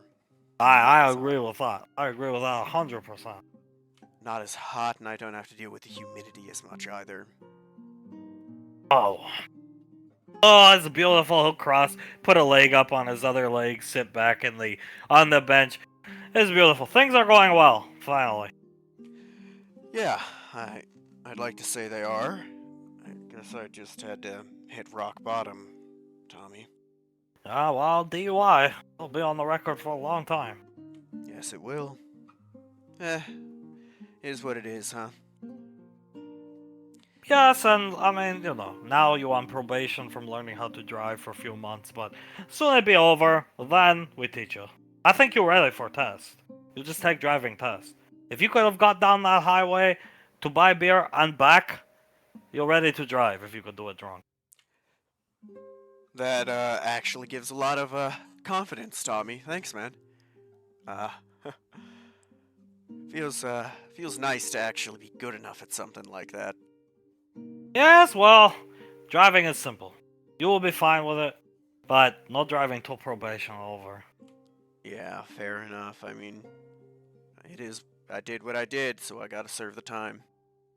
You're lucky they didn't give you community service. Oh god, just imagine me on the highway picking up trash. Roadkill. Oh, in one of those yellow vests. Yeah, that'd not be fun. Good thing you not wear Headhunter's logo when you're drunk. Yeah, I don't know why I made the choice, but I did. Yeah, it was a good choice, whether intentional or unintentional. Yeah. I don't think it was intentional then. I'm wearing it on purpose now, but that's because of what the Primarch told me. Yeah, well, we have to shift gears here, Ricky, very soon in our plans. What do you mean, Tommy? Tommy think he got a little overboard past couple months. Doing crazy things. Just tell me the truth. Was it overboard? Yeah, just a bit, Tommy. Yeah, I think so. Well, rainfall's very important to me. They're family and friends to me. I promised long ago on set of Room. They come to me. They ask, do I watch over these children? I say, of course. So, when things go poorly, Tommy resort to drastic measures. No, that's fair enough, man. I can't blame you for going overboard. They're good to me. They're my friends. I wanted the best for them too, or I wouldn't have helped you, right? Yeah, but we shouldn't have got arrested. Either way, we're shifting gears. We're going to build big sign that says, will you marry me? Coincide it with Colt. He be in on it. He takes Soul to see it. We won't blow out power. I hire a real electrician. We be safe. That's a great idea. I mean, who wouldn't want to say yes if someone, proposes with lights? He is planning to propose. He has a ring. So we coincide it when he is ready, and then we do that. Now, I'm struggling with Elizabeth and Benny. My original plan was to hijack broadcast and play a montage of pictures of them.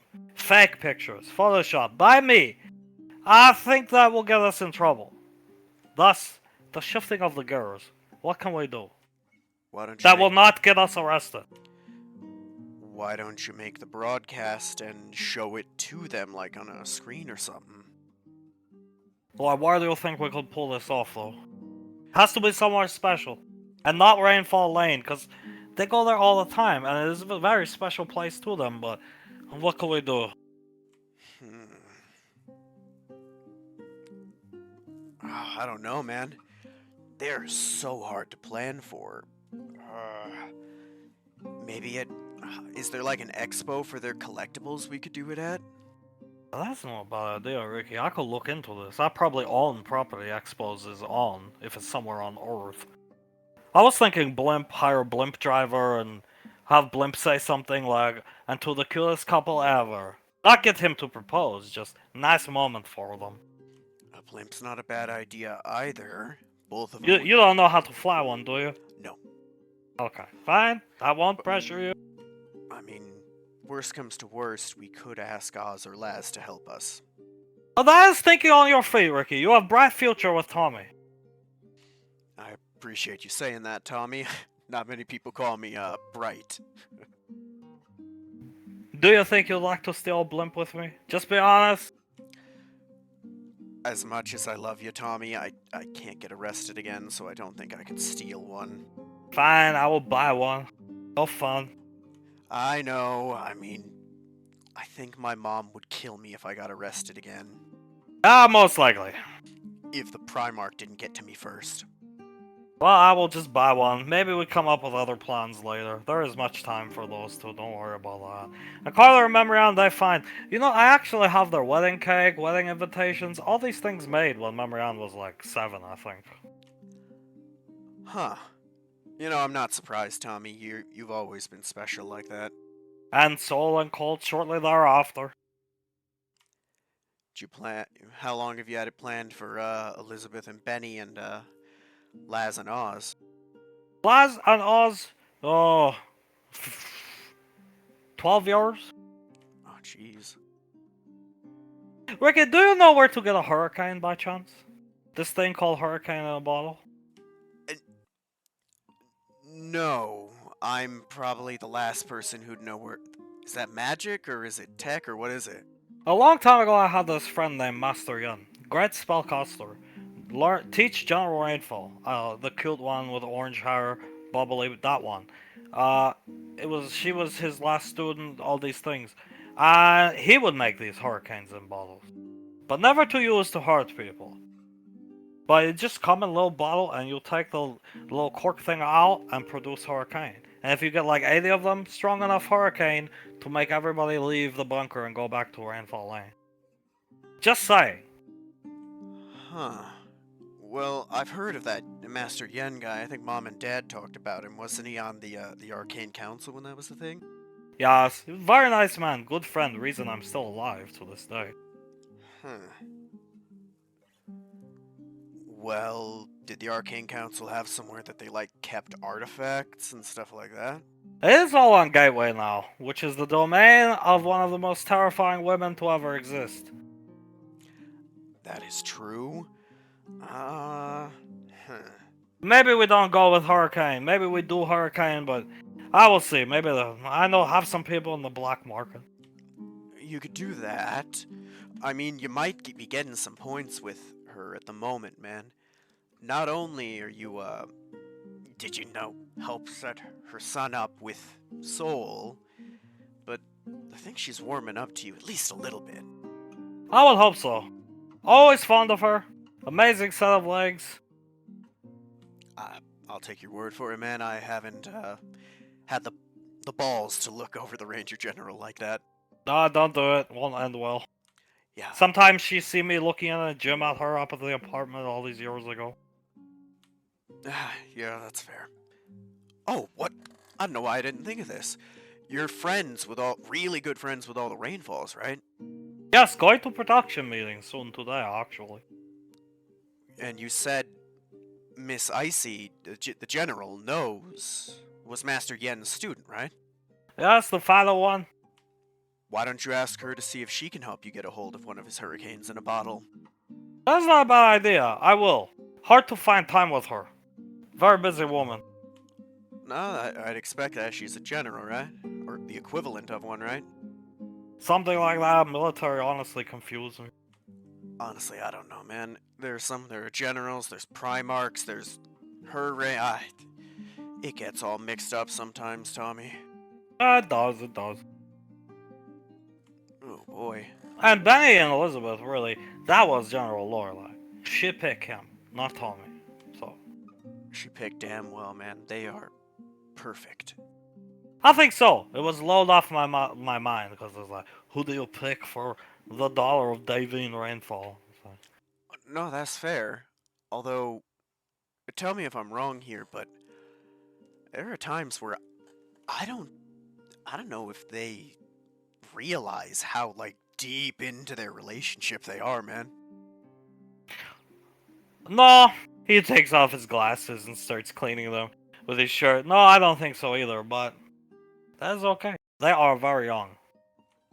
No, they are. It just I think they're oh man, almost as far ahead as the two as not Cole, Carter and Marianne and Laz and Oz. They're almost like marriage level at this point, ain't they? I would like to see them married. Oh, I'd kill for it, man. They deserve each other. They deserve to be happy. I mean, yeah, they messed up, but who cares? At some point, but who cares? Very soon the children will start their band and Tommy will be there for them. Yeah?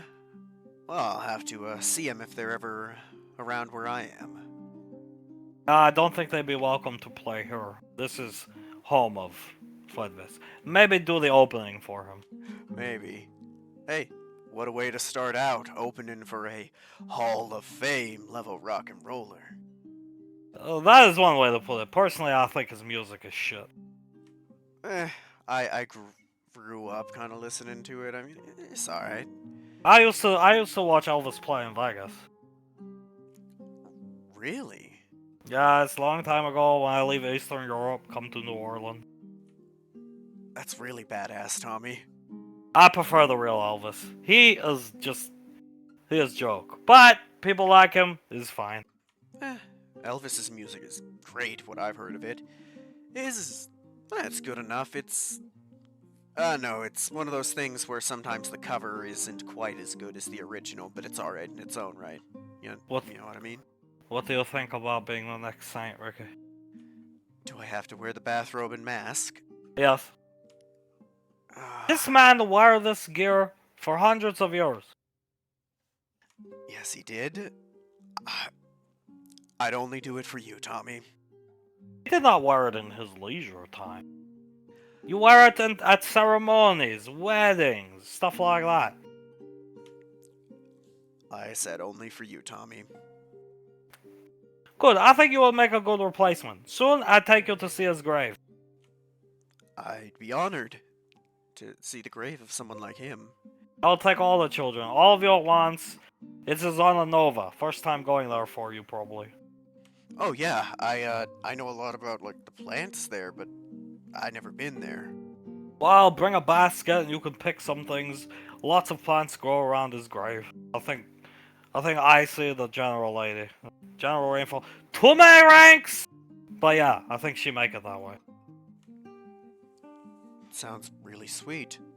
Do you think she'd mind if I just called her Icy? I don't think she likes her rank, so yeah, we'll probably be fine. Alright, I think that simplifies things because, like you said, there's like 10 of them. There's a lot of them. Rainfall this, Grandpa that. Too much to keep track of. Yeah. Oh, man. I mean, there are times, even with the people joining in my squad, there are times I almost say Colt when I mean Carter. There's so many of them. Yeah, there is. There's a lot of them. And adding a new one soon. Samantha Browse. Damn. I'm happy for JJ, although I'm a bit jealous. Ah, well. He'll sigh, looking up at Frederick, shaking his head. Hey, she is a nice looking girl. I will not say more than that, though. Yeah, she's very nice looking. She's one of the most beautiful women I ever seen. And she's a badass. I mean, yeah, she's really cool. But he's gonna lean back and look up. That ship sailed before I ever had a chance, man. Yeah, because she wants a man that will take her over. A man. You are a child. Today you're taking steps to be man. Yeah, yeah, you're right. Besides, I'm the one who made her fail her fucking test. You are? Man, you could have warned me so I didn't get the hots for her and knew ahead of time. Too bad. You learn the hard way. Oh, that's just low, Tommy, even for you. He's gonna jokingly shove him. It is low to tell your father things like, Mom only stayed with you because I was in her womb, motherfucker. Yeah, that's... And then people say Tommy the immature one for stealing jets and causing young men to beat up people. He starts laughing. You know what, let's call it a tie in immaturity, eh? Yo, baby! I'm much older than you, so no excuse on my end. Nah, I ain't got one either. I mean, that's... I'm still working on totally forgiving him. It ain't easy, but I was acting like a fucking 12-year-old, man. Yes, I was glad to see she kick you in the balls. I'm glad she kicked my ass to an extent, but nah, I'm not glad about that one. That was something else. Too much. Ah, it was a good kick. It was. That's when I got checked out later that day, and I was told that I'm very lucky it didn't do permanent damage. Oh my god. What did permanent damage to me? My fucking ear. Hearing this all day, Oh god. playing on his wrist computer. Oh god, Tommy. You're gonna put my blood pressure through the roof. You'll give me a heart attack having to hear that again. They transfer her sorry ass to Gateway. Thank God. So I'm free from her until I eventually make my way up there. Well, Gateway gigantic place, so hopefully you'll never see her. Hopefully, but with my luck, I'll run into her the moment I step foot on the station. I hope not. We try not to make scenes on Gateway. Ranger General, yeah. Nah, I don't know, man. I'm kinda happy for getting rejected like that, because she seems kinda psycho now that I see her. Very white woman problems. Yeah. I mean, I was pissed at my dad for not telling the whole truth to me, but honestly, he wasn't wrong. You'd think if you worked with someone for like decades, you'd have let it go, you know? You would think. Staring up at the Frederick stand. Yeah, I don't know, that thing's a little creepy, huh? Creepy. She's walked up listening to most of the conversation. Mom! That is, give me a hug. He'll give her a hug. That is the best music artist to ever exist. Well, that's one way to fucking put it. Yeah, I'll take your word for it, Mom. Oh, I have something for you. Oh, you do? I do. He'll reach under the bench and hand her this. It's I have a little greenhouse at the headhunter's base where I grow food for the squad, and this is a bunch of stuff I grew from it. Oh, thank you, sweetheart. We can have it. I have some fresh honey. We can have it. That'd be really... When we get back to the shop where your father is going to be. Yeah, that sounds like a good time, Ma. There's some cool stuff in there. Remember those tomatoes from Inova we were talking about last we saw each other? Yes. I got some with the money from Tommy, and they're growing really well. Is there some in here? She's picking through the basket. Yeah, there is. The little purple things down the at the bottom left. Yeah, we could have a meze platter. I don't know if you'll beat your father there or not, but he is on his way. That's okay. we're trying. I need to eventually, right, Ma? That's all I ask. See, motherfucker? Yeah. Tommy was right when he told me that. I just was too much of a fucking ass to listen to him. I'm sorry for cursing in front of you, Ma. That's okay. And no, I'm not mad at you, and neither is your dad for anything but the DUI. That I'm livid about. But the other ones, if you were trying to help your friends, trust me, some wacko stuff went down back in the day. Trying to help each other out with some. Don't worry about it. But getting a DUI, you get another one, you'll never be welcome back in the town. No, I'm not proud of it. I I could try to excuse it, saying I got some really hard truths dropped on me then, but nah.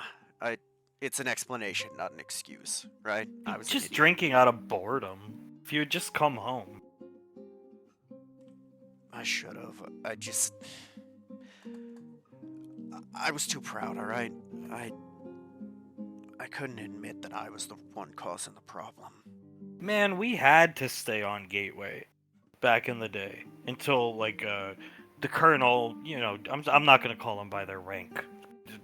Julius, Icy, until they started leaving for the weekends and stuff like that. And they won enough favor with Lorelai. Like, why would you want to stay on station on your time off? Unless you have to.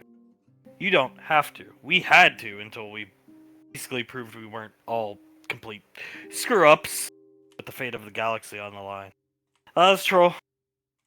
Yeah, and well, didn't you have to stay way longer than any of the others? I did because there was things going on at the time, yeah. But by the time I think we had won the favor to leave and stuff like that, and even get long weekends off, which never happened back then. And I mean, I was out of the military at that point for the most part, but yeah, I had to stay, but not by choice. It was just the safest place to be. Well, I'm happy that did work. I know it's biased, but it wouldn't be any me if it didn't. Yeah, it just I don't know. I ended up going nutsoid, being stuck on the station all the time. I mean, Just like you did, clearly drinking yourself to a DUI. yeah, I think it was a combination of boredom and just things weren't going well, Mom. I know it's dumb to do that when they aren't, but they weren't. Nobody's gonna judge you when you're at your best. They're gonna judge you when you're at your worst. Ain't that the truth? And I think I hit rock bottom last week. That's one way to fucking put it. Got my fucking sports car impounded. The Lamborghini. Serious. Oh. Yeah. And was it Dad who got it out? Well, when you see Top Ranger Captain showing up at jail and he's very cordial to you, they're going to, why do you think your sorry ass was there at lineup Monday morning?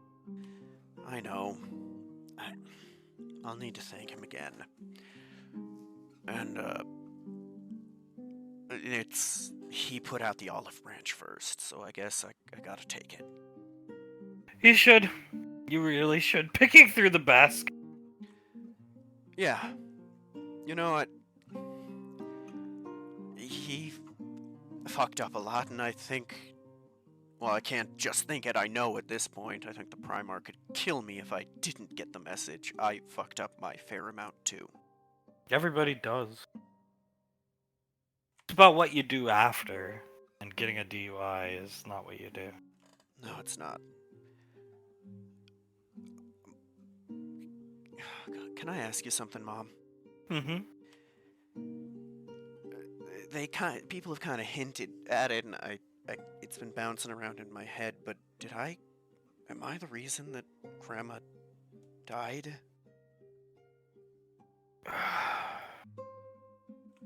Not now. Just enjoy the weekend. Alright, but when... You don't need to worry about that. Not yet. You need to worry about being amicable, if you know what that means, with your father. I know what it means, Ma. I might not talk like I'm the smartest, but I mean, Well, you should look to dial up your vocabulary.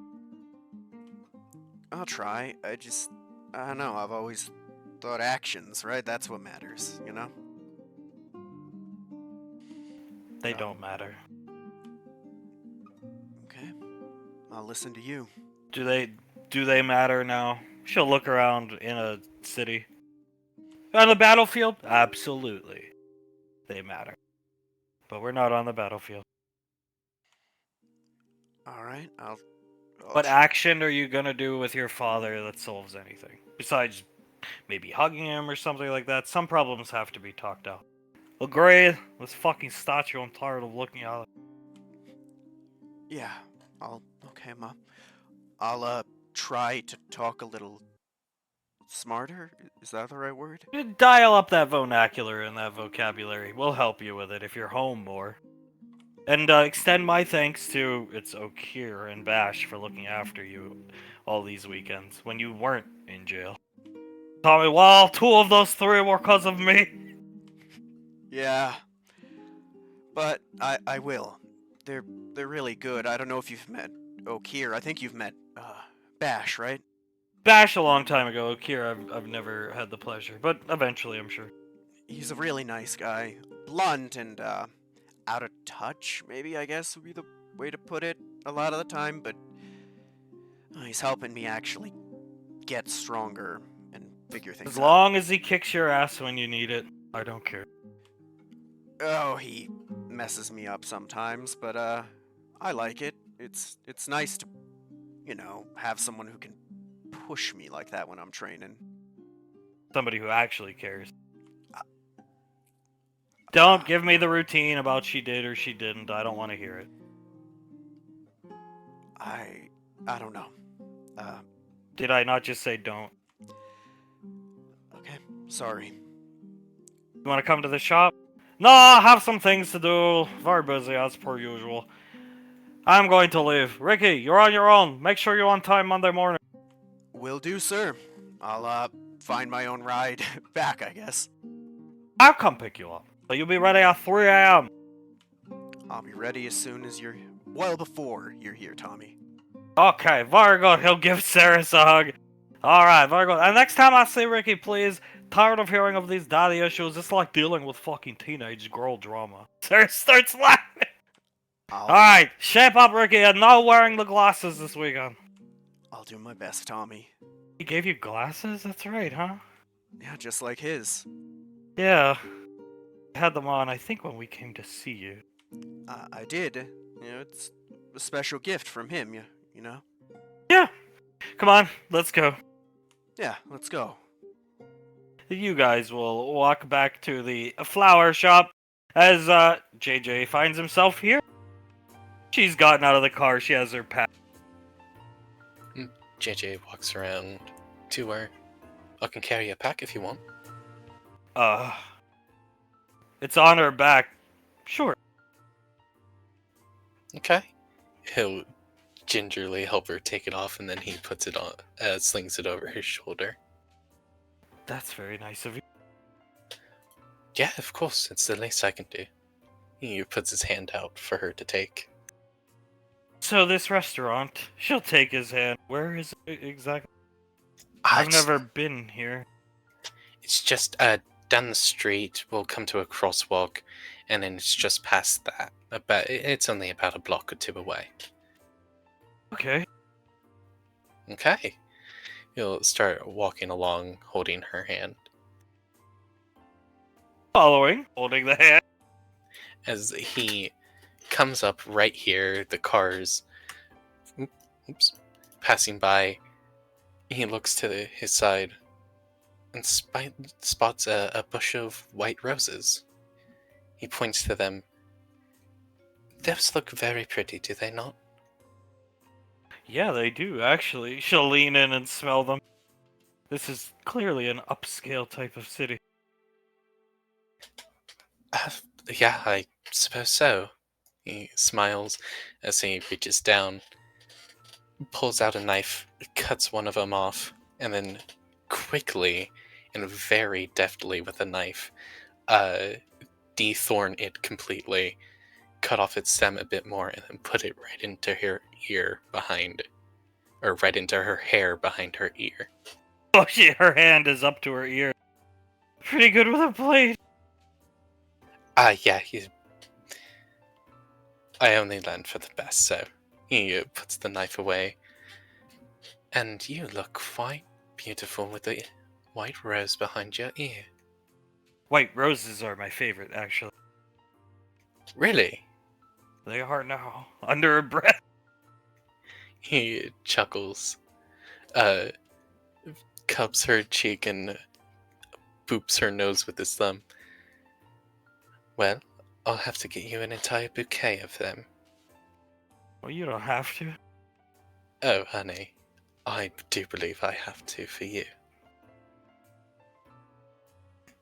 You are very sweet, Proctor. I try my best, as he holds her hand and continues to walk down the street. He followed. Just looking around. Did you know this is where my brother bought his wife his engagement ring? Her engagement ring. The Primarch? Yeah, the Primarch. Oh my god. It here? This place? Yeah, so the headhunters, the previous overseer of them,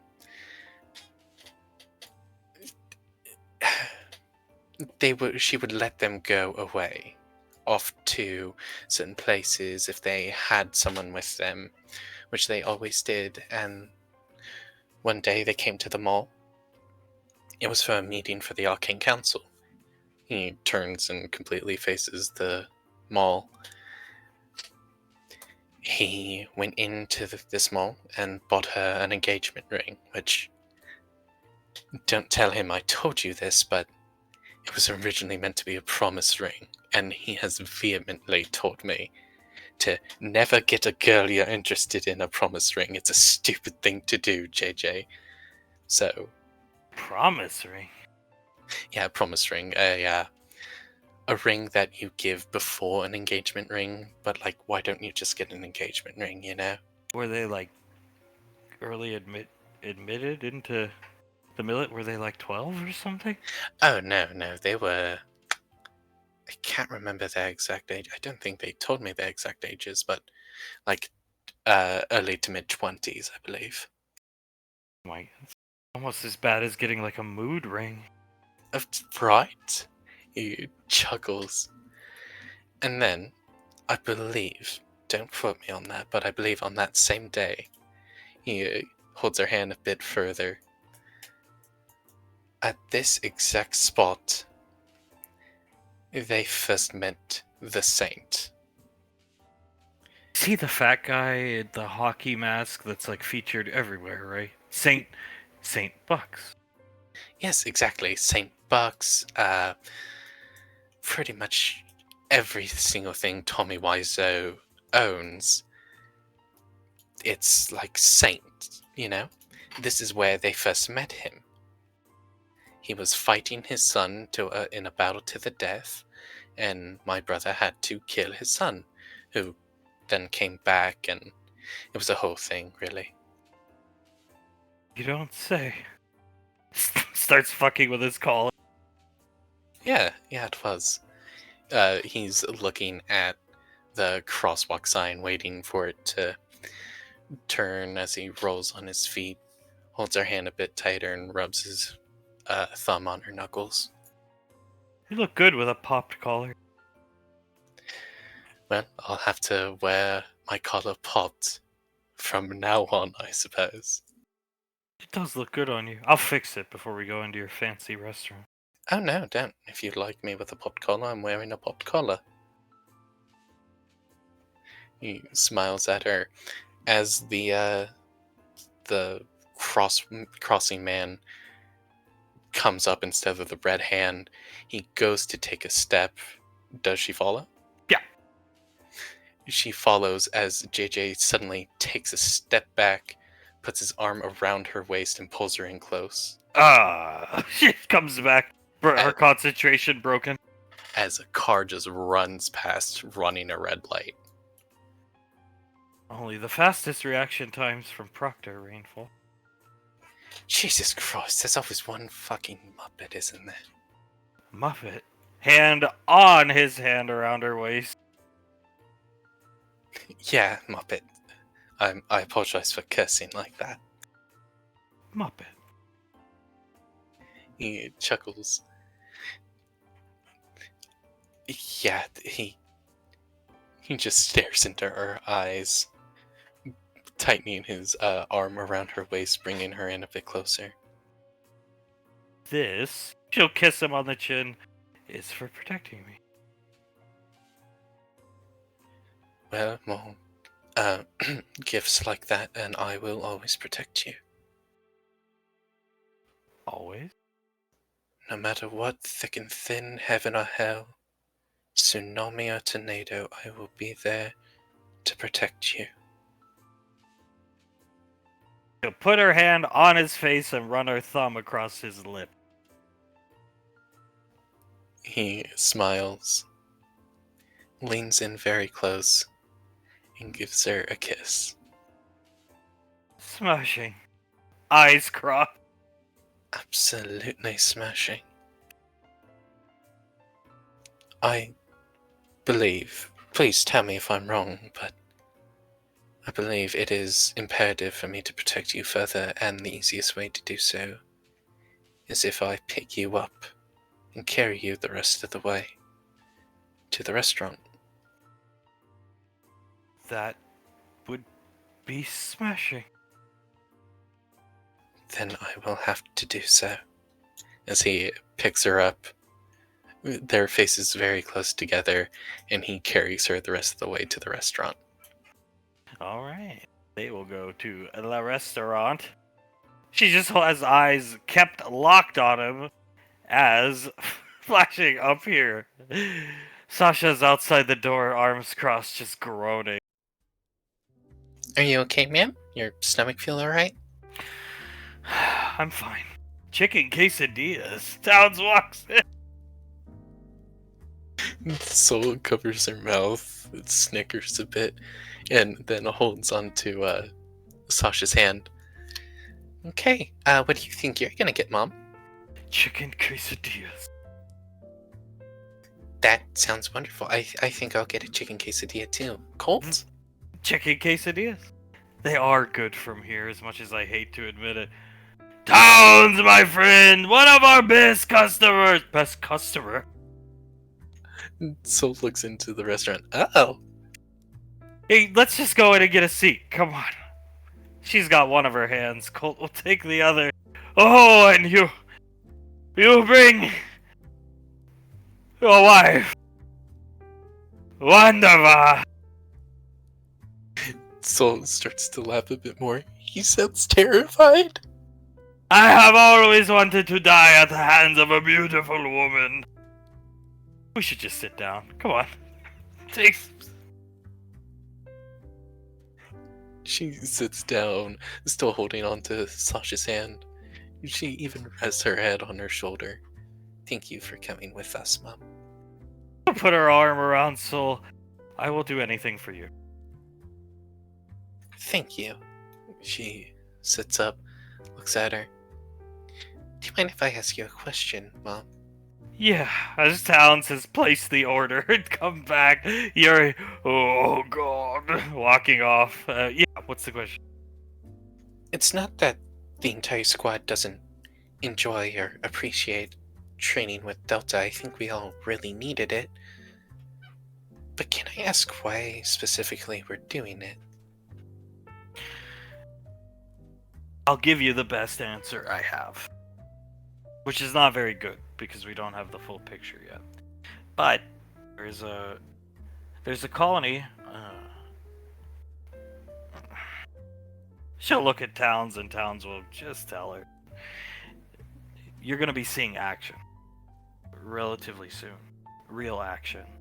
Not getting held up by androids and spooky stuff. And you want us to be trained with Delta because either they're coming with us or you want us to be really prepared. Delta, yeah. Your father's Delta detachment will be deployed, as well as 1st Infantry Battalion Division, and 4th Ranger Battalion would normally be Ricky's father, would be in charge of them. But Ricky's father is currently chasing, you know, the man you said was evil. That guy. He's chasing leads on that guy and another strange individual. So I'll be coming too, with 4th Ranger Battalion. There's a colony, it's in the Andromeda system. It's called the Moog. It's on a desert planet. Large independent colony. Large town. It's been taken over by some type of paramilitary force. We don't have a lot of details on them. We're working to get them before we deploy. I see. She just looks at the table and nods. Well, us training with them makes a lot more sense now. Yeah. I expect you to be always nice to your mother. I know you're not a bad girl, but none of us are taking this well. So, it's not like we want to send you. But, as your mother said multiple times today, if people find out you're just sitting around doing nothing while their kids are... Yeah. You know where I'm going with it. You're smarter than me. She nods. If all of us are just sitting around, it would just look like nepotism through and through, even though we are nepotism incarnate. Yeah, and I'm guilty of it. I'm the one that stripped his rank away from him and sent him down to the headhunters. We're all guilty of it. The simple fact of the matter is anybody in our positions would be doing it. And that's just the truth. But there are some things we can't get away with. I know, not that it matters too much because you don't know him very well, but Ricky's father would not want his son going into combat, but he has to. So that's why you're training with Delta. And you will continue to train with them until the time comes. Deployment, I can't give you an exact date on yet. But you won't be alone, and you won't be going in untrained and unprepared. She nods, thinking about what Sasha just said. They're not taking it well. As she tightens her grip on her hand, uses her other to completely make her head face her. We're gonna be alright, Mom. You don't need to worry for a second. Okay? You are very reassuring, young lady. She'll kiss her on the head. Hey, yeah. No, you'll be fine. And you have Delta training.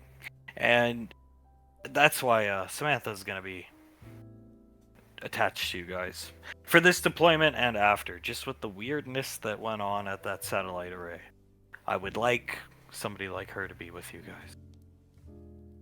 As would I really want her to teach me that kick. Is under the table she sort of impersonates it, careful not to kick Colt. Oh, laughing. Sasha, we should have just invited her and JJ to dinner, though. I think they probably wanted a... Better if they go alone type of thing. Colt, trust me. They would not have noticed us if we were here with them. Soul nods. That, and if JJ is anything like Grandpa, which I assume he is, given all the questions he asked Colt, he probably has something very special planned at the restaurant they went to. Sasha, yeah. I mean, I walked in on them the brief few seconds I saw them together. I'd never seen her like that before. So, I think she's in good hands. I think so too. The two of them seem very cute together. In regards to your deployment, you can tell the rest of your squad, the kids. We plan to tell them when we had more details, though. Instead of just, this is what's happening. We don't know anything yet, because that's where we are. But you should tell them. However, do not tell the Delta operators. We will tell them. They will want more information than just, here you go. So, yeah. As soon as we know enough to give them the information, we will get it to them. Of course, I'll tell the whole squad, or at least the ones that I'm able to tell at Rainfall Lane this weekend. Yeah. She nods. pats Sasha's hand a couple more times. Everything's gonna be okay. It is, but, I told Laz this. I've told her multiple times.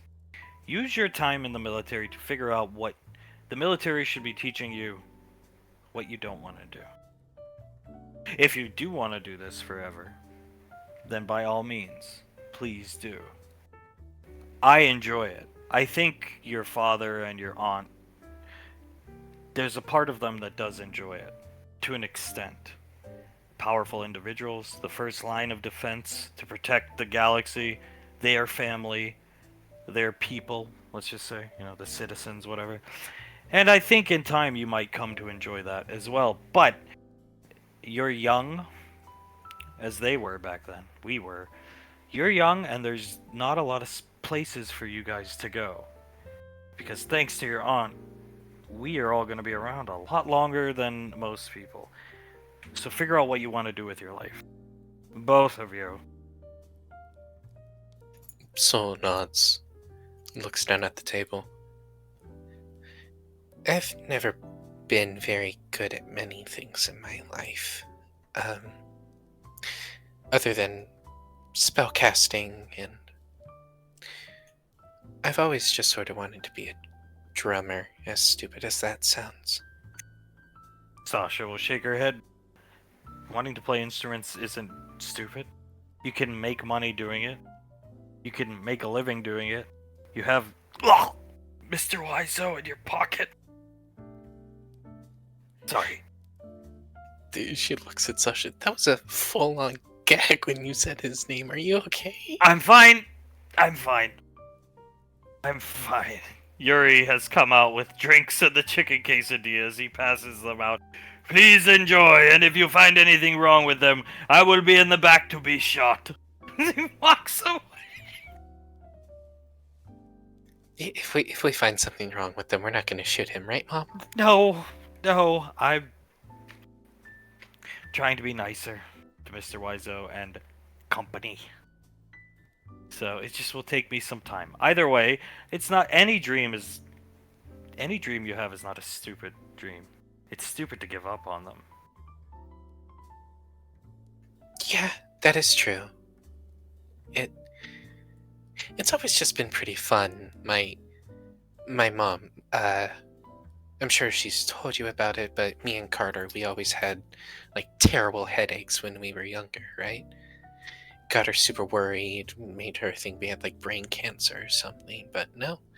We just had too much magic mana built up in ourselves that we needed to release somehow, and we did that through music. You should do it again. Towns, you should. She nods and looks at Colt. Would you like to learn how to play an instrument? I'd be down. It'll take me time. A lot of time. I'll need some TLC. You'll have to really tender love and care me. Soul laughs. I only really know how to play the drums. I can sort of teach bass. Whatever you want, I'll learn. She smiles. I'll have to think on it then.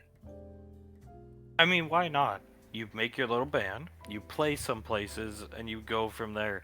And couldn't you cover for Fat Ass or whatever his name is? Sounds Fledvis, excuse me.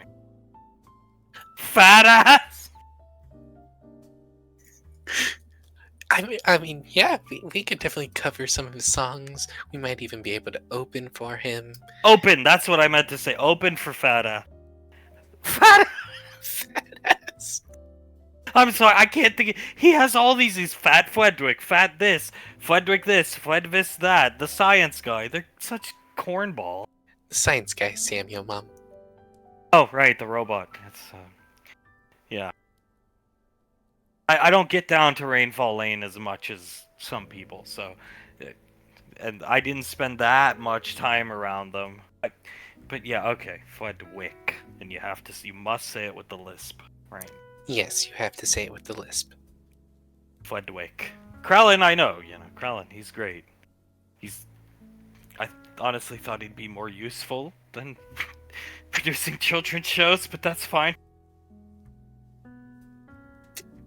Well, whatever keeps him happy, right? Anything to have a Star Child in the Earth Gov's back pocket. Yeah, when he first showed up to Gateway, he just arrived and set the whole station on alert. Yeah, that sounds like him. He didn't understand why, and he was constantly demanding to everybody he saw to arrest Ricky's father. Why? Ricky's father was a little too sounds abrasive with asking for technology from Krellin. So Krellin wanted him arrested very badly. Actually, he demanded he got arrested for like the first 3 weeks or something. Krellin was living with us. It was weird. Oh, Jesus. There was days Ricky's father. So I always got up as early as possible to get into the gym first to beat out your grandmother, because I know she liked her private time in the gym. So I would get up, do my workout, and there was days Krellin would just be at the bottom of the staircase waiting for Ash, Ricky's father, to come down. So as he was coming down the stairs, he could point at him and just say, "Arrest, arrest, arrest." I mean, poor Ricky's father. He had to deal with that for 3 weeks. Sometimes, yes, it was awkward to say the least. I'm sorry for laughing so much. It's not that funny. Town's creepy guy, okay? Sasha, oh Christ. Is that what Krellin said? Yes, but he wasn't creepy. He just asked Krellin. Krellin said something about his wife. We were on Krellin's ship. This is a long time ago, honey. We were on his ship, and Krellin says that really your grandmother was the one. That's why Krellin kind of looks to Davine as, the best of humanity, if you will. Your grandmother, I think, gave him hope. That's why he's always stuck around your grandmother. Your family, really, in truth. Because it's not like we were telling him he had to stay once things ended. And the universe was saved, we'll just say. He was free to go, and we told him, but he wanted to stay with Davine and the Rainfalls, so... But yeah... Not the most eloquent for an advanced creature. And then him and Ash patched things up, and it was great. He said Ash reminds him of his mother. What? I don't know. We stole a Frankenstein statue from the same comic shop you guys went and dealt with this Tessin Hecker individual and the other miscreant. And we stole a Frankenstein statue. It was just like a thing that was in the apartment. We all got some laughs out of it. And then they changed it to look like Ash and turned it into... I think it was like good Ash at first. Ash as he should have been. Then they changed it to Mother Good Ash, and they basically made it a cross-dressing version of Ricky's... Here, I have a picture. Show her a picture. Soul looks dumbstruck. Many years ago, before I joined the military, I saw Krellin, Fredwick, and Samuel coming out of the Rainfall Lane gate. And I talked to them a bit, and they said I was the most understanding of the Rainfall children, and that someday they might show me Mother Good Ash. Oh, that's no good. Mother Good Ash... So the original Mother Good Ash was destroyed, but I guess maybe they remade him, and I am sure the Rainfall Seniors would not be pleased if Mother Good Ash was... It wasn't because it was named after Ricky's father. It was because it was just fucking creepy. I mean, look at this. It is extremely creepy. That's no good. They must have it hidden away somewhere on that gigantic continent you call home. Oh, Jesus. Oh, man, I don't even really want to look for it. I'm scared that I'll find it, and then I'll have to tell my parents.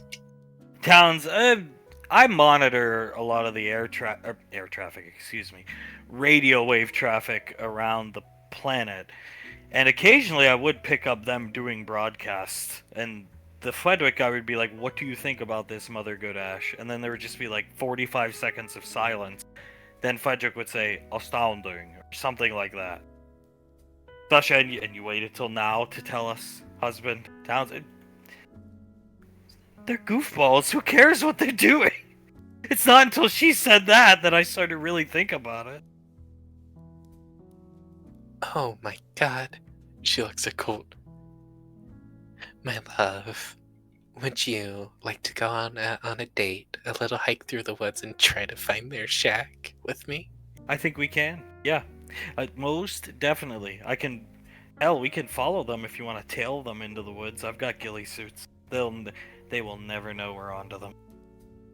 Honestly, invisibility is very helpful for Oh, tracking hell people. yeah, we don't even need the ghillie suit. She winks at Colt. Spells are pretty useful. Then I think we should. Sasha, yeah, and if you find anything, let us know. Maybe not your mom or your dad. I'll let you guys know first. Don't worry. What was Krellin like in fighting? Krellin never fought with us.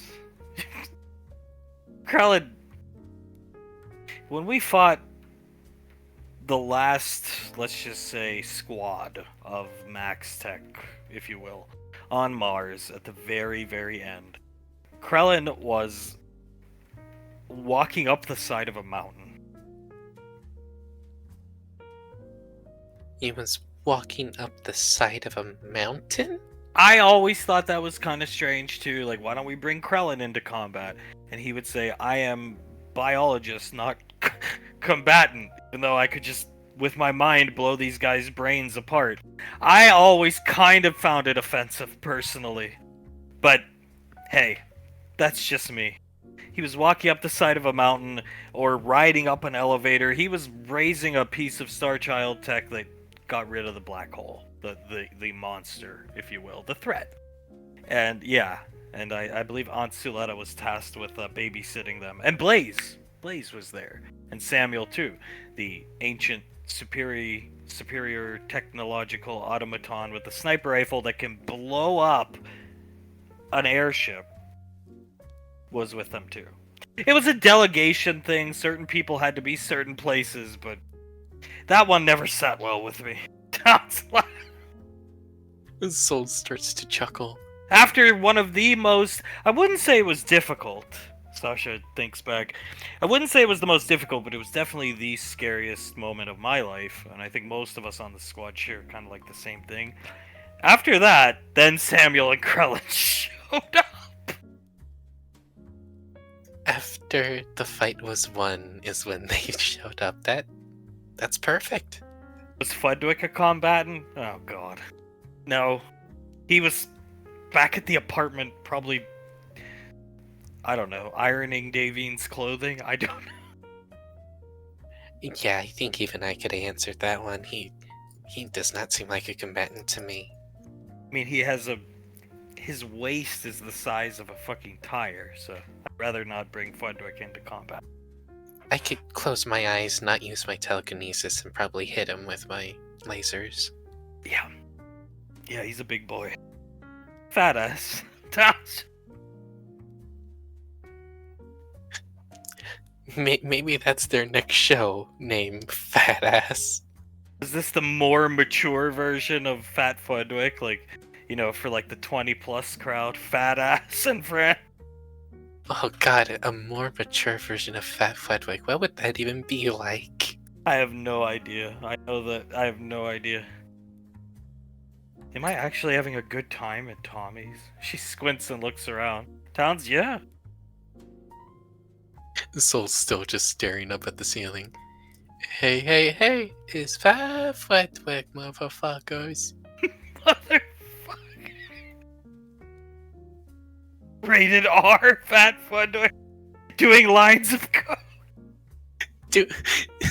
Doing lines of coke and lighting up joints constantly. He's got the candle and the spoon and the needles.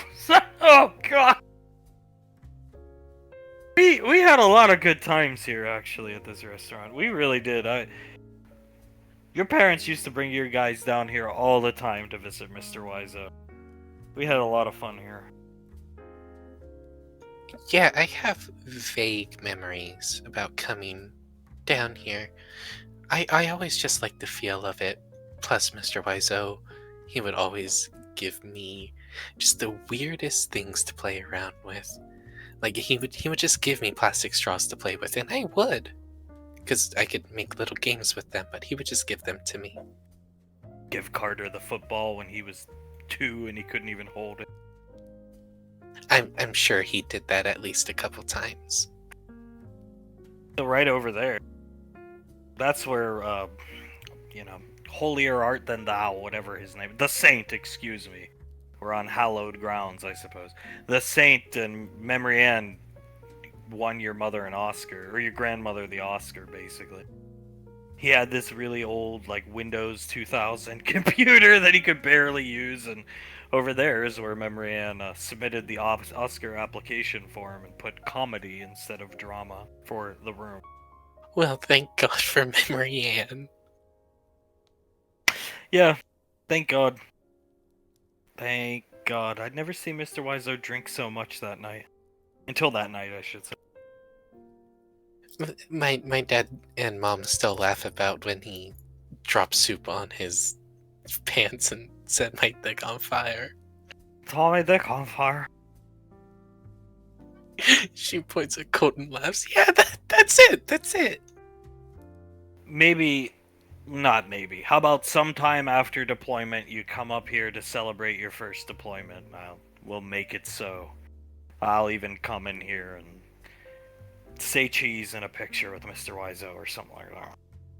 I think that's a perfect idea, Mom. Thank you. She pushes herself up, gives her a quick kiss on the cheek. She smiles. The food is actually pretty good here. Taking a bite of the quesadilla. It's been a long time since I've eaten here. A long time. Town's not true. Most of the food I would get for us came from here. I just put it in other restaurants' bags. She just glares at And Soul starts to chuckle as she takes a bite of her chicken quesadilla. And they will continue eating as now, flashing to Amels. They're not here yet, JJ and Samantha, but Hunk, Mr. Snuffles, Davine, and Suletta's typing away on a computer. Mr. Snuffles floating around in his hover chair. Meow! Again, they're going to be here soon, Mr. Snuffles. Don't worry. Yeah, I mean, we got a production meeting to be at, right? And I'm very excited for this, so I don't know how much time I really want to allocate to this. Suletta quiet, just keeps typing. Do you see them, Fernando? No. That's all he said. Yeah, asking every 30 seconds is not going to speed up this process, Suletta. She just... Davine just shakes her head, walks over here. Is this the fly that they used at the beach house all those years ago? It's the very same, actually. You got it repaired? Blaze is a wonderful man. She just shakes her head, walks over to Hunk and holds his hands. I mean, hey, it's a... God, this is my fault. I'm the one that kind of induced this into the family. He shrugged, looking back at this. It's fine. They've all had fun. We have all had fun spying on someone else over the years. Mr. Snuffles coming out, just the hover chair. No, get back here! Meow. Comes. And no meowing when they walk in the restaurant. Cat. Meow. As he passes by, Davine gives him a long pet along the head and back. Well, she looks at her wrist computer. Maybe they were caught up in traffic or something? They'll be, well, unless he's fucked up already. Grabbing a mic. Hunk, I doubt that very much, okay? As do I, thank you very much. Probably walked away from her. Davy just groans and hugs onto Hung tighter. God, I hope not. If he did, I would dad voice him till the end of time, and I don't want to do it. I think I would just kick his ass. I mean, I am, I'm a little worried for him. Not that he's gonna mess up. It's just I think it's his first, So, but he'll be fine. Yes, he will be. I have full and complete faith in my boy that he will do just fine. I don't think we need to. You don't even need to use those. We can probably just hear from here. We're gonna have Fernando. We can have Fernando lead them to any table, so that they will sit right there, pointing out there. All right, fine, whatever. Okay. Is there a specific reason why they're going to sit right there, Letty? I can access the perfect radius and range of this crappy old piece of junk through an air duct. There. I can go through that air duct, and there's an AC exchange vent right over their table. So I'll hear everything. You're gonna climb in the fucking air duct? I didn't even do that type of shit. Or, Letty, or we just listen from here. No, we are. I am getting in the air duct. Hunk, those air ducts. This is an old building, honey. Are you implying I've put on weight? No, I'm implying that it's an old building and that's an old air duct. I'll be fine. Are you sure, the structural integrity of those things are probably not very sound? We've got incoming. Fernando says as he sees here, right here. So this is the place. That it is. He sets her down, walks up to the door, and opens it up for her. She watches him open the door and walks in, but not taking her eyes off of him. He walks in right behind her. He'll start making his way up. Suletta watching with great intent. Alright, come on, honey. Holding David's hand. She'll walk up to him, crossing her fingers a bit. I have faith in him, but it might help. I mean, it is kind of interesting. He's squinting, looking through the places where they set up the food. I remember why we used to do this. Maybe I should have worn the spandex. Well, let's put it this way. We can always spy on, we don't need to be spying to put that spandex on. Agreed. I could just be your secret agent, woman. Oh, that would be fabulous. Quiet down. She's aiming the piece of junk. Make your move, Fernando, she says into her headpiece that she's now putting on. Already on it, madam! You're wearing a headset? A headset, Letty, and I swear, if that waiter is wearing a bug or anything of the sort... Of course he is. He has one in his ear for him to hear me, and then one in his breast pocket. I never went this far, I think. I know I went far, but come on! I don't think you did either. I helped you out on some of these, but... I don't know all of them, but I don't think you would have gone this far. Climbing in the goddamn air duct as Fernando! Ah, Mr. JJ! Fernando, hello. Pleasure. Puts his arm around and bows to see you both. You must be Samantha. She puts her hand out, shakes his lightly. Follow me to your table. Yes, of course. Lead the way, Fernando. Right this way, sire.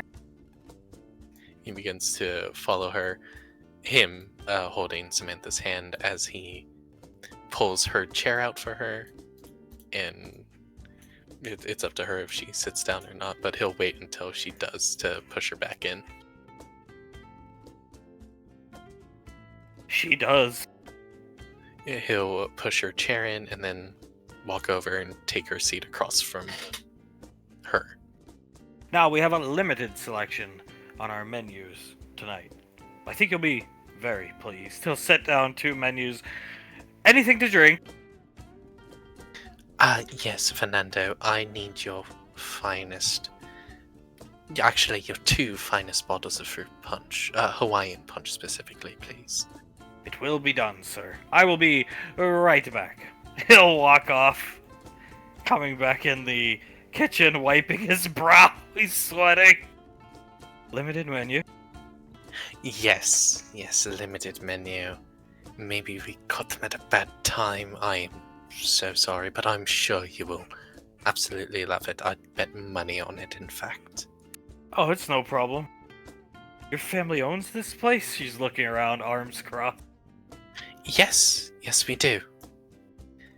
It was my parents' favorite date spot, and then the other kids, all of us call them, the other kids started to come with them, and it became like a family thing. It's very nice. He'll place the fruit punch down and 2 of the menus. Actually, just 1 menu. And hand it to JJ and walk off. He opens up the menu. Huh. I don't know, darling, what would you prefer? Grilled cheese or tuna sandwich? She bobs her head up, looking right at JJ. Doesn't say anything, just looking right at. You're right. I should start with the appetizer. They only have soup available, but tomato soup or avocado soup. You go all the way, don't you? He winks at her. Like I said, I wanted to make a good impression. Well, you have.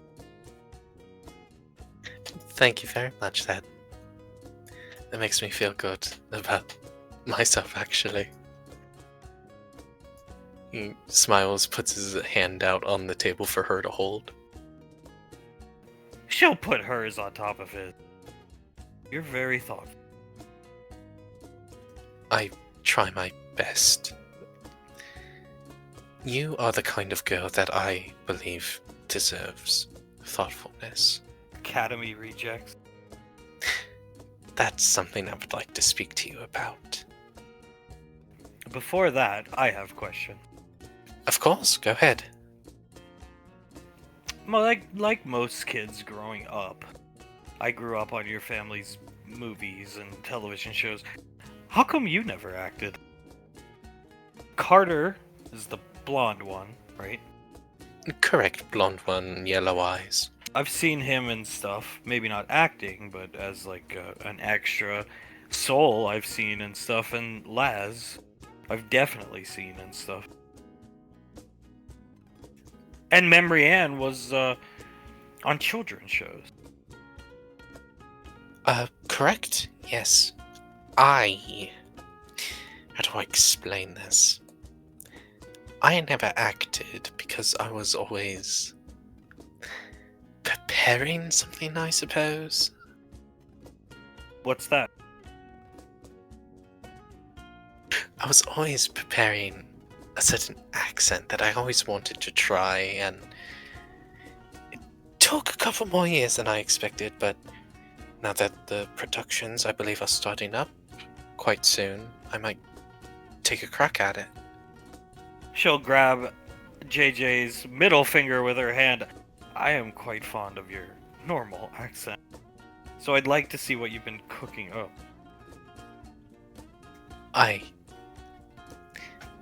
Okay, only for you will I do this. He smiles to himself, shakes his head. Oh no, Sam, what do you want? Do you want some grilled cheese? Do you want some avocado soup? I don't know. I can even get you some goddamn gabagool if you want. She's let go of his hand, mouth agape, and just she hasn't blinked. Oh shit, it's that bad. No! She snaps back, grabs his hand quickly. Your hand. No! I thought it was great, actually. I just didn't expect that to come out of your mouth. Goddamn kabalahu? Gabagool, it's a like a spiced lunch meat. Oh, right. Gabagool. It sounded like a curse word in some ancient dialect. Who knows? Maybe it was, but thank you. I've never shown that to anyone. Thank you for saying it. Actually, sounds good.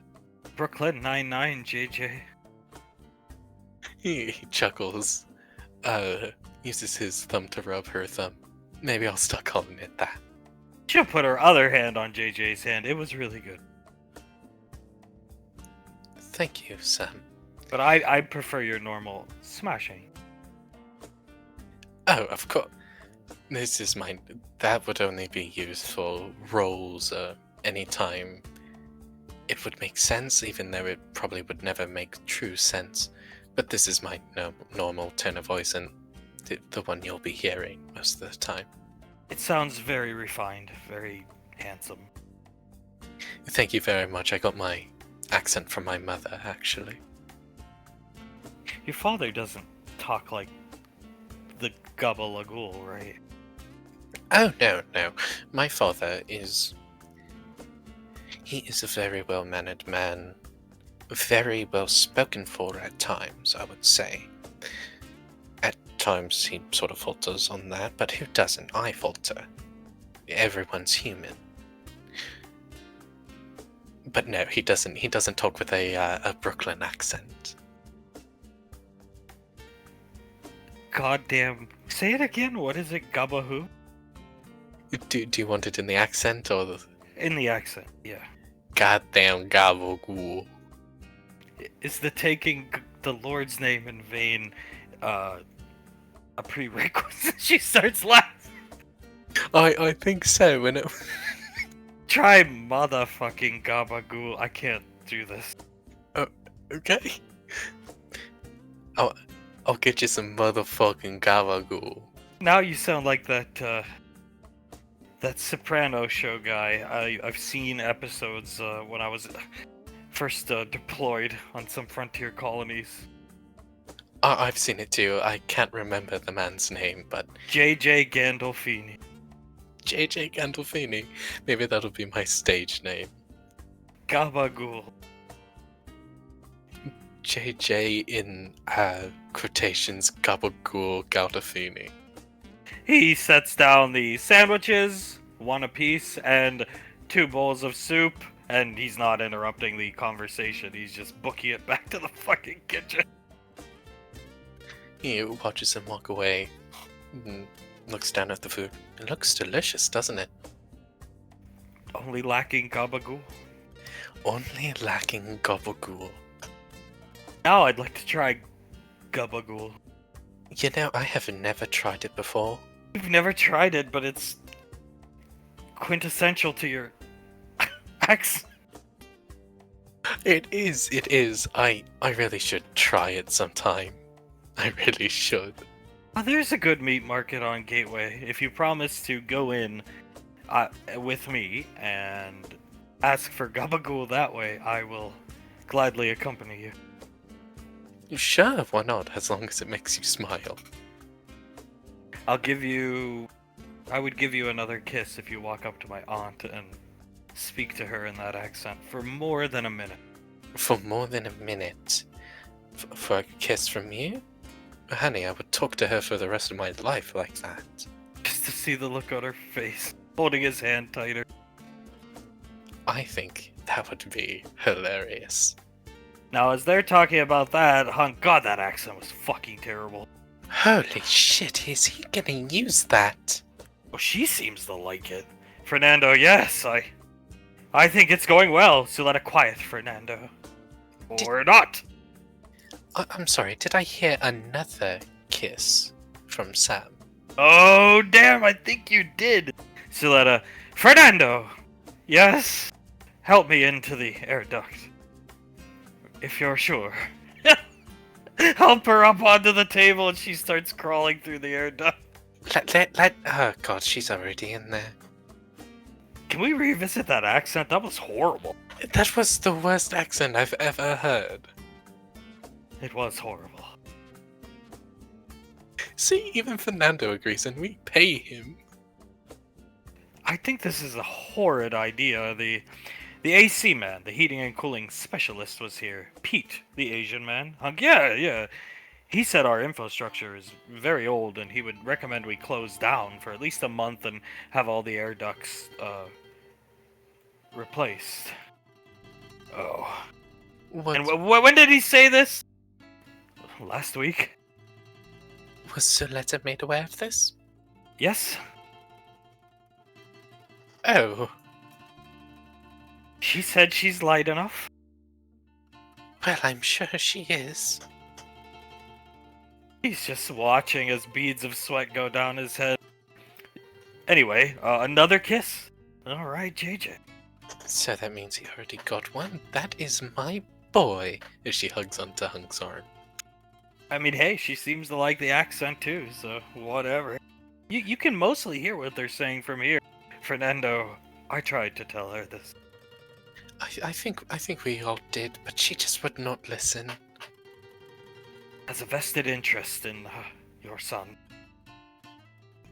A very vested interest, and I am thankful for her every day for that.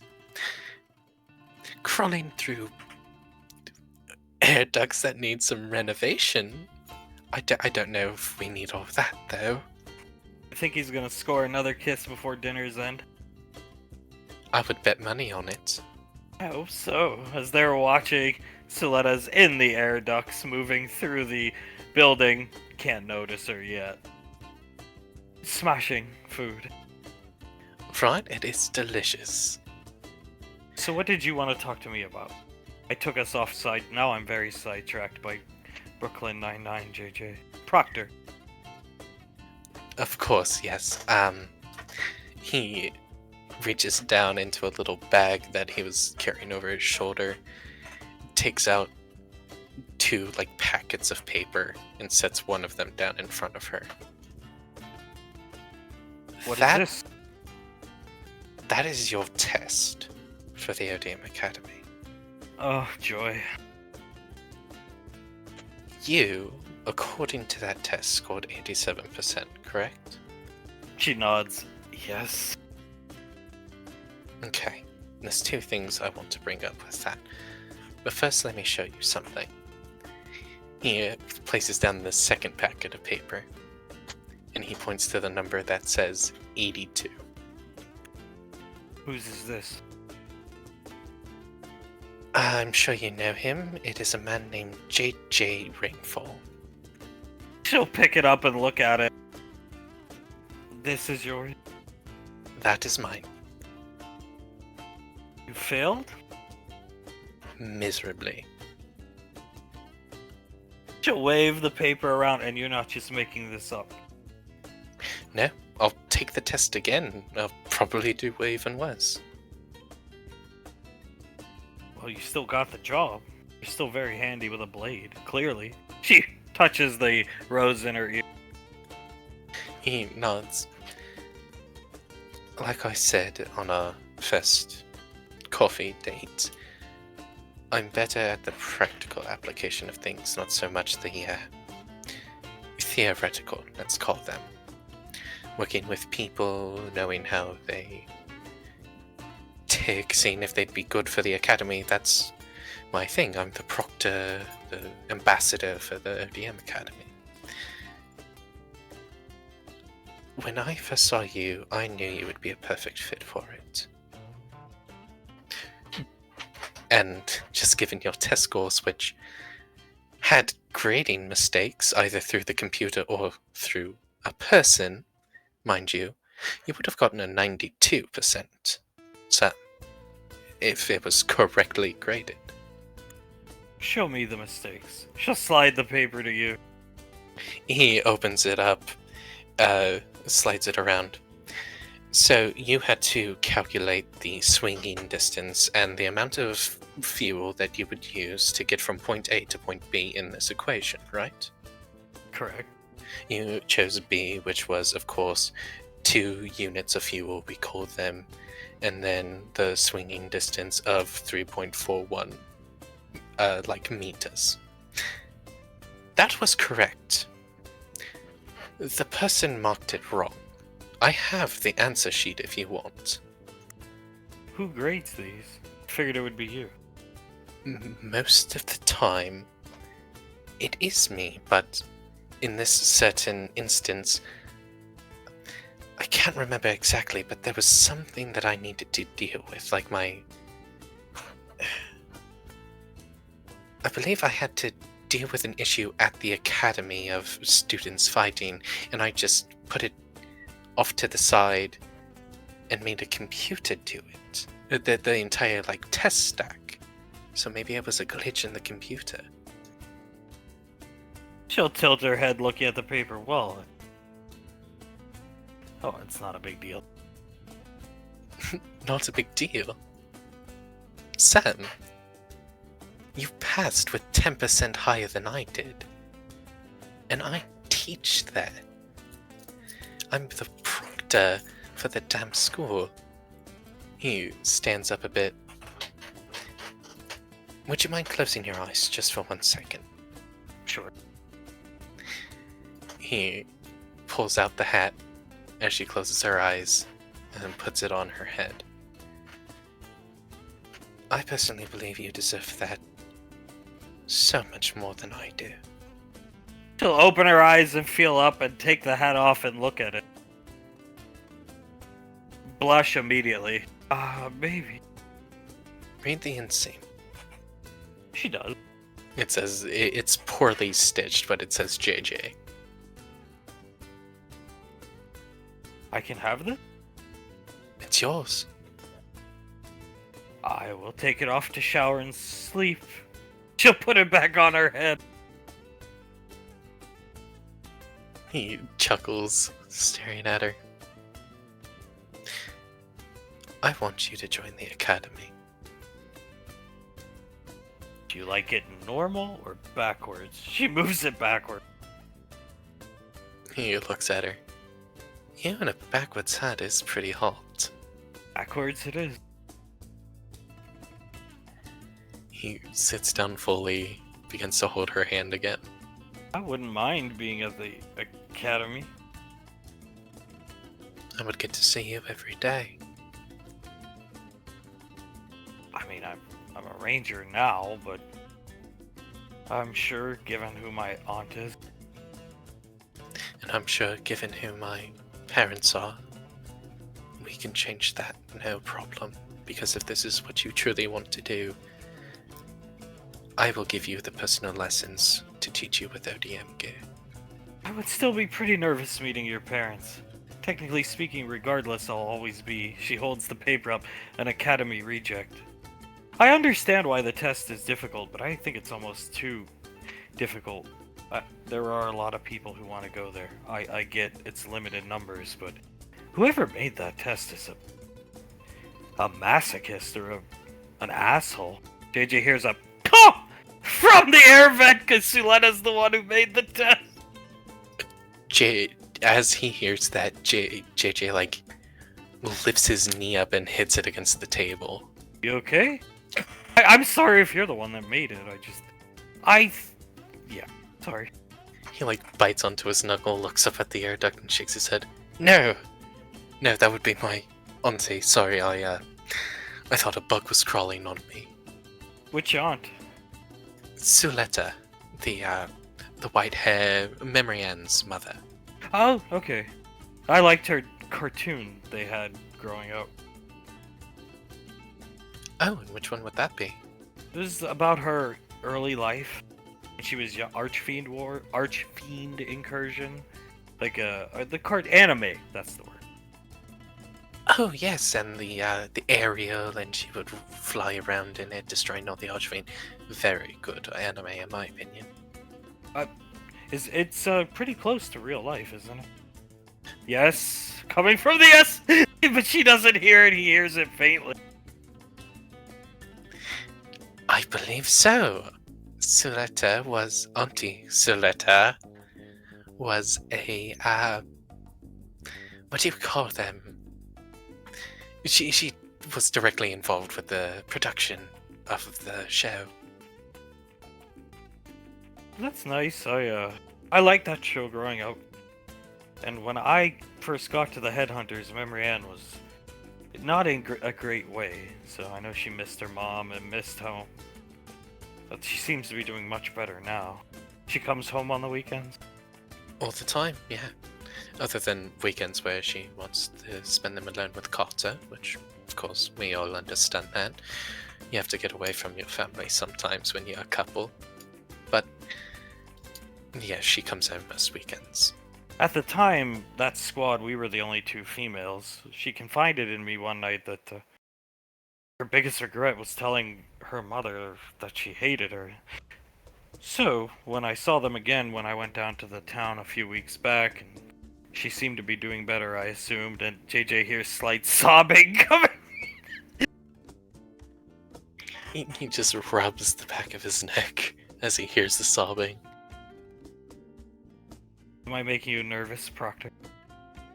Oh, honey, whenever you look at me, I feel nervous. I feel the need to puff out my chest, suck in my gut, make you oh so impressed. With her foot, she'll start scratching the back of JJ's leg.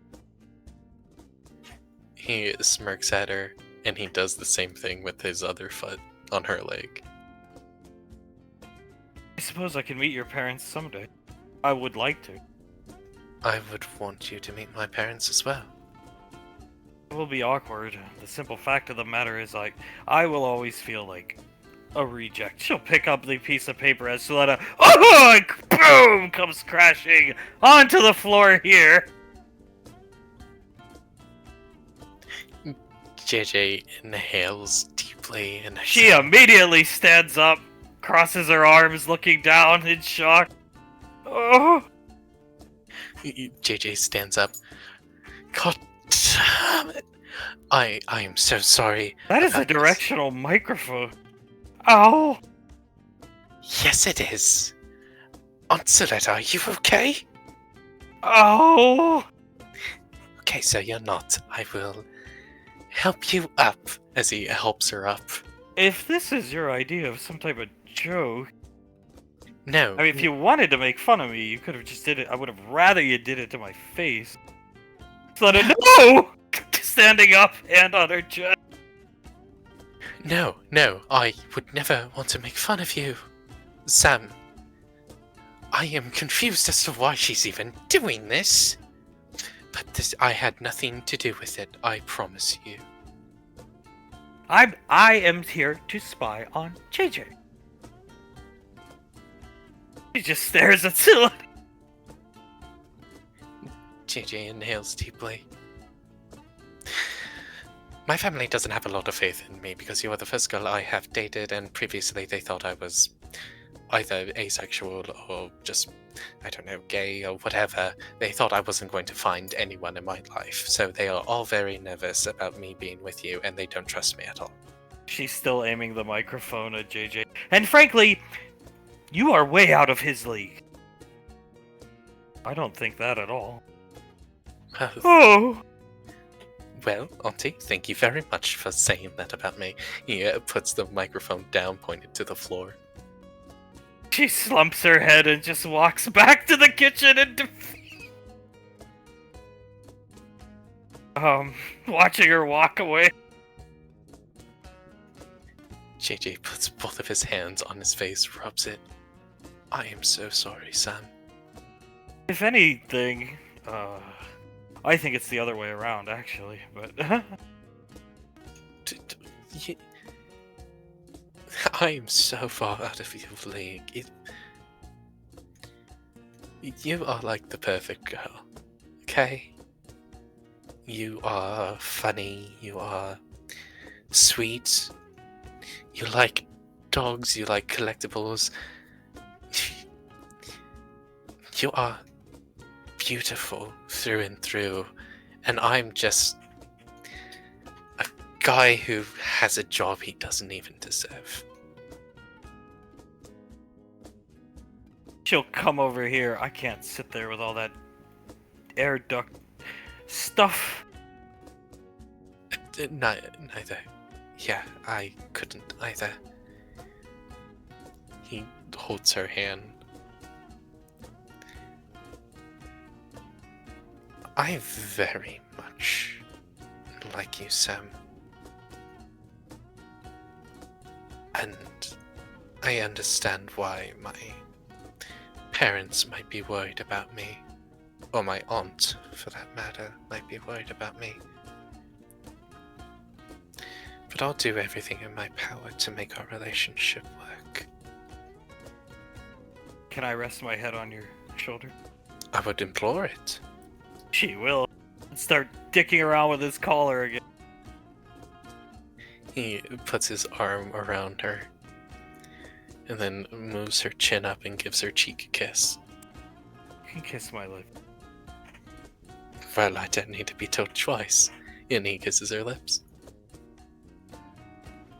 I'll give you a kiss for, really lucky for you. I don't need to be taken out to dinner or anywhere, coffee, to want to kiss you.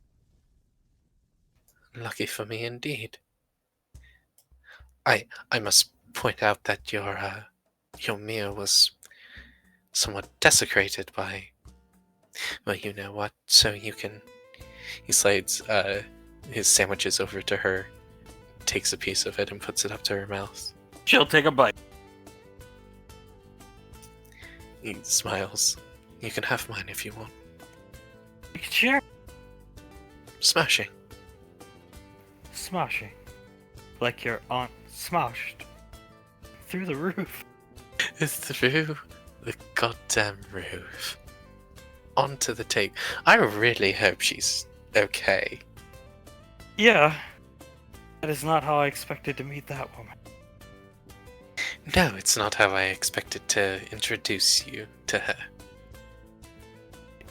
Give me another kiss. He kisses her. They kiss, Hunk watching. Oh, man. Davine looking at Suletta. Are you, Letty, are you okay? She tosses the directional microphone in the trash. Pushes the computer into the trash. Picks this up and just steps on it. We'll take the jetpack back. It has some good memories attached. As she throws this into the trash. You hit the table, Letty. Are your ribs okay? Are you happy? Are you happy now that you almost ruined his first date when clearly they are fine? No. Davine pats Hunk's hand. I'll be just 1 second. I'm going to go comfort her. Yeah, I'll come with you. Comes over. She walks up beside Suletta, puts an arm around her shoulder, and gives her a kiss on the top of the head. You just wanted to help him. You were worried, and I understand that. You did what any loving aunt would want to do. And that's Meow! I am not an idiot.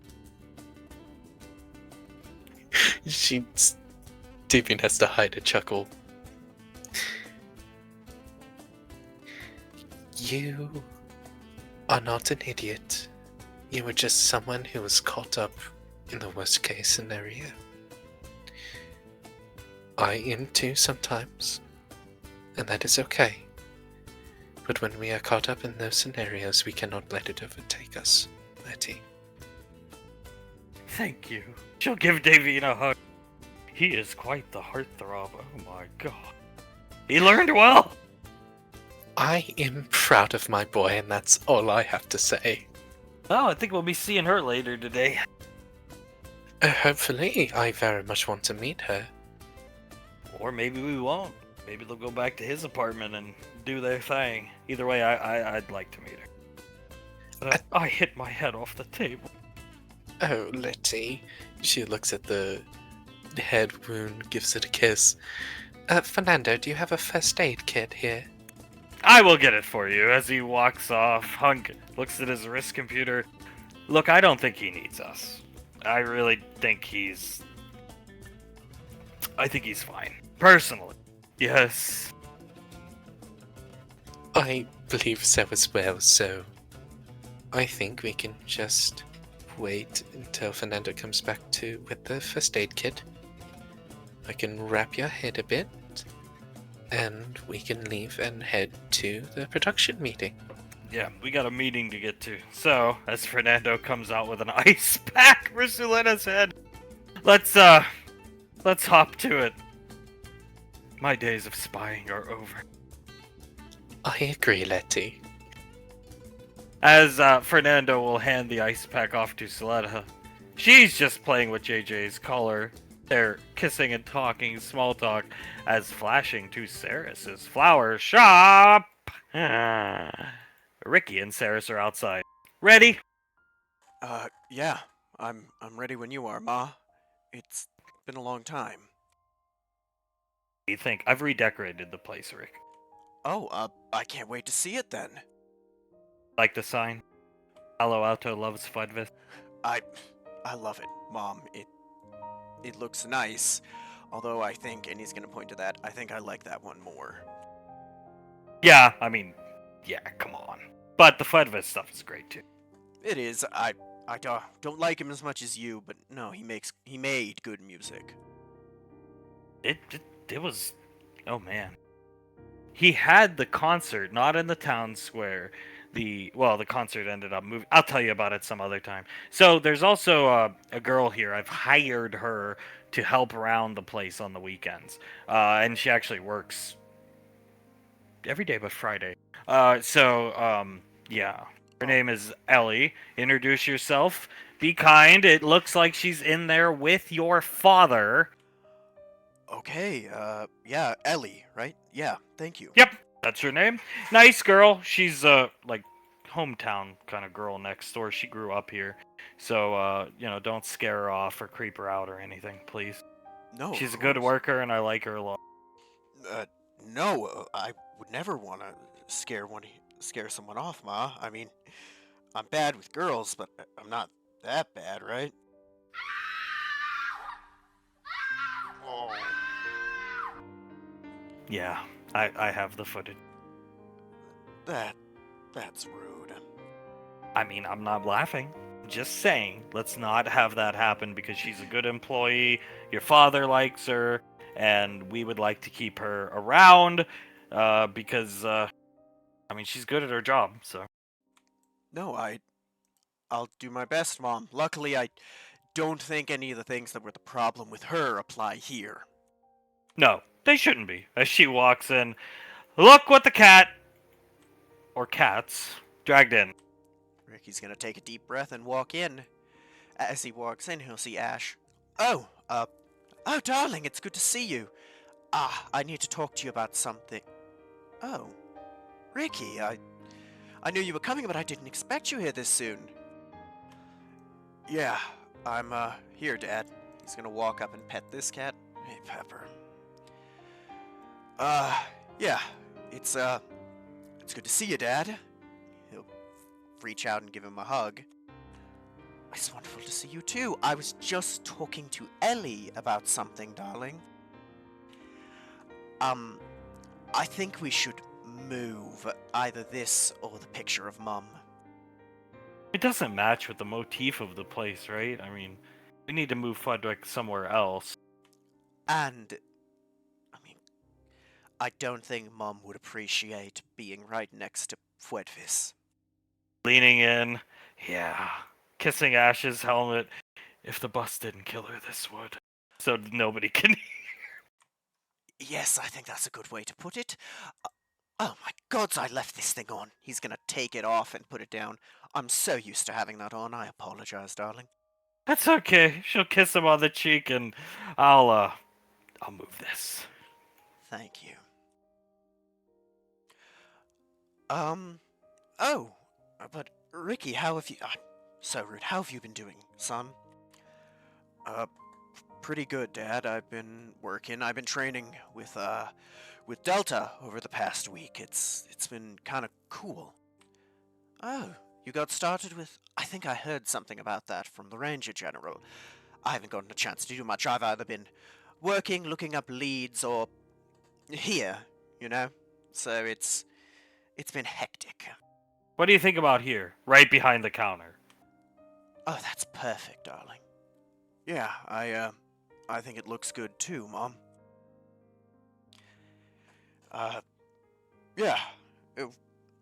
Did you guys ever work with Delta at any point in your careers in the military? They weren't around back then. I think Sasha put that unit together to to meet Uncle Banksy, right? Yeah, he's a really cool dude. Yeah, his unit isn't around anymore. Delta replaced them. Oh, I didn't know that. That so you never got a chance to. No, but I mean, she looks up at the picture. I'm sure they're great at what they do, for sure. Oh, they're very. Take the training serious? I have been. They're actually making me a halfway decent shooter. I was just gonna ask. They're teaching him to shoot. Oh my god! Looking at that. I'm proud of that actually. It's good. I knew you had it in you. And the Delta, they're some of the best shooters out there. It'd be biased to say, not quite my level, but I'd say most of them are. So, What is it? They're HRT if they replaced. Yeah. yeah, I think so. That is fun. Come on. Running through. Do you do the kill house stuff? We used to do that training Banksy. Remember, Ash? Yes, I do. It was such fun times, all things considered, when I wasn't putting my foot in my mouth. Oh my god, that's fun. That is, if they're letting you do that, enjoy it, Ricky. I'm trying to, although, god damn, I messed it up today. What happened? So they're training me on a Colt Commando. Very good gun. I've used it a few times. I'd prefer my AK or Shatter, but that's me. Yeah, well, we go in and I'm leading one of the breach groups, and I go to take out a target and accidentally swap. Instead of putting it to semi, I turn it to auto and nearly fall on my ass. Ask, she comes up here leaning over the counter. Ask Uncle Banks. Ash remembers this. Ask Uncle Banksy. You'll see him again, I'm sure. About the time he was breaching, if I remember right, Ash, and they couldn't get the door open. And so he put the breaching charge on the door, and it wouldn't go off because they fucked up the breaching charge. So Uncle Banksy just decided to run through the door. It was fucking hilarious. And, credit where it's due, it was the right call. But just the panic on through his body gestures, because he always wore his armor, was incredible. Oh my goodness, I remember quite fondly. He looked like his head had come off for a moment there, didn't he? Didn't, was it Pequod or was it Julie? One of them, I swear, made a video of it with the Benny Hill music over it.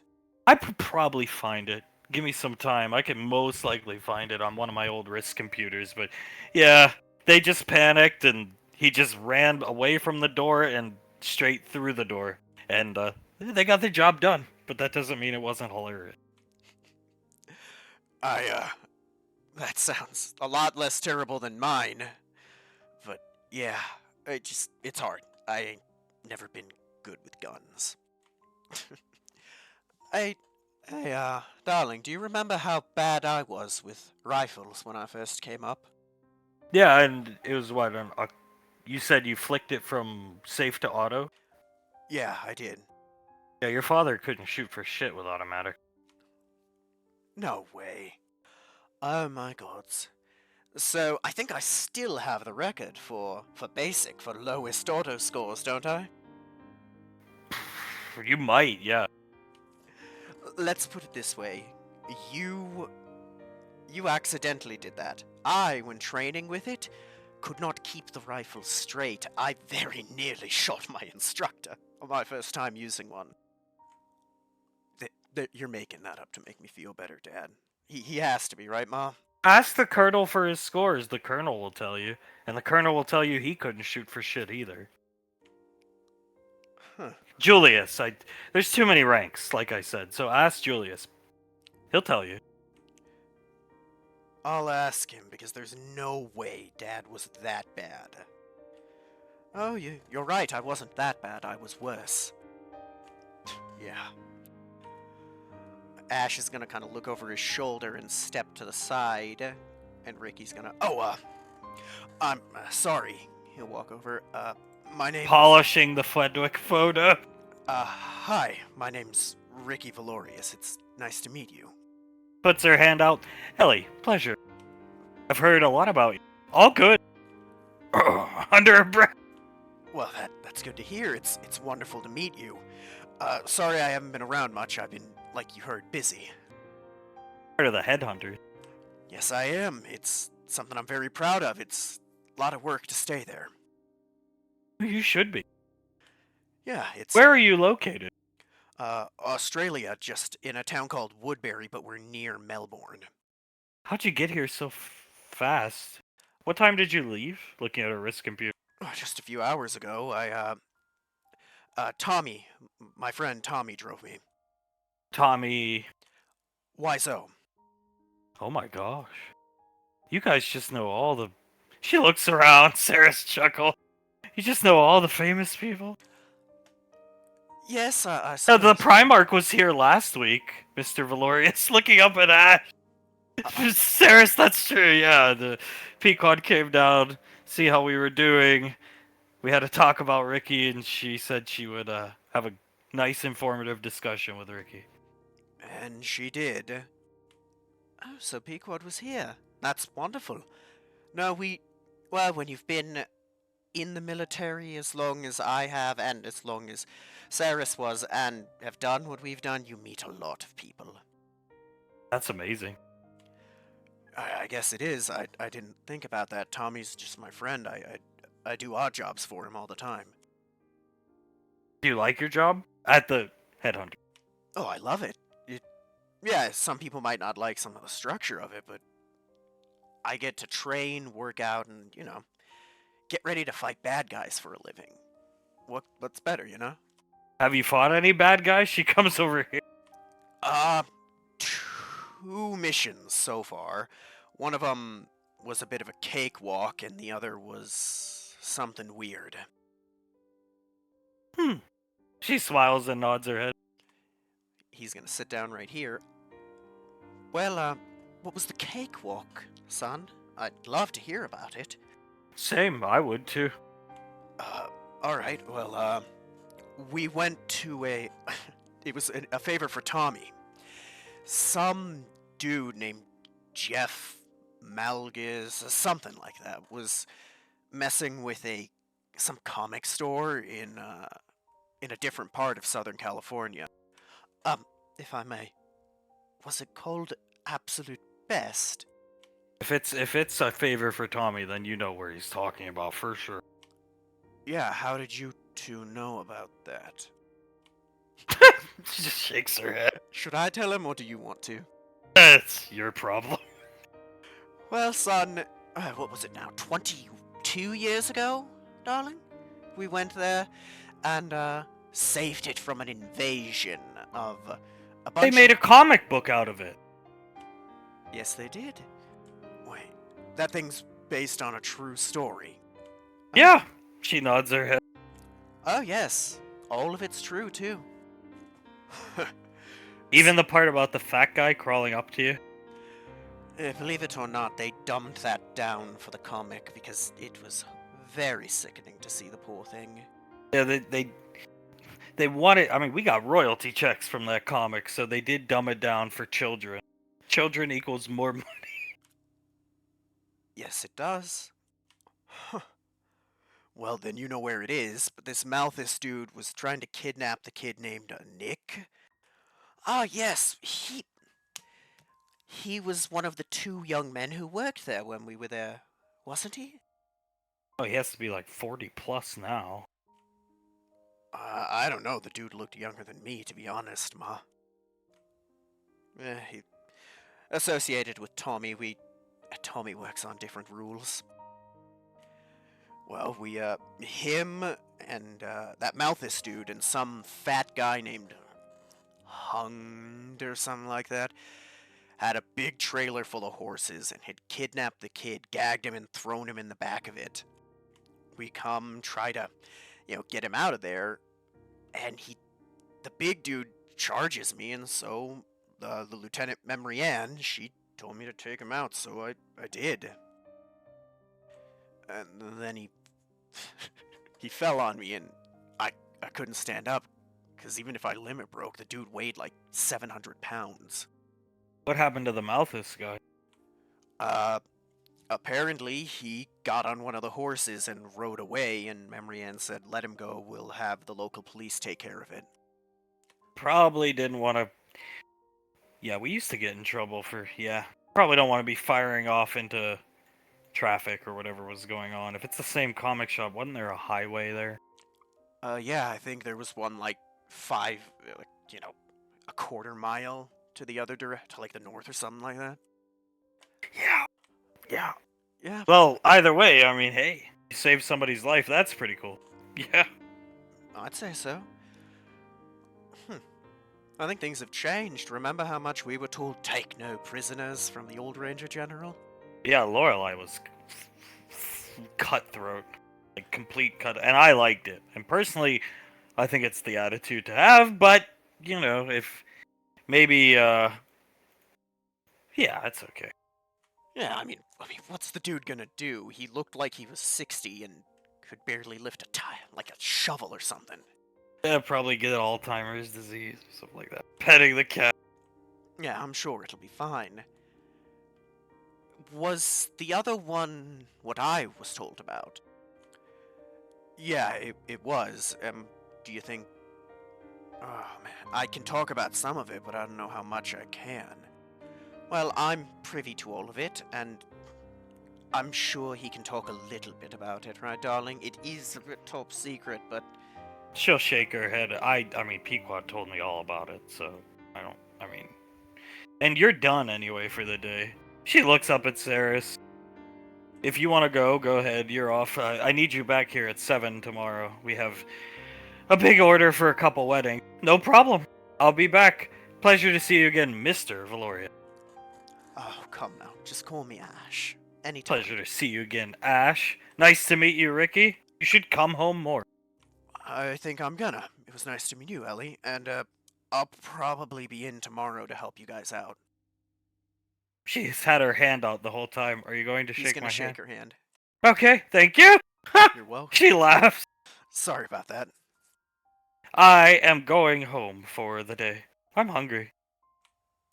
Oh, well, there is a delicious Mexican joint about, quarter mile down the road to the west. You should try there. I've always wanted to eat at Tommy. As she's leaving. Bye! Sarah says Bye. something about the food at Tommy's. What's good? I mean, I still order from there. Oh, anytime I'm on Gateway, I make sure to stop by. Forget it. He sends down robots. That's how I met his brother. I guess his brother's come into the picture. You know, met him at the warehouse, but I ordered from there. What? I ordered from there for me and her last Wednesday. Gigantoid, whatever his name is, comes down with the food. What's his name? Yuri. He's a really cool dude, Ma. He's been good. Oh, yeah, I mean, I'm sure he's cool. It's just that guy showing up at your flower shop. And then I insist on paying him. No, take the food, my love. I see you later. He's a charmer, I'd say. Well, if you look on the bright side, you didn't have the horrible experience when he delivered to Towns when I was sitting chatting with him. What happened? He got stuck in the door. Big galoot. Yes. Because, Towns' office has the two doors that open up. He didn't open both, and he tried to squeeze in and got stuck, so it jammed and he couldn't get out. Like Blood in the Water on Ring 8 too. That's Ranger Ring 8 now. Yes, it is. I think, last I checked, I think Towns is the only non-ranger on the entire ring now. She keeps him up there because, well, you know, that's her man. No, I can't blame her. I mean, if I could have you on the ship with me every day, I would. No, there are some days I wouldn't mind kind of just... Pequod told me I could get reinstated anytime I want. But then she said don't do it because why would you want to join the military? But there are times when it's just putting that armor back on and joining you back out there. If it's really Max Tech. When I heard that, oh. Well, if it comes down to it, I wouldn't be opposed, even if it's just for one quick ride. Oh, if it's Max Tech, I don't want one quick ride. I want to see it through to the end. You guys had a lot of history with Max Tech from everything I've heard. Oh, fuck 'em. Petting the cat! Hawkham indeed. How many members of Maxed higher ups did we end up killing? Oh, God, so all of them, I think, except for maybe a few that defected to EarthGov? More than I can ever really count. But yeah. I mean, that's where the big game hunt picture came from. It's one of my favorite pictures. I mean, it's pretty badass. He's standing next to the scariest looking armor I ever seen. You remember, the armor that Uncle Banksy wears is a version they made based off that. It's RE'd. I wasn't around at that point, but I'm sure Lorelai demanded all that stuff be brought back with good reason. She shrugged. Oh, she did. It sounds like the same thing that the Ranger General said. That she'd prefer if we can get Tech back with us. But we couldn't on that first mission. The Primarch told you about everything, right, Mom? Yeah. Then there's Spooky Bounty Hunter. Spooky Bounty Hunter? Yes, it's someone I encountered around the same time. I can't find very much information on him at all, but even Towns' sources are finding next to nothing. But That's what worries me. If Towns can't figure anything out about this guy's good at his job. he's beyond good at his job. I mean, armor aside, I still would have hesitated to attack him head on, even with my squad. The way he carried himself. Do you know who it reminded me of? Do you remember the first time we met Hunk? She's thinking back. Kind of, yeah. Yeah, no, I remember you. Do you remember how just seeing the way he carried himself, you knew this man would fuck you up? That's what that man reminded me of. So you get to see the cool guy, and I get the idiot pretending to be an SIS agent. She laughed. I've heard the whole dossier on it. So this Ripper, was it? Seems he is an idiot, based off what I'd heard. I mean, he thought Lorelei was the current Ranger General. Yeah, either an idiot or behind the times. But those combat robots he had are a lot of them. I can take any of them one-on-one, but with that many, there's nothing I could do. From what I learned about the frontier, my time out there, if somebody like that doesn't know current events, that means they have criminal arrest records somewhere on some colony, probably under different names. And that's why he can't get near EarthGov checks, like relay scans, stations, anywhere. His ass is going to the slammer or executed. So that's my only guess as to why he would. Lorelei left how many years ago? Oh God, it's almost 20 now, right? She left. It'll be 19, I think, next fall. So yeah. Yes, I think she left just under a year after you were born, Ricky. Huh. Well, all I know is I'm not really that scared of him if he doesn't have his army. You could see Ash almost look concerned at that. That's not a good way to think. You should always assume that your enemy is dangerous, even if they're something like the bumbling UIR.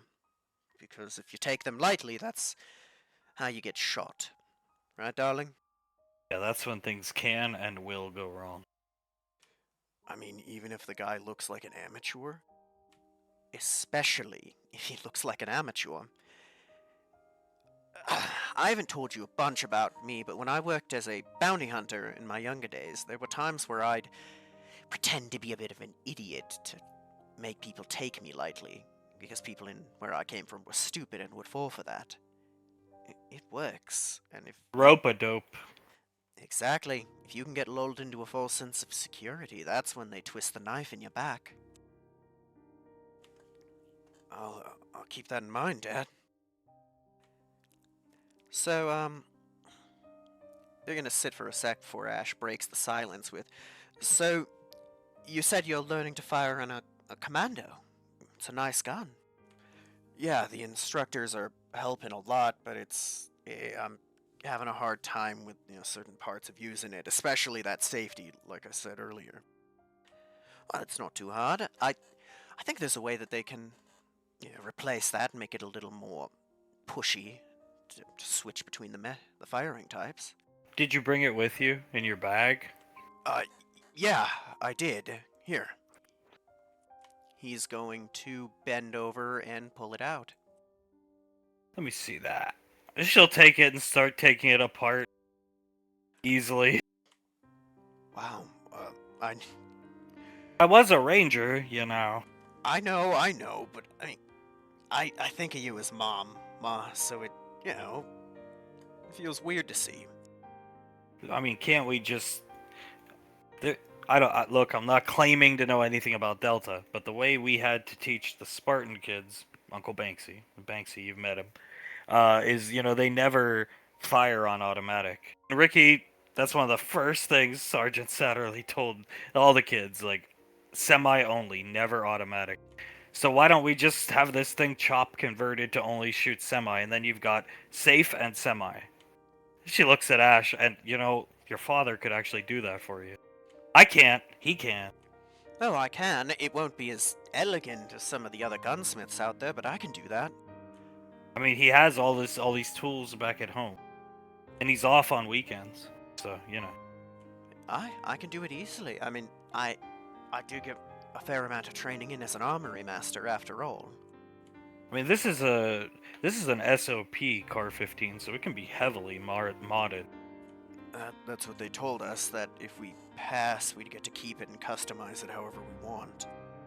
Well, I think that's something you should do, with them, But since you know nothing about gun customization, there is somebody who knows a lot, and I know a fair bit too.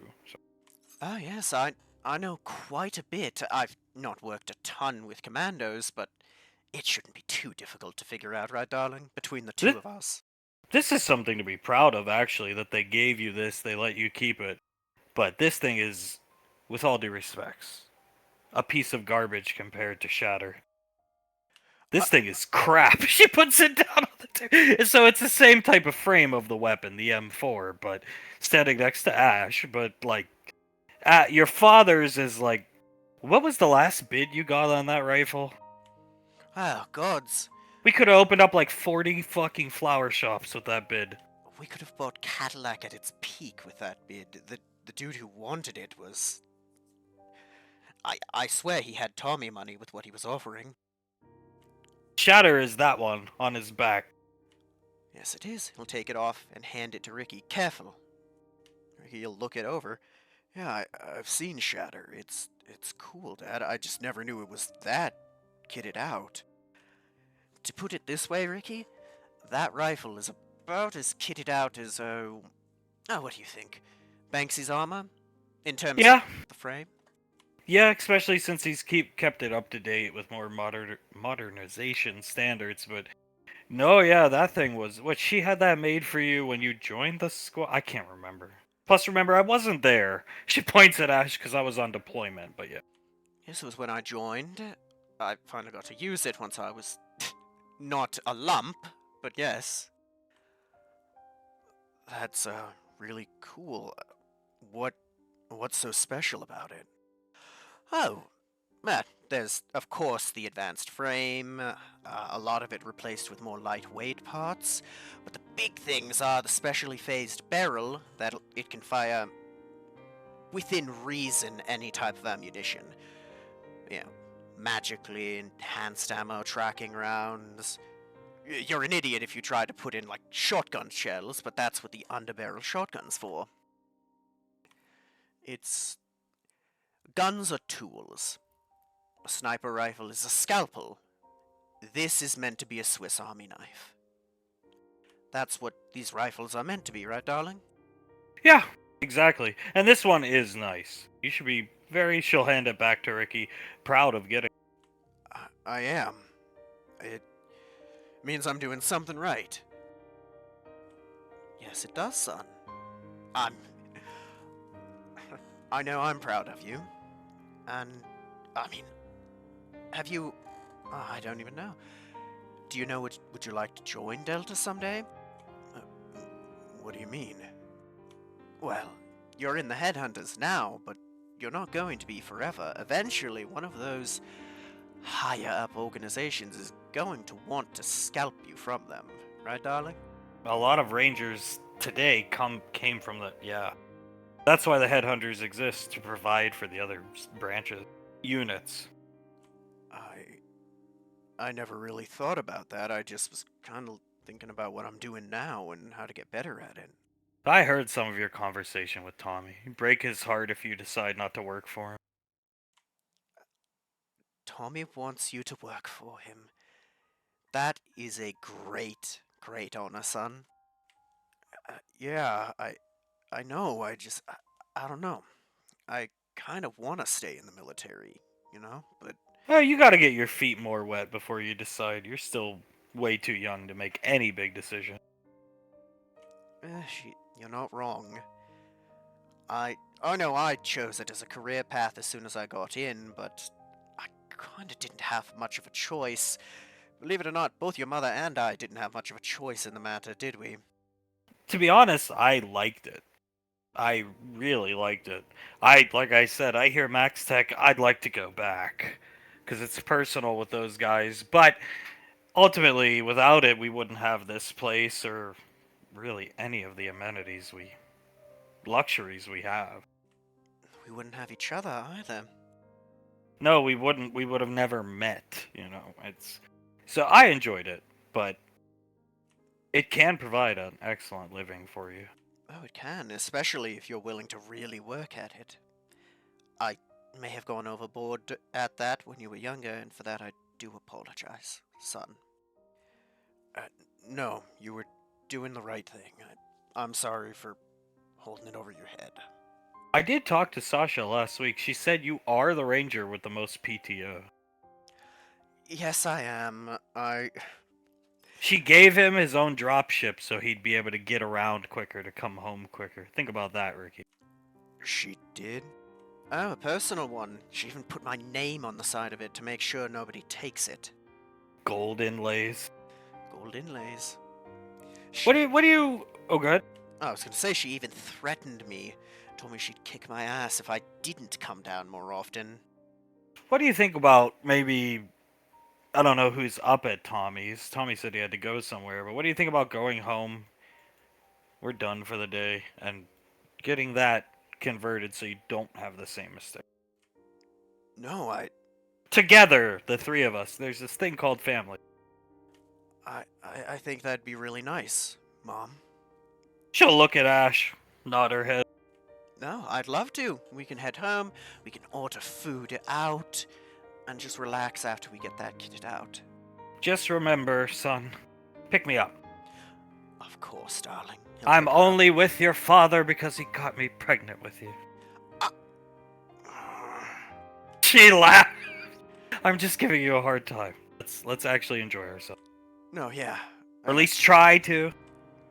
I will, and I did deserve that, Mom. He does look good with a gun. He does. Once you start getting good at that, I think we'll give pistols another shot, eh, son? If you're willing. I think I'd like that, Dad. If it's alright with you. I don't see an issue with it, do you, honey? No? Alright, then we'll get it done. Maybe once you figure them out a little bit, I can let you shoot some of the special ones I've been keeping around. I don't think I've ever actually let him hold Valor, have I? Oh, if he's a good boy, he can hold it. If you're a good boy, that one's very special. I'll be a good boy, Mom. Alright, let's head out. Let's go. Yeah, he'll put the rifle into his bag, pick it up, and follow them as Ash carries her out. Flashing! Outside the production meeting, Hunk is walking Davine in. He's got her flowers, kiwi green tea. Ready, darling? Yes, yes, I am. As she looks at the fat Fredwick sign. inhales sharply. What would you... We haven't come in here in a long time, have we, darling? No, we have not. What would you like me to do? She closes her eyes. I would want to burn it, but that might make Pequot sad, so I'm really not sure. Okay. When you come to a decision, you tell me and it gets done within 10 minutes. Thank you, my love, as she rubs his arm. You are welcome. He'll hold the flowers up to her nose. She smells them, holds them close to her chest, and then gives him a kiss. He kisses her back as they walk in, everybody just making small talk. Suletta with the towels holding the ice on her head. Oz and Laz are holding, respectively, these two, Hale and Integra. Memory Ann is sitting on Carter's lap. Higher, Carter. He goes up to her breast. Just do it. He grabs him. Whew! She lets that. Everybody looks over at her. Pequot. Julius gives Carter a thumbs up, and Carter gives him a thumbs up back. Benny, that does look nice, but I don't feel comfortable doing that in public. Elizabeth looks at him. We can do it in private if you want. Sure. I've been waiting for something like that. But then, next time we're alone, you can stick your hands up my shirt. Want to sit on my lap? She sits on his lap. You like the tea? It's delicious, the kiwi tea. She takes a sip of it. I can understand why my mom likes it so much. I just want to say thanks for letting me be here. This is like a dream come true. Of course. I get a cute girlfriend, and I get to be part of a Rainfall production meeting. This is crazy. She blushes a bit. Of course, if you're going to be holding the boom mic, you need to be part of the production meetings. I get the cutest girlfriend, in my opinion. She blushes even harder and gives him a kiss. Can I try the tea? As he kisses her back. She puts it up to his mouth for him. He takes a sip. I normally don't really like kiwis, but that's okay. Right? It's very well made. I believe it's my father's recipe. I'll have to learn it. He's looking as Hunk's coming in with Davy. I would very much appreciate that. Look at that. Everyone is here, dear. Look around. As most people are turning to see Davy. Davine with a hand on her chest, looking around, smiling. Thank you all so much for being here. I appreciate you all so much, and I hope we can have just as much fun as we always did on set. Oh, baby girl, we gonna have a wonderful time. I done been waiting with bated breath to get back to the movie business. As we all have, I am sure, and thank you so much, Zap. I just want to let you all know that I love you all very much, and I hope we have a good meeting. Gonna have an excellent meeting. Pequod, big smile on her face. So, this is kind of awkward. It's been a while. I think we'll let Blaze lead the meeting, as per usual, like he used to do a long time ago. Yes, he'll come up here, hands behind his back. So, I believe, this being our return to the big screen, we need to knock this one out of the park, as the kids say. Wouldn't you agree, Patricia, Davine? Yes, of course, we need to knock everyone out of the park. Now, he'll put his hand up, finger up, on the docket for our first movie back from multiple years off is The Rock, starring Uncle Scar. Carter! He speaks up to get Carter's attention because his hands are still on Memory Ann's breath. Carter lets go of her breast and his head shoots over to Blaze. What? You heard me, young sire. Starring Uncle Scar in the antagonist role of General Lee Hummel. Carter in Nicolas Cage's role. I suggest you watch the movie, young sire, so you understand the genesis of the script, the original one, which we will make far better. And Grandpa Hunk will play Sean Connery's role. Hunk, all right. Um, yes, sir. I'll watch the movie. I would love to see Carter acting. Then I'll have to act for you, and I'll do the best damn job I can. Pequod, you will enjoy it, trust me. It's wonderful. Julius will be playing, it's the FBI agent with the mustache, I forget the name, and we'd like to offer Fledwick, he says loudly, the role of Womack. If that's okay. Mom, what do you think about that? You've seen the movie. Yes, I think that's a very good idea. As they hear a door open from over here. And, of course, the other film on the docket. We actually have 3. Mr. Wiseau will introduce number 3. But coming in at number 2 is... he waits for Frederick to come out. He comes out, hey, it's Fledwick 2! And he does a little peace sign to put up 2 fingers. Krellin clapping. Tommy looking dejected. Samuel clapping. Scar, oh Christ. Davian's eye starts to twitch. We're gonna be making Fledwick 2 because everyone wants it. Isn't that right, Mr. Freetooth? As he hits him with his elbow. I don't think everyone wants it. Davian's entire body starts to shake. Hunk hands on, he wraps his arms around her.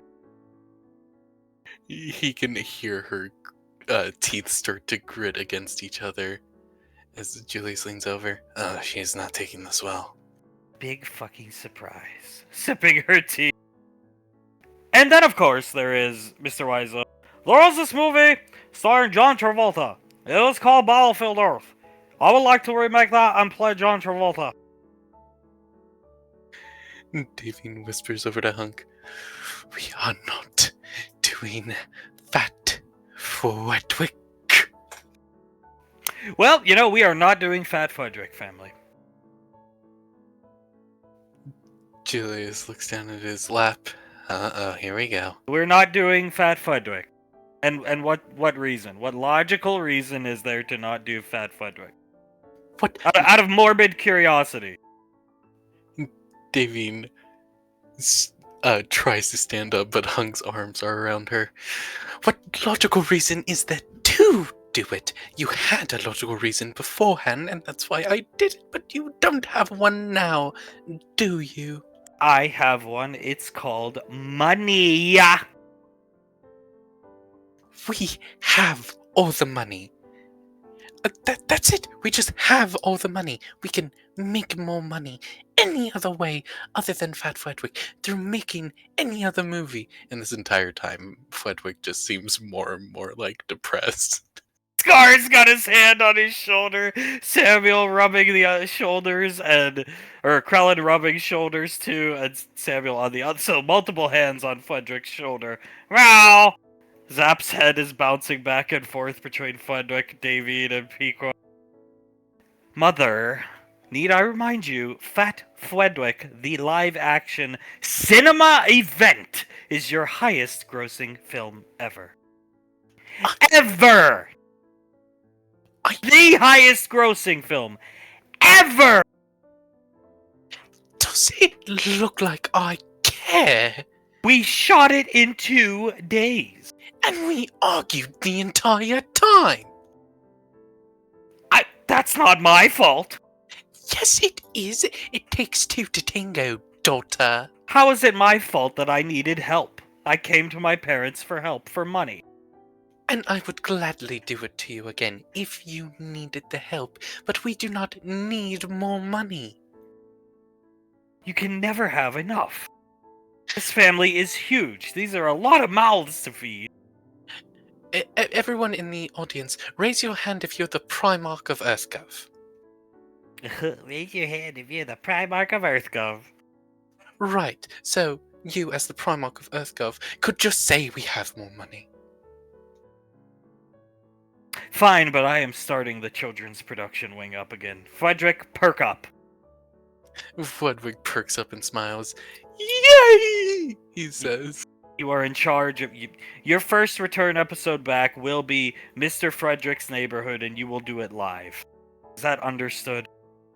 It is understood, Pequod. He gives her a little salute and then high fives Krell and Samuel and then goes for one for Scar. There you go, buddy. Giving him a high five, Zap. High five. Good. There. Good. Okay, fine. You're in charge, Fledwick. Suletta and Icy are your they are the studio. They represent the studio. You guys are in charge of creative decisions and everything like that. Hey, okay. We'll be thinking up of ideas as soon as possible. I want every show every show's done again. The Science Guy, The Tank Engine, Neighborhood, Fat Fudrick, The Animated Adventures is not animated anymore. Live action. And the equipment you need, have it done. You can do live action animated show, but people are still going to want the feature film. Yes, ma'am. I am a little disappointed about the movie, but as long as I get to make things with my best friends, I am A-okay. I want that cat included in some show, so make it happen. Meow. He'll be Fat Frederick's best friend. Happy Mom. Yes. Yes, I am. Frederick, would you mind playing the Womack in The Rock? Oh, yes, of course, I would. He actually starts to tear up. I would love to do that. If you want more roles, just ask. In serious movies, I think you're fine with that, right, dear? Yes, of course. I just go ahead and ask, darling, for more serious roles, and we can give them to you. As Frederick just nods to himself, his lips start to purse a bit. Thank you very much. Oh, groaning because it reminds him of Fledvis. Pequod, and then, of course, so now Fat Frederick's off the agenda because making a free quadrillion, some unimaginable number credits is just, why would we ever do that? Sit back down. So then what's the other movie? Battlefield Earth, starring John Travolta. Crickets. What the hell is that movie, Tommy? That's a Scientology movie. These freaks made it all these years ago. I wanted to be in it back then, but I was not part of the cool crowd back then. They told me I was not a good actor. They actually laugh at me. Kick me out of the restaurant. So I would like to remake the movie. Davine has seen the horribleness of Battlefield Earth. Hunk and her watched it once, because Hunk was like, you won't believe how shit this movie is. Davy just looks at Hunk with a worried look on her face, and she shakes her head just the smallest bit. Well, Battlefield Earth will have to wait. I think we're going to have to go with The Rock, because if we need to knock it out of the park, in my estimation, what do you think, Julius? An action film is what really tends to knock things out of the park. Action films are easy to make look good. They're easy to make as a whole, given that we have Icy doing all the special effects. We have easy access to pretty much all the equipment, the weaponry, the armory as a whole. Plus, I would like to see my son act, so yeah. I would say The Rock. Too. Memory Ann stroking Carter's chin. Carter holds her tighter against him. You know, I didn't want to do this, but Mother, Yes, daughter? go ahead and check your email. Her eyebrow raises and she checks her email. You'll have to download those zipped folders. Yes, there's 300 of them. In each folder contains a digital scanned document of every Make-A-Wish letter sent in by dying children across the universe that wanted to see Fat Frederick too. Julius covers his mouth. Jesus Christ, she's going hard, isn't she? So sooner or later, oh my god, under his breath, we might want to make that.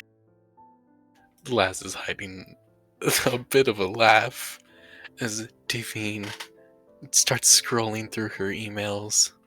Icy leans in. They are Make-A-Wish letters, Mom. She closes her eyes, grits her teeth. Is this something you truly want, daughter? She'll sigh. Honestly, my motivations for money are we're gonna be around a long time, this place costs a lot of money, and they're all gonna reproduce en masse. Gesturing to the children! And then their children are gonna reproduce en masse because their rainfalls. So that coupled with dying children and I'm the figurehead of EarthGov, it's on me to get it done. I promise not to argue with you. Davine stands up and gives Hunk a kiss on the head, walks over to Pequod and holds her hand. If you promise not to argue with me, which was quite possibly the worst part of being on that set. I don't like it when we argue, believe it or not. I will do it for you, if this is what you truly want. She'll turn and put her arms out to Davy, and we will get it done in 2 days, Mom. She gives her a hug. 2 days of fat fucking Fredwick. Sorry for cussing in front of the children. And then we get to make the rock. No, we'll make the rock first. Thank you. And she gives her a kiss on the cheek. In fact, we'll just leave some of the equipment up, turn the lights on, and film Fat Fredwick in the weekend after we've wrapped the rock. Then after that, if you don't mind, we just do whatever you want after Fat Fredwick, because I do not want my family's name on Battlefield Earth. Tommy's petting the cat. I don't either. Have you ever seen that movie? Yes, Julius made me watch it. Sorry, I just wanted to show you how terrible it was. It was god awful. We watched like 30 minutes and then just banged. But that's understandable. Me and your father did the same thing. Alright then, I think it's decided. The Rock shall be our first foray back into the film production business. Icy, I'll start writing. Suletta, yes, we'll begin very soon. Davy stands up, gives Pequod another kiss on the head, then walks back over and sits into Hunk's lap. Icy pats her thigh. The kids will appreciate it. Yes. Oh, those Make-A-Wish kids. That was a low blow, daughter, I just have to say. I've been collecting them since 2 weeks, Julius, right? After Fat Fredwick, the first movie, hit theaters. 2 weeks after Fat Fredwick hit the theaters, we got the first Make-A-Wish letter, and my wife, being as smart as she is, said, this is going to be useful in the future, and hey, it was. Causes Blaze to chuckle as Pequod sits down on back down on Julius's lap. So perk up, Fredwick, you're gonna get your movie. But you only get it if you start mass-producing children's shows, and I know none of you sleep. Krellin is true. I am not required to sleep, so yeah, I can definitely mass produce them. I expect a banger of a Mr. Fredwick's Neighborhood live production. And you're free to light it whatever way you want, Krellin. Just make sure people can see what the fuck is going on. Yes, ma'am. Salute, sir. I will make sure it is an absolute banger of a show, ma'am. Meow! Mr. Snuffle says he'll help if you need it. I would very much enjoy having Mr. Fredwick have a pet, if you do not mind, Mr. Snuffles. Well, what am I going to be doing in the rock? I want a role. Hunk, there's plenty of roles. What do you... Nicole, have you seen the movie? Crazy. Starts thinking. What about, General Scar's right-hand man? The Major. He looks at Davine. Can I have that role? Of course, Tommy. You can have that role. I've also... Well, actually, I would also like to play the barber. There's barber in the movie? Hunk, oh. The barber. I think I would be good at it, actually. Blaze, I agree. You can play the barber if you so wish, Tommy. Then we can get that done for you. There was a time I figured JJ would have been good at that.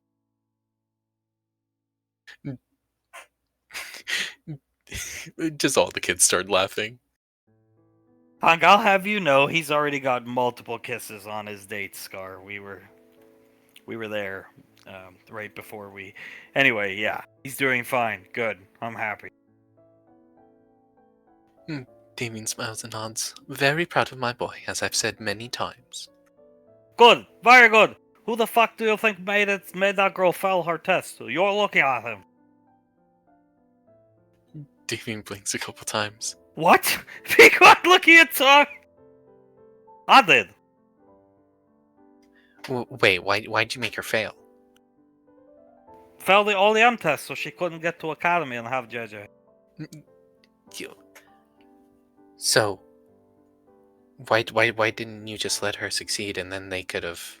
Did that motherfucker pass up his opportunity this time? No. Did he the first time? Yes. Okay, fair enough, Tommy. You got me there. You know, I was actually starting to take a little offense because we asked you to help all the kids and you didn't help JJ. I thought, no, I fucking help him. He just didn't need me to hold his goddamn hand. Remember, he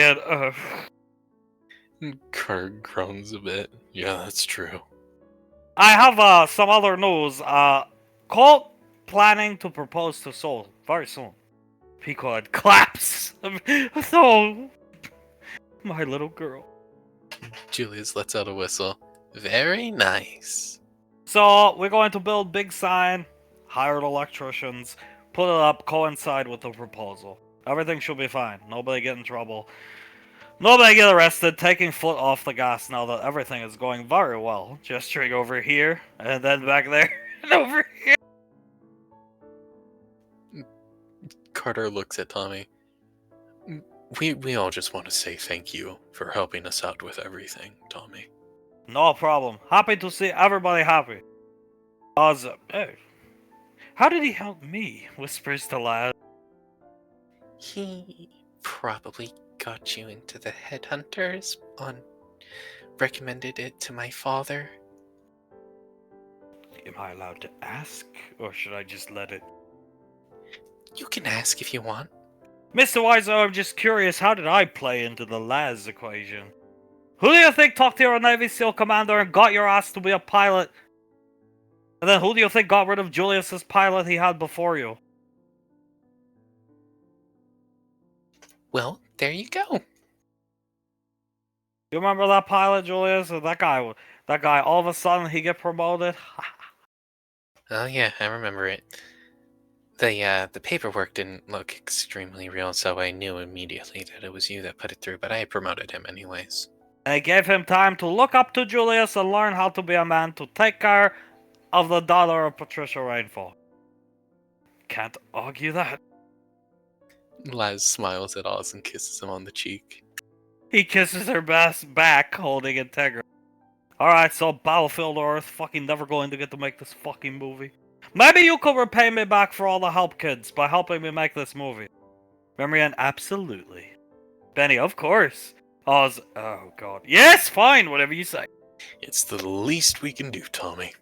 And maybe Davine could be there too, but you guys are doing most of the work and she's just tutoring. Laz nods. Yeah, of course. Maybe Soul can direct it for us? Is Soul interested in directing? Yeah, she's mentioned it a couple times, she is. Well, I mean, she learned from the best. Looks at Davy. Oh, yes, of course. I can tutor her on anything she needs to know. Well, that sounds good. Okay, very good. Maybe Soul could be assistant director on The Rock. I can't wait to play Barbara. I was planning on asking her to help me out with it, just to get her more familiar with being behind the camera. Sounds good to me. Who's up for lamb? We want to get this lamb roast show on the road here. That sounds like an amazing idea, Scar. You want to stay, Tom? Yeah, sure, maybe I could stay for this one. Davine claps a bit, and then Elizabeth looks at Tommy. Have you ever tried the lamb roast? No, I actually have not. Many times Uncle Scar do this for us, but always busy with many things. By the way, I have more paperwork for you to do. Oh, we'll get that done too. Sweet, just you are going to love them. He hands her some physical paper. Please, when you do this paperwork, do not spell my name Tristan. Spell it Tommy. Understood, Benny? Yeah. Oh, she just groaned. Julius just covers his mouth, looks over at Pequod. How the fuck is that possible? Tristan is harder to spell than Tommy. How many days of the week is he coming to the academy? Like 5. Slow progress. Slow progress. He spelled Tommy Tristan. Elizabeth, your paperwork is immaculate. I really appreciate it. Thank you very much. Beautiful handwriting as always. Oh, thank you, Tom. I'll help Benny with his. Oh. If he needs it, of course. Only if he needs it. Enjoy your tea. Alright, break for lamb roast, whatever you call this thing. Sounds good to me, and I agree. Break for lamb roast. Alright, about time. Back into the movies! I get to play the villain and chase Scar around. Carter around. Carter, who was just kissing Marianne's neck, pulls back. Oh shit, he's gonna play the villain and chase me around. We are totally watching the original film this weekend, so we know what you're up against. Yeah, we have to.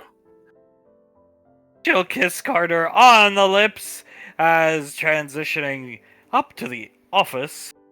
They've come back from their date. They've come back. I'll get the right token. From their date. And she is walking him to the teleporter. He's walking in, looks at her bag. Well, I believe this is yours. What all do you have in here, if you don't mind my asking? It's my administrative duties for 4th Ranger Regiment. Oh, I see. And just my game, man. And some games. Oh, what's your favorite game on the game, man? Pokemon. She kind of looks down. You have got to be kidding. That's my favorite one, too. It's right proper smashing. There you go. That's some good old British dialect. Right, she'll walk in, proper smashing. Cross her arms looking at the teleport. He looks at this teleporter. Do you want to come with me? She kind of steps back.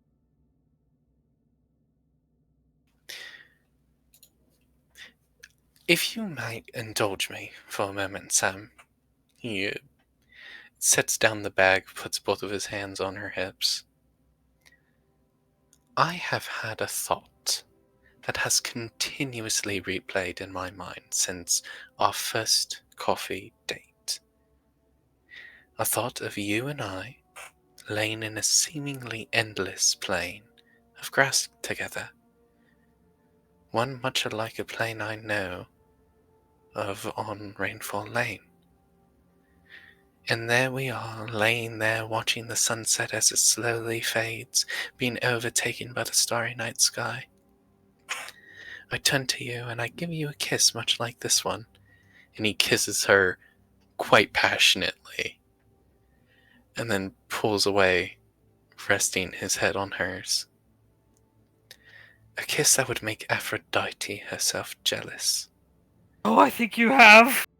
Trying to uncross her eye. He starts to laugh. A kiss that would make the constellations and stars proud to have had the honor to see it. She has to almost violently shake her head. You're a very good kisser, Proctor. Thank you. He lifts up her chin, presses their faces close together so their lips are touching, but he still only speaks. The most smashing kiss that the universe has ever seen, in the perfect place to have it. Would you mind, love, making my dream come true? Giving my family a chance to truly meet you, and spending the entirety of the weekend with me? To look at the teleporter, turn around, push up against JJ and put his arms around her. I wouldn't mind. Very high up on. He holds her closer and gives her a kiss on the neck. I just don't want to get. I don't know. She looks at the teleporter. You don't want to get ridiculed, maybe? No, I could deal with her. I just don't want to get. I got attached to the idea of being in that academy, and then I failed. I cried for a week. Believe it or not. She looks up at JJ. I would cry a lot longer than a week if I failed the standards test or girlfriend's test. Clearly, something's going on. That woman coming crashing through the roof. I don't want to go through that again. A lot longer than a week. I would cry. Trust me. You open every door for me. You treat me I don't know if I'd recover. JJ stares into her eyes. If you fail this so-called girlfriend test, that even if there was one, you would pass immediately. Guaranteed. That's a JJ Rainfall promise. Even if you did fail this test, they would lose me at the academy, and I would easily find a job here on Gateway. And I would love to move in with you. Am I allowed to wear the hat, or would it insult them? You're allowed to wear the hat, and I'm going to give you my personal ODM hoodie when we get there. She just stares at him. He smiles, gives her a kiss on the nose. I will also get a humidifier for my room, a couple of bean bags just to make you comfortable, and you can bring Peach. She'll point with her foot, come down there. We don't have to wait till 5 p.m. Gateway time to see all weekend? All weekend. If you're comfortable with it, I won't presume anything, but we will wake up next to each other and we will fall asleep next to each other. Then let's go get my baby and go. JJ smiles. You have no idea how happy that just made me. You can kiss me. He kisses her. He'll cross our eyes again before they leave to go get the baby, la dog. And now finally, the lamb roast has started, but he's just started it. So, and everybody is relaxing as some frost plesiosaurs come to grace the shoreline. Benny just watching them in amazement. Elizabeth with her head on his shoulder. Carter watching the plesiosaurs holding onto Memory Ann's thigh as she sits on his lap. Soul looking around smiling. This place is really nice, Uncle Scar. Yeah. He's taking in the view. It really, really is. They hang out here a lot for some reason. Soletta, they prefer shallow waters. Oh, makes sense. So, Uncle Scar looks over at Soul. How'd lunch go with Sar? It went well. She actually enjoyed eating at Tommy's. Holy shit. Uncle, what'd you put a spell on her or something? No, it just seems I'm the spell myself, and if I ask her something, that she'll do it for me, which is very sweet of her.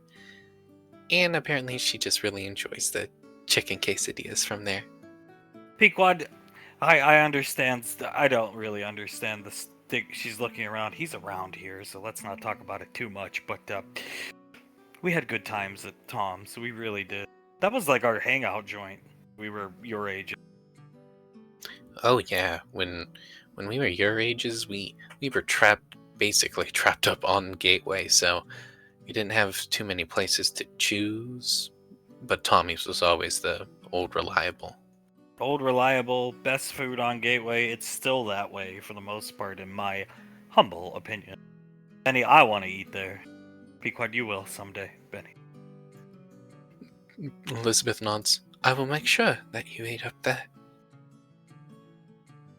Anytime you want, the whole squad will get you guys up there at some point. Carter nods. Yeah, sounds good. As Soul looks at Colt, should I tell them now? Colt takes her hand. How about Monday morning? I think it might sour the. You know what I mean? Yeah, you're right. I'll wait until then. Monday morning after lineup, he'll kiss her on the cheek and hold the kiss there. We'll let him know. She smiles, looks him in the eye. You are so hot when you're reassuring like that. You like it? Okay. What's better, reassuring me or like me with a gun or a knife in some like badass pose? Oh, I have to choose? No, you don't. I'll give you whatever you want. I like them both equally, honey. Hill, then give me a kiss. She kisses him. Siletta, that's sweet. Ow, my head. You see, it serves you right. Siletta, yeah, it kind of does. You should have seen the look on their faces. I fell through the roof. Julius stares at Suletta, covers his mouth. Nice fucking going. Over here. You... Please, God, tell me you didn't ruin the date. No! No, I think I actually helped it along, because then JJ reassured her, and they were kissing as I walked away, yes? She looks at David and Hunk. Hunk's just shaking his head at Suletta. Well, Letty, they were kissing, but... You fell through the roof. If you and Tal were on a first date and I fell through the roof, what would your reaction be, Tal? Understandably terrible. So... You understand, Letty? I told you something was gonna go wrong.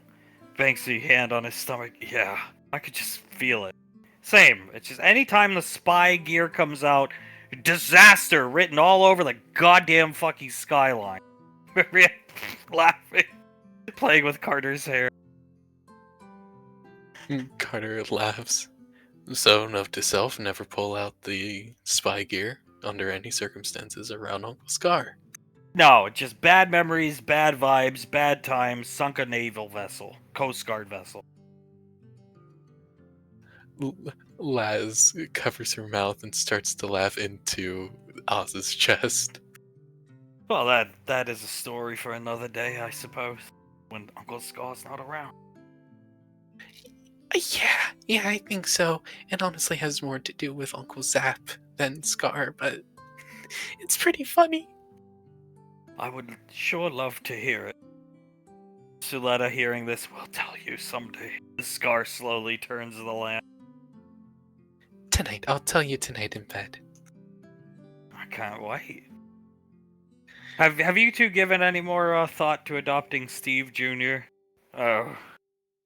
Jace, please. Steve can be the next child. You mean it? Yes, of course. But he's already got the name Jace, so keep this one as Jace. She fist bumps in the air. But yeah, we are planning on adopting Jace. A big smile on her face. Good on you. Kissing Julius on the lip. Julius nods. I'm proud of both of you. Very big choice, but I think you two can handle it. We're gonna be grandparents. Oh no. Julius just presses his head on Pequod's back. Why'd you have to say that? Oh my god, it does make you feel old, doesn't it? Davine stands up off of Hung's lap, points at the two of them. Ha! Ha! Now you know how it feels! Holding the ice pack on her head. She's just kept it frozen with her ice ability. Yes. She sits back down onto Hunk's lap. Now they know how it feels. Oh well, serves them right. Julius just looks at his hands. Oh my god. I'm way too young to be a granddad. I would like grandchildren, I'm just saying. Marianne, I have said multiple times I'm ready, willing, and able, but there's this thing called the military that's coming between it right now, Mother. Fine. Carter just snaps his fingers, points at Soletta. We will work on it, though. Don't worry. Preferably boys, Carter. Like when you're in the middle of the act, tell yourself, I think I can, I think I can, I think I can, it's gonna be boys. Carter turns to look at Scar. I'll see what I can do. Yeah, that's not gonna work. Or how it works, but okay. A for effort, Carter. Yeah, I guess. Isn't that more determined by the woman than the male? Hell if I fucking know. He's turning the lamp! Carter starts to laugh as he moves his fingers through Memory Ann's hair. Produce some good looking children, that much I know for sure. Hunk, amen. Yeah, I think we will. Soul starts to laugh. All this baby talk, it has me thinking. I wouldn't mind adopting, but at the same time we can just go for the more traditional route. The more traditional route is always more fun, in my humble opinion. Agreed. Soul laughs, gives him a kiss on his earlobe. Pequod, Carter, come here for a second. Sure. He has Memory Ann stands up and walks over to her. Give me a hug. Of course. He hugs her. I just want to say I'm sorry for being so hard on you. I know you probably beat yourself up over the past couple years, but don't beat yourself up too much. Very tight hug. There was a time, thanks to me, none of this would have existed. Your father and I got into a fight, I left, it was just a mess. And if we continued on that terrible road, we wouldn't have any of this. And that's far worse than, splitting things down the middle slightly for a couple years. Carter returns the tight hug. Yeah, Thank you for saying that, Mom. He looks over at Julius, and Julius just shaking his head, mouthing, it was mostly my fault. Pequod will grab Carter's shoulders, push him away quickly. But tell me the truth.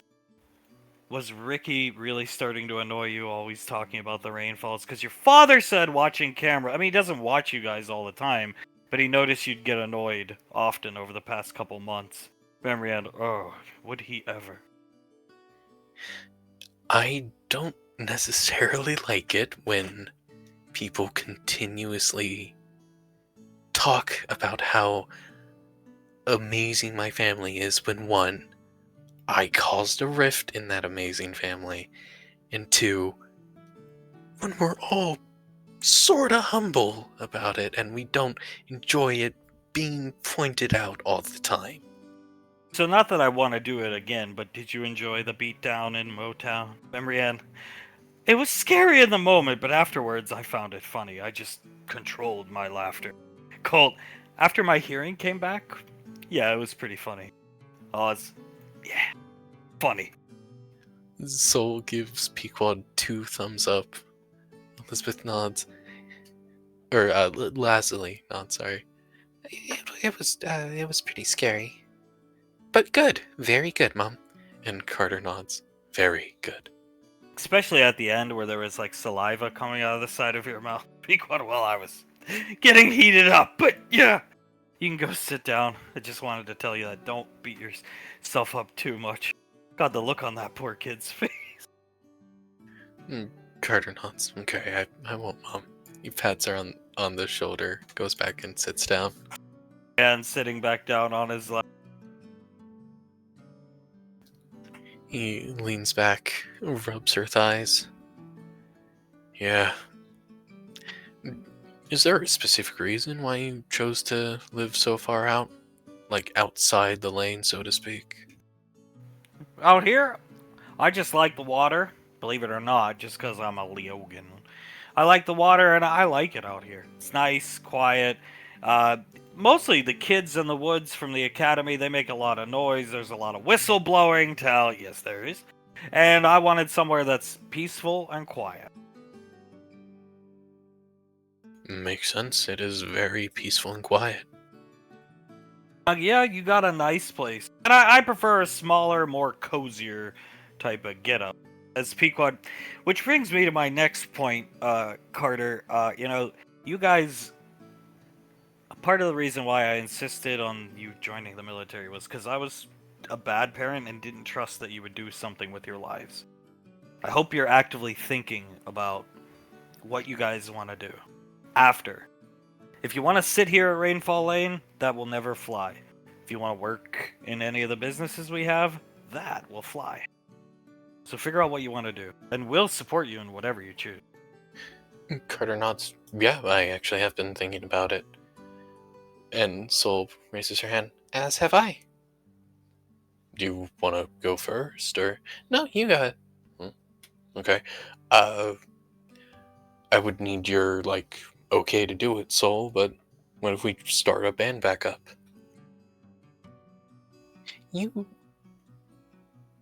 Are you sure you don't have telepathy, Carter? Because I was thinking of the same thing. Huh. Maybe that's like what's called a twin moment, right? I believe so. Memory and stroking Carter's cheeks. We were talking about that last weekend, actually.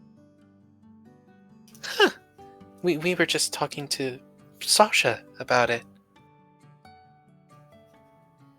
Carter nods. So you would want it? Yeah, I would love to do it. We would just need a bassist, a backup or lead guitar, a singer, and probably a lyricist. We aren't very good at that. No, we are not. I can write. Elizabeth raises her hand. I can try to sing. That would be awesome. She looks right at Benny. I can definitely sing. Suppose you need a tech head. Yeah, for any editing of the music that might need to be done, any live performances. Sometimes that can be pretty hard with the audio, so we would need a tech head, yeah. Suppose you need a beautiful business manager, band manager. Yes, we would also need that, Laz. Laz nods. I would totally help you guys with it. Not a problem. I can handle all the finances. I'll learn any instrument. Just point, teach me, and I'll learn. Benny, same. Have there been any instruments that you guys ever wanted to play? He looks at Benny, and Benny looks at him. No. No. I'm willing to learn, because this sounds fun. We won't have to get up at 5 for muster, 6 for muster. Think about that. Soul nods. Well, she looks at Benny. Maybe I can help you out with the bass for the whole helping out with me and the rhythm section. And then Carter can help you with the guitar. Done and dusted, darling. If I can work a sniper rifle, I'm sure I can learn a guitar. Carter nods. Oh yeah, don't even worry about it. You got it, man. Pequod, and there we go. We will support you in any decision. And I could pull some strings, get you to play at some places. I own them. Many places. Hard Rock Cafe in New York. You start small, and if the attraction is there, then you build. If attraction not there, nobody like you, then you find something else to do. Yeah, sounds good. Thank you, Tommy, as always. Maybe you could even cover for Fredvis someday. Open the band for him or whatever they call that. How about no? Davine just shakes her head. I will support you on everything, my dear children, but I will not support Fedvis. Yeah, nah. He's an affront to the king, in my opinion. Agreed. Yeah. Pequod, normally I'm in line with Fudwick, but because he makes money, but Fudvis is just kind of insulting Julius. I mean, yeah, just. You've seen the picture of him with the towel around his neck with the weird girl right next to him. That is an affront to the king. Who was that girl, by the way? We were looking at that picture earlier today. Oh, that was Krellin polymorphed. He came up to me, said, "Need be groupie, polymorph me, make Fudvis look good." So I just polymorphed him into a blonde woman. And Samuel was the chauffeur of the limousine. Polymorphed into a large black man. Carter starts to laugh.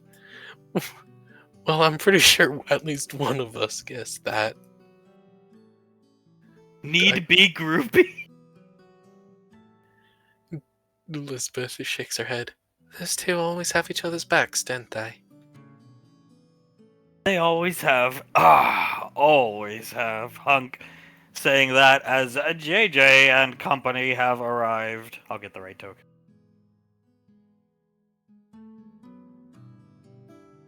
JJ knew where to meet him. You could smell the lamb roast from a mile away. There you go.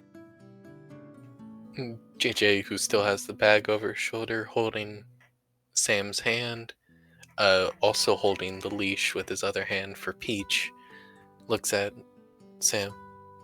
You ready? There are a lot of them, aren't there? She's squinting, hiding behind JJ. There are. But you have me right here to help you out in any conversation, and they are all very nice, so you won't have to worry about that. Mr. Wiseau just casually sits and eats at your place? She's looking at him, sitting in between Scar, who's standing. And he's sitting here between Carter and Integra. Oh, yeah, sometimes. Not most of the time. This might be a special occasion. They did just have their production meeting. Oh. Yeah, I'm ready. Okay. He looks at her. You got this, Sam. I know you do. She'll try to take off the hat.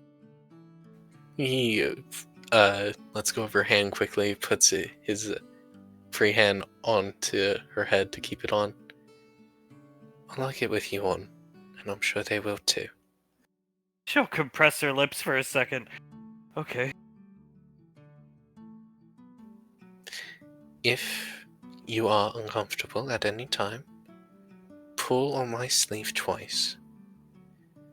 And if you really want to leave, I will get you out of here and take you back to my place, okay? She nods her head. Alright. You'll Mm. introduce me to your parents. With me, don't hang me out to dry. Of course, love. I'll say your name, introduce you to them to you. Is there anything specific you want me to tell them about you? She shakes her head. No. I'm ready. Okay. He gives her a kiss on the forehead. And let's go. Smashing. And you're going to do a smashing job, love. I just know it. She chuckles slightly as Scar, hot damn. Tommy, oh, ha ha ha. JJ waves to all of them. Hello, everyone. How are you? Everybody turns around and waves. Suletta pats her lap once, and the dog jumps right up onto her, watching in shock. An Australian Shepherd. We had one when I was very young. I'm talking like age 1 to 5. He is gorgeous. Yes, he is. His name is Peach. JJ leans over to Sam. Suletta, very good with animals. All the frost plesiosaurs, those are all hers. Oh, I didn't notice that until now. She's looking over JJ's shoulder. JJ looks back at her, smiles. You'll get used to it, don't worry. That is incredible. And there's that's the dolphin Colt bought her. Yeah, she mentioned his name is Charles. It's adorable. Yes, he is. Are you ready to meet my parents? Yes. Hunk stands up, big smile on his face. Davine with a big smile on her face. Mom, Dad, this here is Sam. This is my girlfriend. Pleasure, honor, puts her hand out, but in between Hunk and Davine, Hunk. Davine will take her hand up, give her a kiss on the hand, and then bring her in for a hug. Oh, she takes the hug in shock for a second, then hugs her back. Nice to meet you. It is wonderful to meet you, Sam. Where'd you get that? Go ahead. Oh, yes, the hat. Where did you get the hat? JJ. It's his. Hunk, nice. Turning it around so the bill of the hat's out front. JJ smiles. I think she deserves it far more than I do, especially considering she got a 92% on her test and something happened with the grading system. I don't know what. Scratching his chin. Yeah, we know. We've been looking into it. Let's just put it that way. Oh, thank you, Dad. I didn't even know you guys were made aware of it. Yeah, recently. He looks back at Tommy, who's just smiling, admiring the beautiful child. Looks at JJ. JJ, seeing Hunk do that, just shakes his head. Thank God for Mr. Wiseau, huh? Anyway, it's a pleasure to meet you. She'll come over and shake Hunk's hand. Sorry about the, I'm sorry. I just was concerned about JJ's performance. Very invested in my performance of a date. Well, I thank you, Auntie. It makes me feel good that you are worried about me so much. You're welcome. This dog is wonderful. Well trained. Thanks. She's just looking over at the dog. JJ smiles. Most of everyone else, you know, Cold Soul, Cotter, Memorian, Oz, Laz.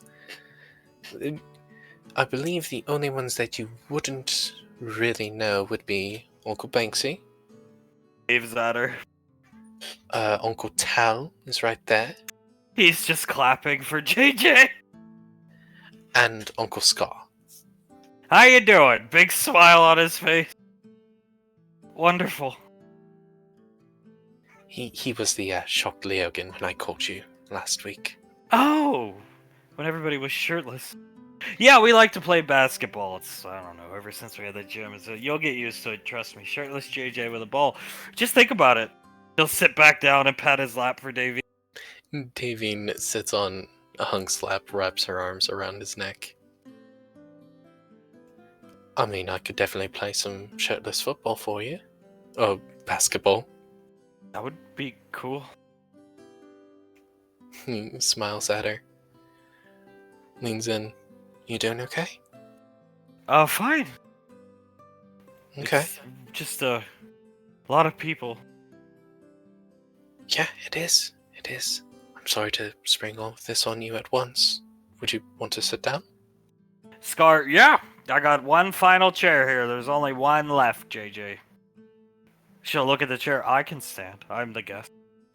Or, here's the plan. I sit down and you sit on my lap. She'll look down at the chair. Smash it. Gesture towards the chair. Smashing indeed, isn't it? He sits down and pats his lap for her. She plops right down. There you go. He immediately wraps his arms around her waist and gives her a kiss on the jaw. You should be pretty comfortable here. She's still just looking around, kind of shocked. JJ smiles. Actually, the plain that I was telling you about, the grassy plain, it isn't too far from here, so after the lamb roast, maybe we can do something like that? That sounds wonderful, actually. We didn't get to eat much of our meal. No, we didn't. Well, yeah, luckily, There is quite a bit of lamb as always. Thank you very much, Uncle Scar. No problem. It's a celebratory day. Productions are back in swing. Fudwick and them are starting their children's shows right now. And everything kind of worked out. And I am glad as he stops talking because she rests her head on JJ's neck and starts playing with his collar. Glad. JJ smiles and starts to play with her hair a bit, giving her a kiss on the forehead. You are always welcome here. So, just keep that in mind. See? Thanks. She's shocked. I did fail my test, and nobody cares. Trust me. Davine shakes her head. Honestly, darling, if you just came to Sasha, any of us, the colonel over there, we could have gotten you into the ODM Academy. Not a problem. Especially if we knew you two were interested in one another. I used to blame him for failing my test, honestly. Shouldn't have such handsome proctors. Huh, well, there you go. JJ chuckles to himself. Which we are developing an android that will do the proctoring for tests, correct? Hunk, absolutely. Blaze is, I think, 75% finished, and you know what? If he doesn't get it finished before the next round of testing, too bad, it can wait. You should be home more. I would prefer that. JJ looks at her. Then I'll be home. I will move to a permanent position at the ODM Academy, and purely the Academy. We can make that happen, easily. JJ smiles. Would we also be able to, he shrugs a bit, have Sam come to the Academy? Hunk looks, you mean like from Ranger to Academy? Only if she wants to, but yes, from Ranger I to... want to. Well, there you go. From being a Ranger to coming to the Academy. Would we be able to get that done, Dad? He looks at Julius, I think so. But it's probably more his line of work. And hers. Points at Pequod and hers. I see. I'm all for it. Julius gives him 2 thumbs up. I pass it wholeheartedly. Pequod, I mean, she's gonna be attached to your squad memory, and yep. Oh, thank goodness. So maybe she can just get the treatment that Benny gets. Spend her days at the academy, but she has to have gear on standby to when they have a mission. They have Delta training them how to shoot. They don't need her, Julius. Julius nods. I wholeheartedly agree. Once we ask Sasha to do it, I'm sure she would say yes. Because you applied here, I assume this was your first choice, so if this was your first choice, she would want you to do it. Thank you, Colonel. She's almost crying. JJ smiles at Sam and cups both of her hands, or both of her cheeks with his hands and gives her a kiss. See? I told you they'd accept you. Kisses him right on the lips lightly. It's okay to do this in front of your family. You do see that they're all on each other's laps. It is perfectly okay. In fact, I believe it's encouraged. It's commonplace. You wouldn't believe. I've walked in on all of them numerous times. Tommy,